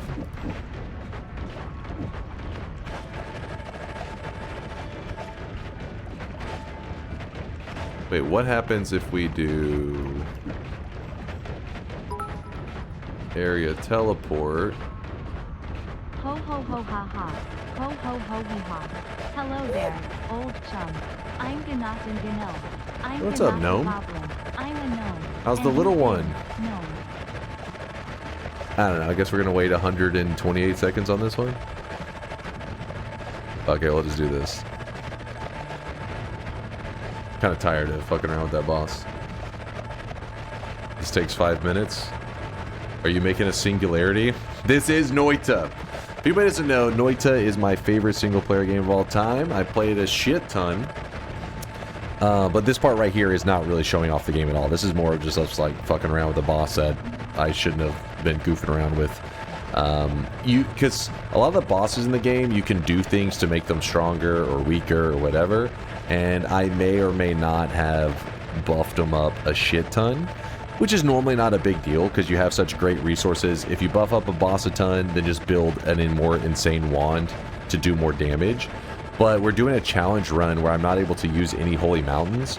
So I don't have any perks, and I'm missing a lot of resources I normally would have.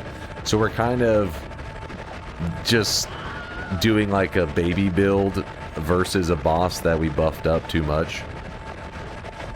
But luckily, you know, Woat kept fucking saying, throw a flask at him. I was like, where? And he's like, at him. I'm like, where? He's like, at him. And I threw it at him, and it broke, and it does like a, it did a percent damage, which was really good, because we had buffed him up so much that the percent damage was massive.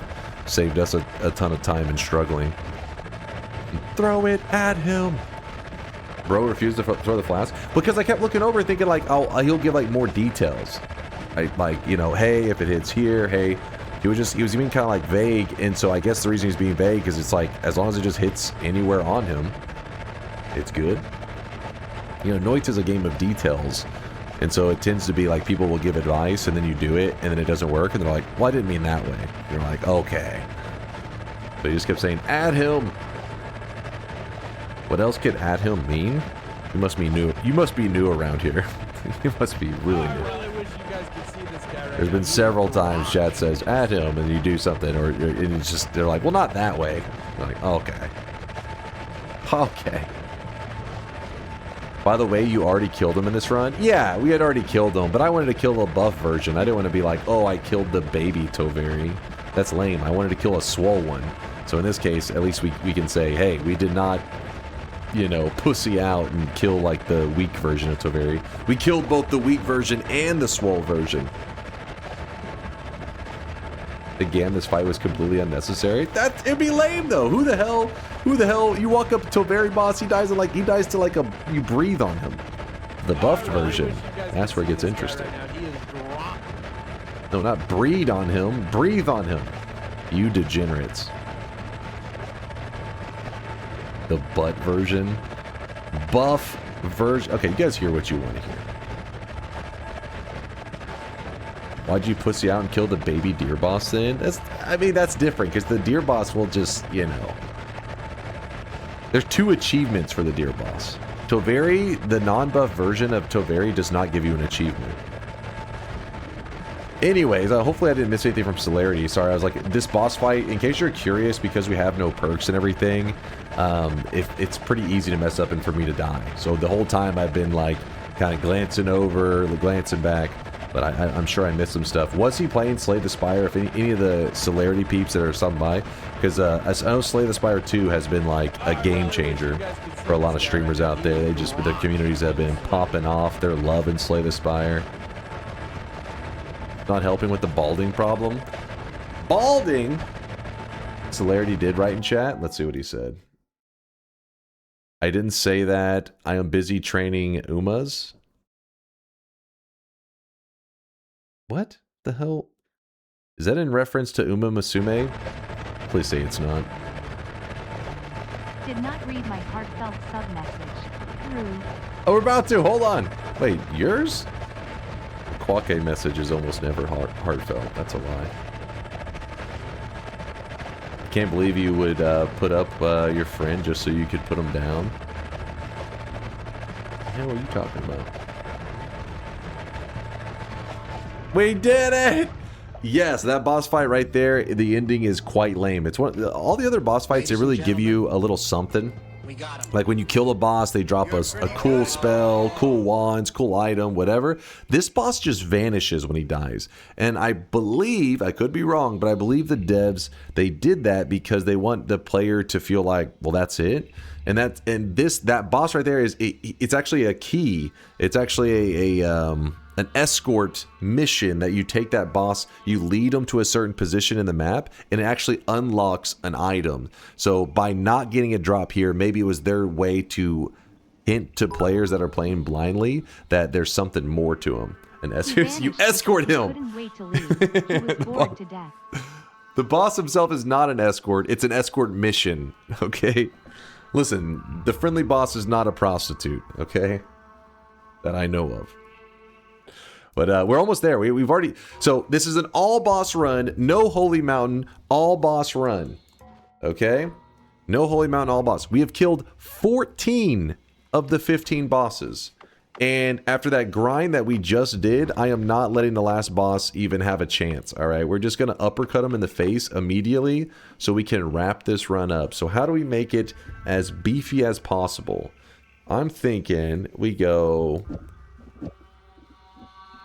Homing, piercing, we can, actually, wait, no, this, wait, was this there the whole time? Wait a second, where did this come from? Well, that probably explains a lot of my issues. That was not supposed to be there. I was not paying attention. Alright, got that. This can go here. 1, 2, 3, 4, and that's number 5. Increased lifetime on the chainsaw with the chainsaw on the payload, and then we'll put a chainsaw on the outside. I don't even know what's happening anymore. Increased lifetime, damage field. Where's the ping pong and all that shit? I'm gonna grab that. Heavy, heavy. Where is our ping pong? Ping pong, where the fuck are you?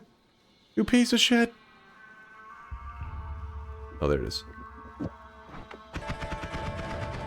Alright, our wand could definitely go faster, but it's not a big deal if we just leave it as it is, I don't think. Shouldn't be.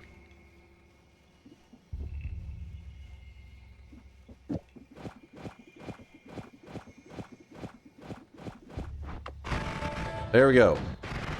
Let's go do some murdering. Duck? You want some ducks in there? Fine, I could throw some ducks in there. Hold on.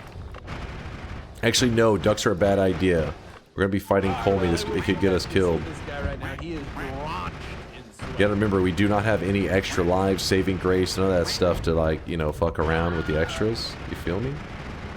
Don't get into the mountain by accident. Thanks for the reminder. Thank you, thank you. We're coming up on them. Kolmi, where are you?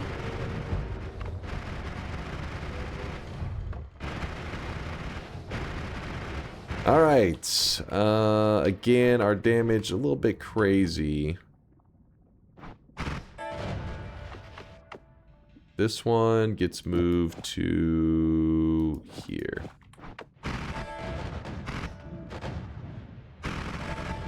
Yeah, that should be good enough. Alright, so we start the boss fight. Boss has 3,600 health compared to the boss that we just killed had 19 million? Something like that. I don't know why I shot so many times. I got so used to fighting the big fella. That's my bad. That's my bad.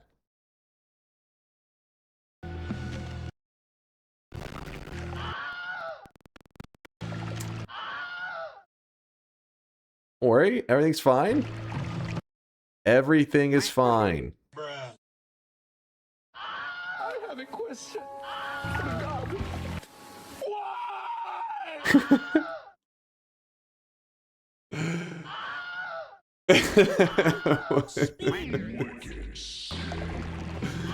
And maybe delay the video 2 hours.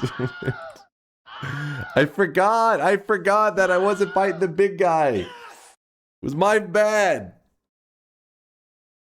Well, gentlemen, it Don't seems we have a worry. dumbass among us. Let it fight. Can't It'll watch fight him its way die. back.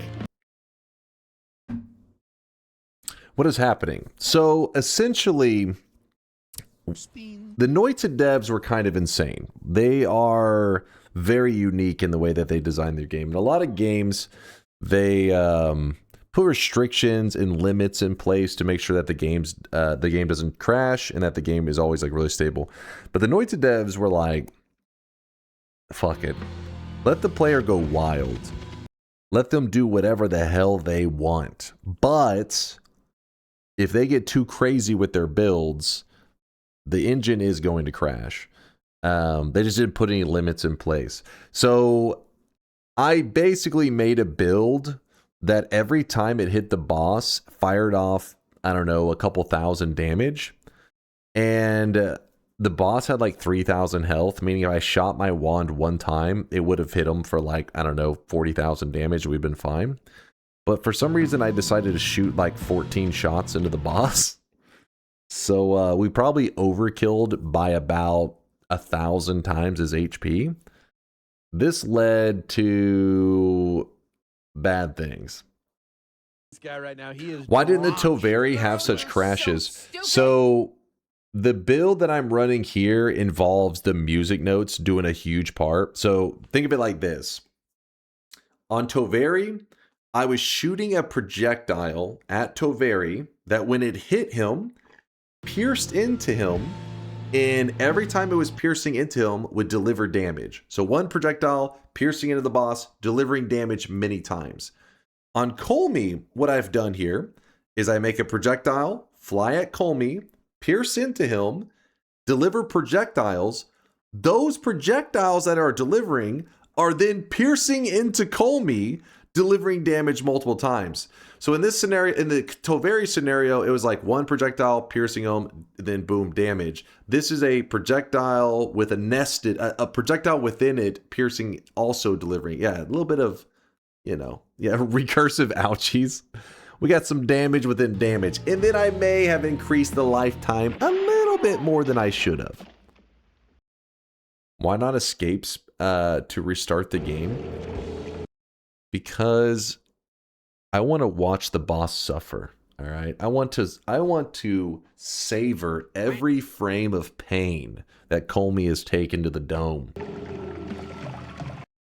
That plus, if I actually CBT streamer, if you let it play out and it doesn't crash, when you watch the replay back, it actually plays back perfectly smooth. Which in this case isn't a big deal because it's not really the coolest looking damage wand. Does that say 200,000? The boss had 3,000 health. We've done a solid 200,000 damage so far, apparently. Okay, now I'm starting to get a little more tempted with the whole close it down. I kind of... Oh, wait. I can hear it struggling. The last couple of hours of stream is torture. This one has been rough. You're not wrong. It involved me buffing a boss to a ridiculous amount of health, using him as a punching bag for like an hour, and then afterwards locking up the game so that we can stare at the same frame for another 45 minutes. Yeah, we do have some anti-speedrun strats going.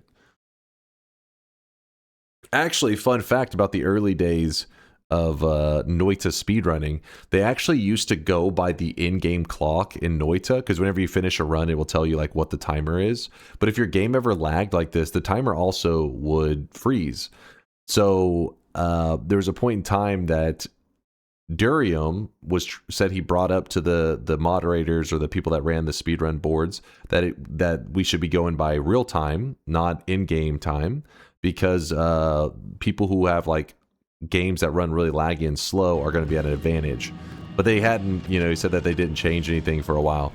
So then he I don't know if he somehow made it run like shit or his computer just ran Noita like shit. I don't know. But he actually held the world record in Noita for a little bit of time. So the previous world record had a in-game time of like, I don't know, like let's say like 2 minutes and 45 seconds. And then a real life, like IRL time of, I don't know, like 3 minutes. They were very close. But then Durium submitted his new world record, and the in-game timer was like 2 minutes and 40 seconds. And then the actual runtime, though, when you go to watch the video, was like 11 minutes. It's like, wait, what? And then you go to watch his run, and it was just a lag fest. Underclock your CPU. Yeah, it may be. Maybe that was his strat. I have no idea. But I think the run is still up. It was a former world record run. I'm pretty sure it's still on YouTube. I could dig through there and look at some point, but yeah. And so then I remember whenever he's in the chat, he's like, I told him that, you know, it's very easy to abuse. So I figured I would just submit the new record and they would understand. And then, yeah, so soon after that, they changed over the speedrun record boards to go by in-game timer, or I mean, real life timer, and no longer on in-game timer. You can hear Teddy meowing at the window. He's probably like, what the hell? Where's my treat? Teddy, hold on. Hold those meows. Your treat is soon. Best single player game ever. Okay, this is not a good look. I know. You're like, for the greatest single player game of all time, this is looking pretty shitty. But trust me, Noita is the GOAT. It is the greatest single player game of all time. You just happen to catch a really rough time period. All right, we're not going to get to see the replay back on this one. Hold up.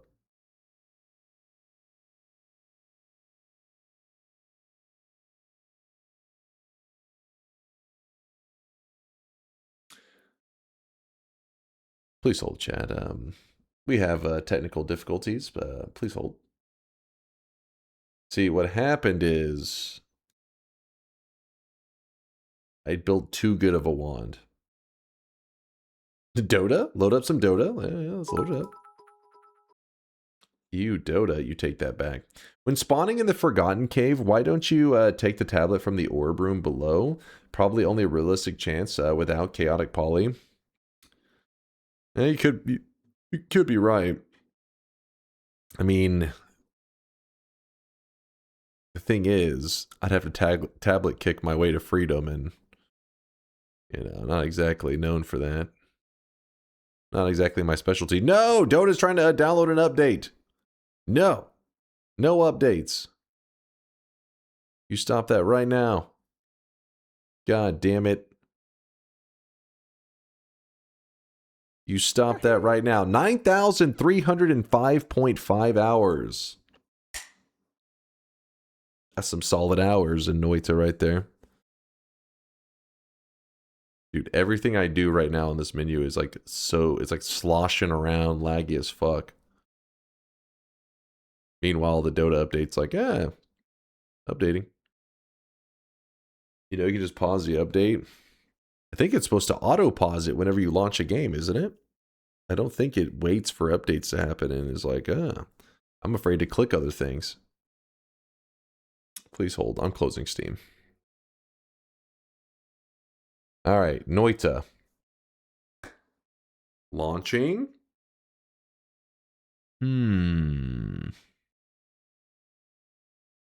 What'd you do? I was AFK for a second. I may have launched a couple 100,000 extra damage at Kolmi that I should not have shot at him. And this resulted in my game crashing and, well, locking up and, you know, eventually crashing. It didn't crash, actually. I got tired of waiting frame by frame. So what does a Yolk folder contain? He's regularly sending me knee pics, and so I put it in a folder. Very tasteful knee pics, of course.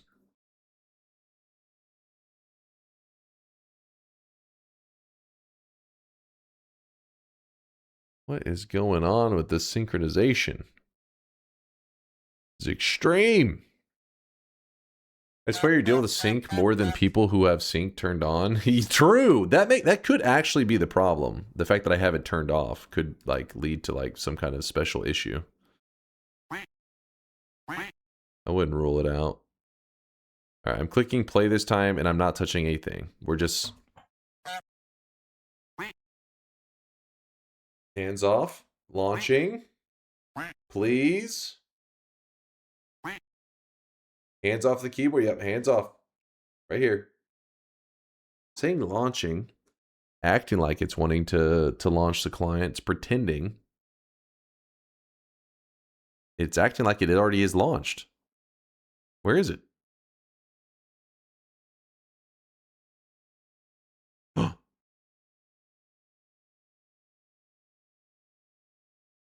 Chat, don't move. Nobody move. Chat, stop moving. You may break everything. Stop breathing. Be very quiet. No, I said quiet, chat. I hear you breathing right now. Keep your pants on. You're peeing your pants? Well, good thing you came to stream with a diaper. You were thinking ahead. Nice work, Woat. Restore? Oh.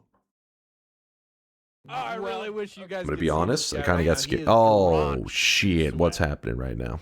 My lights are off. I'm in the dark. I'm scared.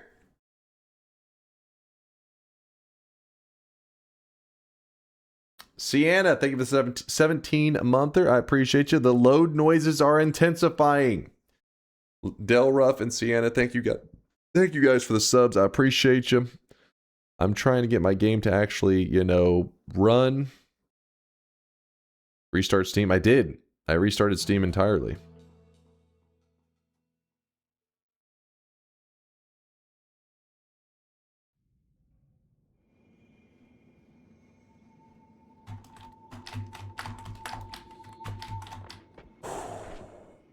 Not gonna lie, panic was setting in a little bit.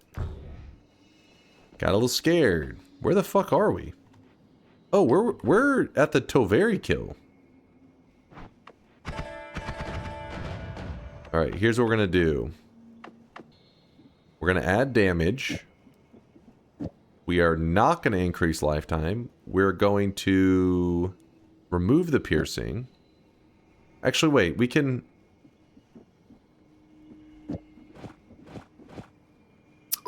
We can add lifetime. I'm a dentist. Please send your molar pics. Pregnant man, medium light skin tone. Mods. Mod that guy. Frosty, what are you on about? The boss has 3k HP, stop the lifetime bullshit. I took off the problem is the initial payload was pumping damage. But now we're not even gonna be pumping damage. This is gonna be a quick and easy boss fight. Simple, no mistakes. It's gonna show just how great the Noita engine is. Wait, where the hell am I? I'm in a parallel world. Uplift's like, you're in a parallel world. I wasn't paying attention. I didn't run into the tree.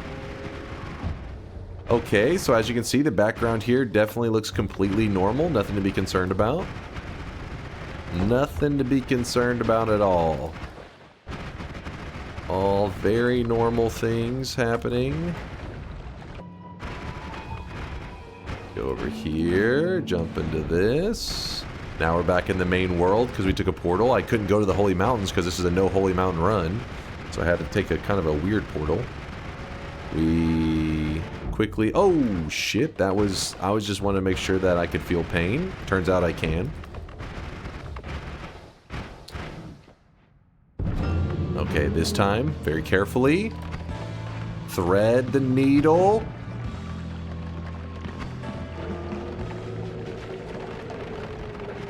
You see that? And you guys were afraid. I would never mess that up twice. Ladies and gentlemen, we got him. Okay, that is all jacked up. And there we go. 15 bosses down, and I didn't cheap out with the Toveri kill. I literally killed 2 Toveris, one of the weak ones, one of the buff ones, because none of that pussy shit. Frog death? Frog death. Now, of all times. Why are you the way that you are?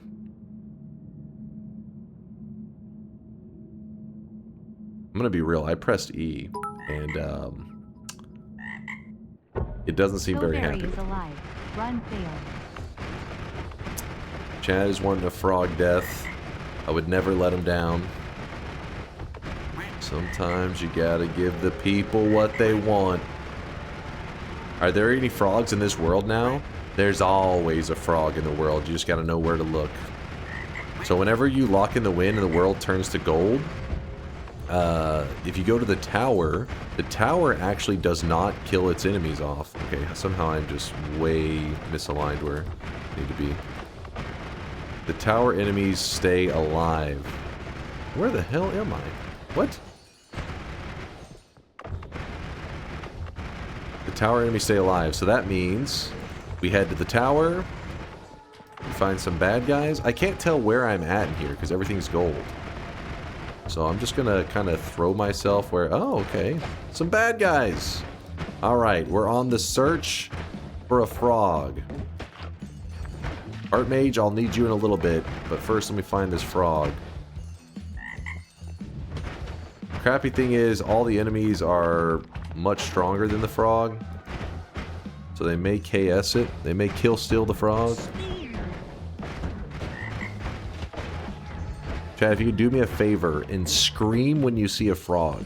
Not in the chat, but like at wherever you're at. Just stand up and start screaming. Don't worry, it'll be fine. It's a very normal behavior, especially if you're in a public place. Chat, you're already screaming. You didn't see a frog. You're lying. You're lying. It's like you're in Dallas without a GPS. That's fucking... That comment is so real right now. That's happened to me so many times.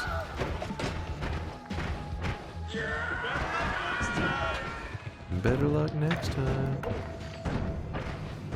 You just saw it? Bullshit. You guys are lying. Chat's full of known liars.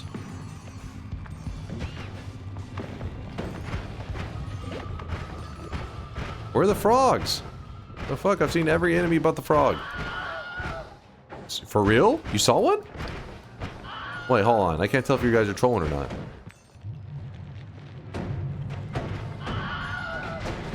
Up. Okay, I can't. Hold on. I can't see. I'm blind. I'm being electrocuted. God damn it. He blinded me again, that piece of shit.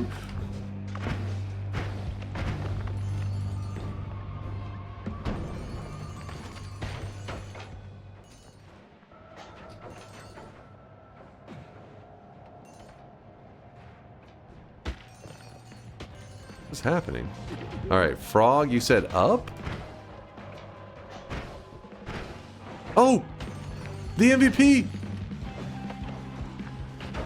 Okay, how are we gonna pull this off and not accidentally kill that frog? It'll be tricky, but I can do it. Just gotta believe in me.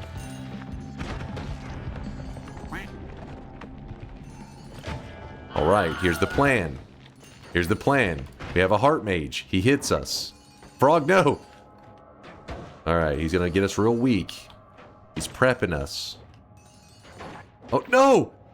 Break it up, you two. Break it up, be cool, be cool. Get one more hit. Alright, 18 health. And you guys thought it couldn't be done. I could destroy the world and still die to a frog. We found the frog, though. Okay, chat, you guys can get 1% of the credit. I'll give you 1%. I get the other 99%. That's the deal. Final offer. And that was win number 2,600. 2,695. God damn. How did this tradition start? Dying to a frog is not a tradition. It's just chat kept asking recently. They were like, could you die to a frog after a win? And I was like, sure. Just remind me at the end of the stream. And then every time after I would end the run, they'd be like, you didn't die to a frog. And I'm like, you should have reminded me earlier. This time they actually reminded me in time. So then yeah, I had to do it. Woat actually has a raid. Is that a real raid target, or are you just memeing there, Woat? Because I would like to show you some love for saving us some time with your toxic sludge flask into the face of Toveri suggestion, which may have been part of the Fury Forge video. I was also quick to like click away because I was trying to hurry and get the boss kill. Did he throw a flask at him? Oh, he did. This. Toxic Sludge is very effective against Toveri. You can go into the friend cave and smash. That would have been nice. I jumped over the part that mattered. God damn it. To be fair, Woe could have said it was in the video. I just assumed it was a strategy that he said he tested it. I think he did. Renophilia suggesting Hamper Champ as a raid target, doing first Leviathan kill and more. What do you think, Woat? What do you think? That sounds like a pretty good raid target. That sounds like a pretty juicy one. Woat says your call. Hamper Champ deserves love. I can't deny Meatball one. Let's do it. Let's lock in the win first. Here we go. I screamed it. I won. Thanks for the awesome stream today, you guys. I know the last like 3 hours were pretty grindy, but it was a it was a no holy mountain run, so the first like 3 hours were also grindy. It was like we grinded to get any kind of resources, and then once we got resources, we did really stupid stuff with those resources. That was the run today. Stupidity on all parts of the run. Let's go. But I appreciate you guys hanging out. Chat, okay, I would say chat was probably about 99% of the stupidity. I contributed about 1% of the stupidity. Final offer. Final offer. I think that's fair. But I need to wrap things up quickly because Some Dunk VODs has a video to post. I'm going to post it to the main YouTube channel on DunkOrSlam. VODs cooked up a video for you guys, so let me get that posted. I got to get it loaded, all that kind of stuff. So let's pull up the notepad. Reopen. Here we go. Oh yeah, look at this. Look at this group of winners today. Winners. Golden yes signs going out to Leo Derlevant. Nailed it, Leo. I said it perfectly. I know you're impressed. Blaze and Sky Thin. Congratulations to you three on the golden yes signs. 7 streaks raining down for Hafast, Leo, Tika Red, Blaze, Furcifer, Cheap House, Joshua, Jimlo, Morn, Anu, Gibble Wibble, Finale, Sky Thin, Susaner, Coco, Toto, Sponge, and Lunarian. That was a healthy amount of 7 streaks. Then we got the 14 streakers, the back-to-back 7s. We got Chrono Lord, Low Cost, Arthur Ashford, Woat, Mr. A, Duke Marriott, Kowloon, Dom the Dinosaur, and Lampus with the back-to-back 7 streaks, the 14 predictions in a row, correct. And then we got Froggeries with the 21 prediction streak, the only one with 3 7 streaks in a row, no mistakes. Froggeries, you earned that 21 streak. You are the Giga Chad of the day. Thanks for hanging out today, you guys. You made an awesome stream, even though my gameplay was probably a little bit lacking. Put everybody to sleep, but you guys who stayed awake in the chat, you guys carried the stream, so thanks for hanging out with us. Wait, why don't... Let's see him on. Why is my thing not, Yeah, I don't know why I wouldn't show him on my list, but now I see him when I go to his channel. Hamper Champ says, new to Noita, first God Run shenanigans. And we have rated him recently where he's been testing out all kinds of new stuff. Even this actually is a great raid target. I like rating Hamper Champ because even though he is a newer Noita player, I feel like sometimes... Yeah, let me close the shop. The shop is actually driving me crazy.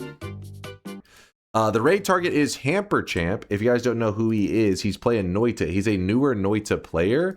But I feel like one of those things is when you're new to Noita, you feel like everybody else is like light years ahead of you. And some people think that's because maybe the game's been out for a while and it would take, you know, because I have thousands of hours played, right? I have thousands of hours played. So people start to think, well, you got to have thousands of hours played to get to this point. That is not the case.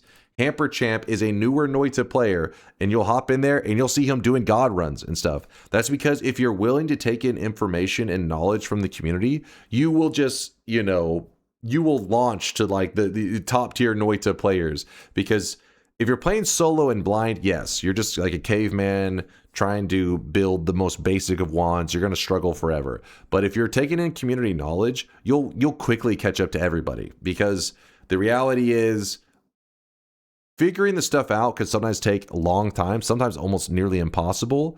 But once you hear the information, Literally, I can tell you something 5 minutes that may take you 200 hours to acquire, but I can tell you it in 5 minutes. That's how Noita is. That's the nature of the game. But anyways, Hamper Champ, he's soaking up knowledge. Have fun hanging out with him, and I'll see you guys in a couple days. Enjoy the Noita, and thanks again, Celerity, to the raid. Too kind, too generous. He's always supportive, even though he's a degenerate weeb. We love him.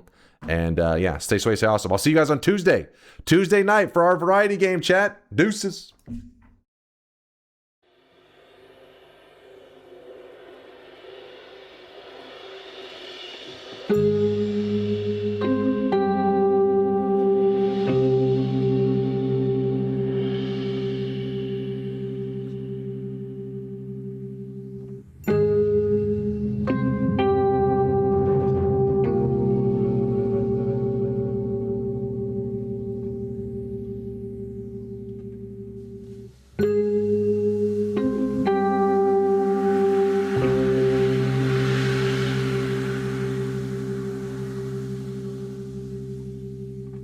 See my balls.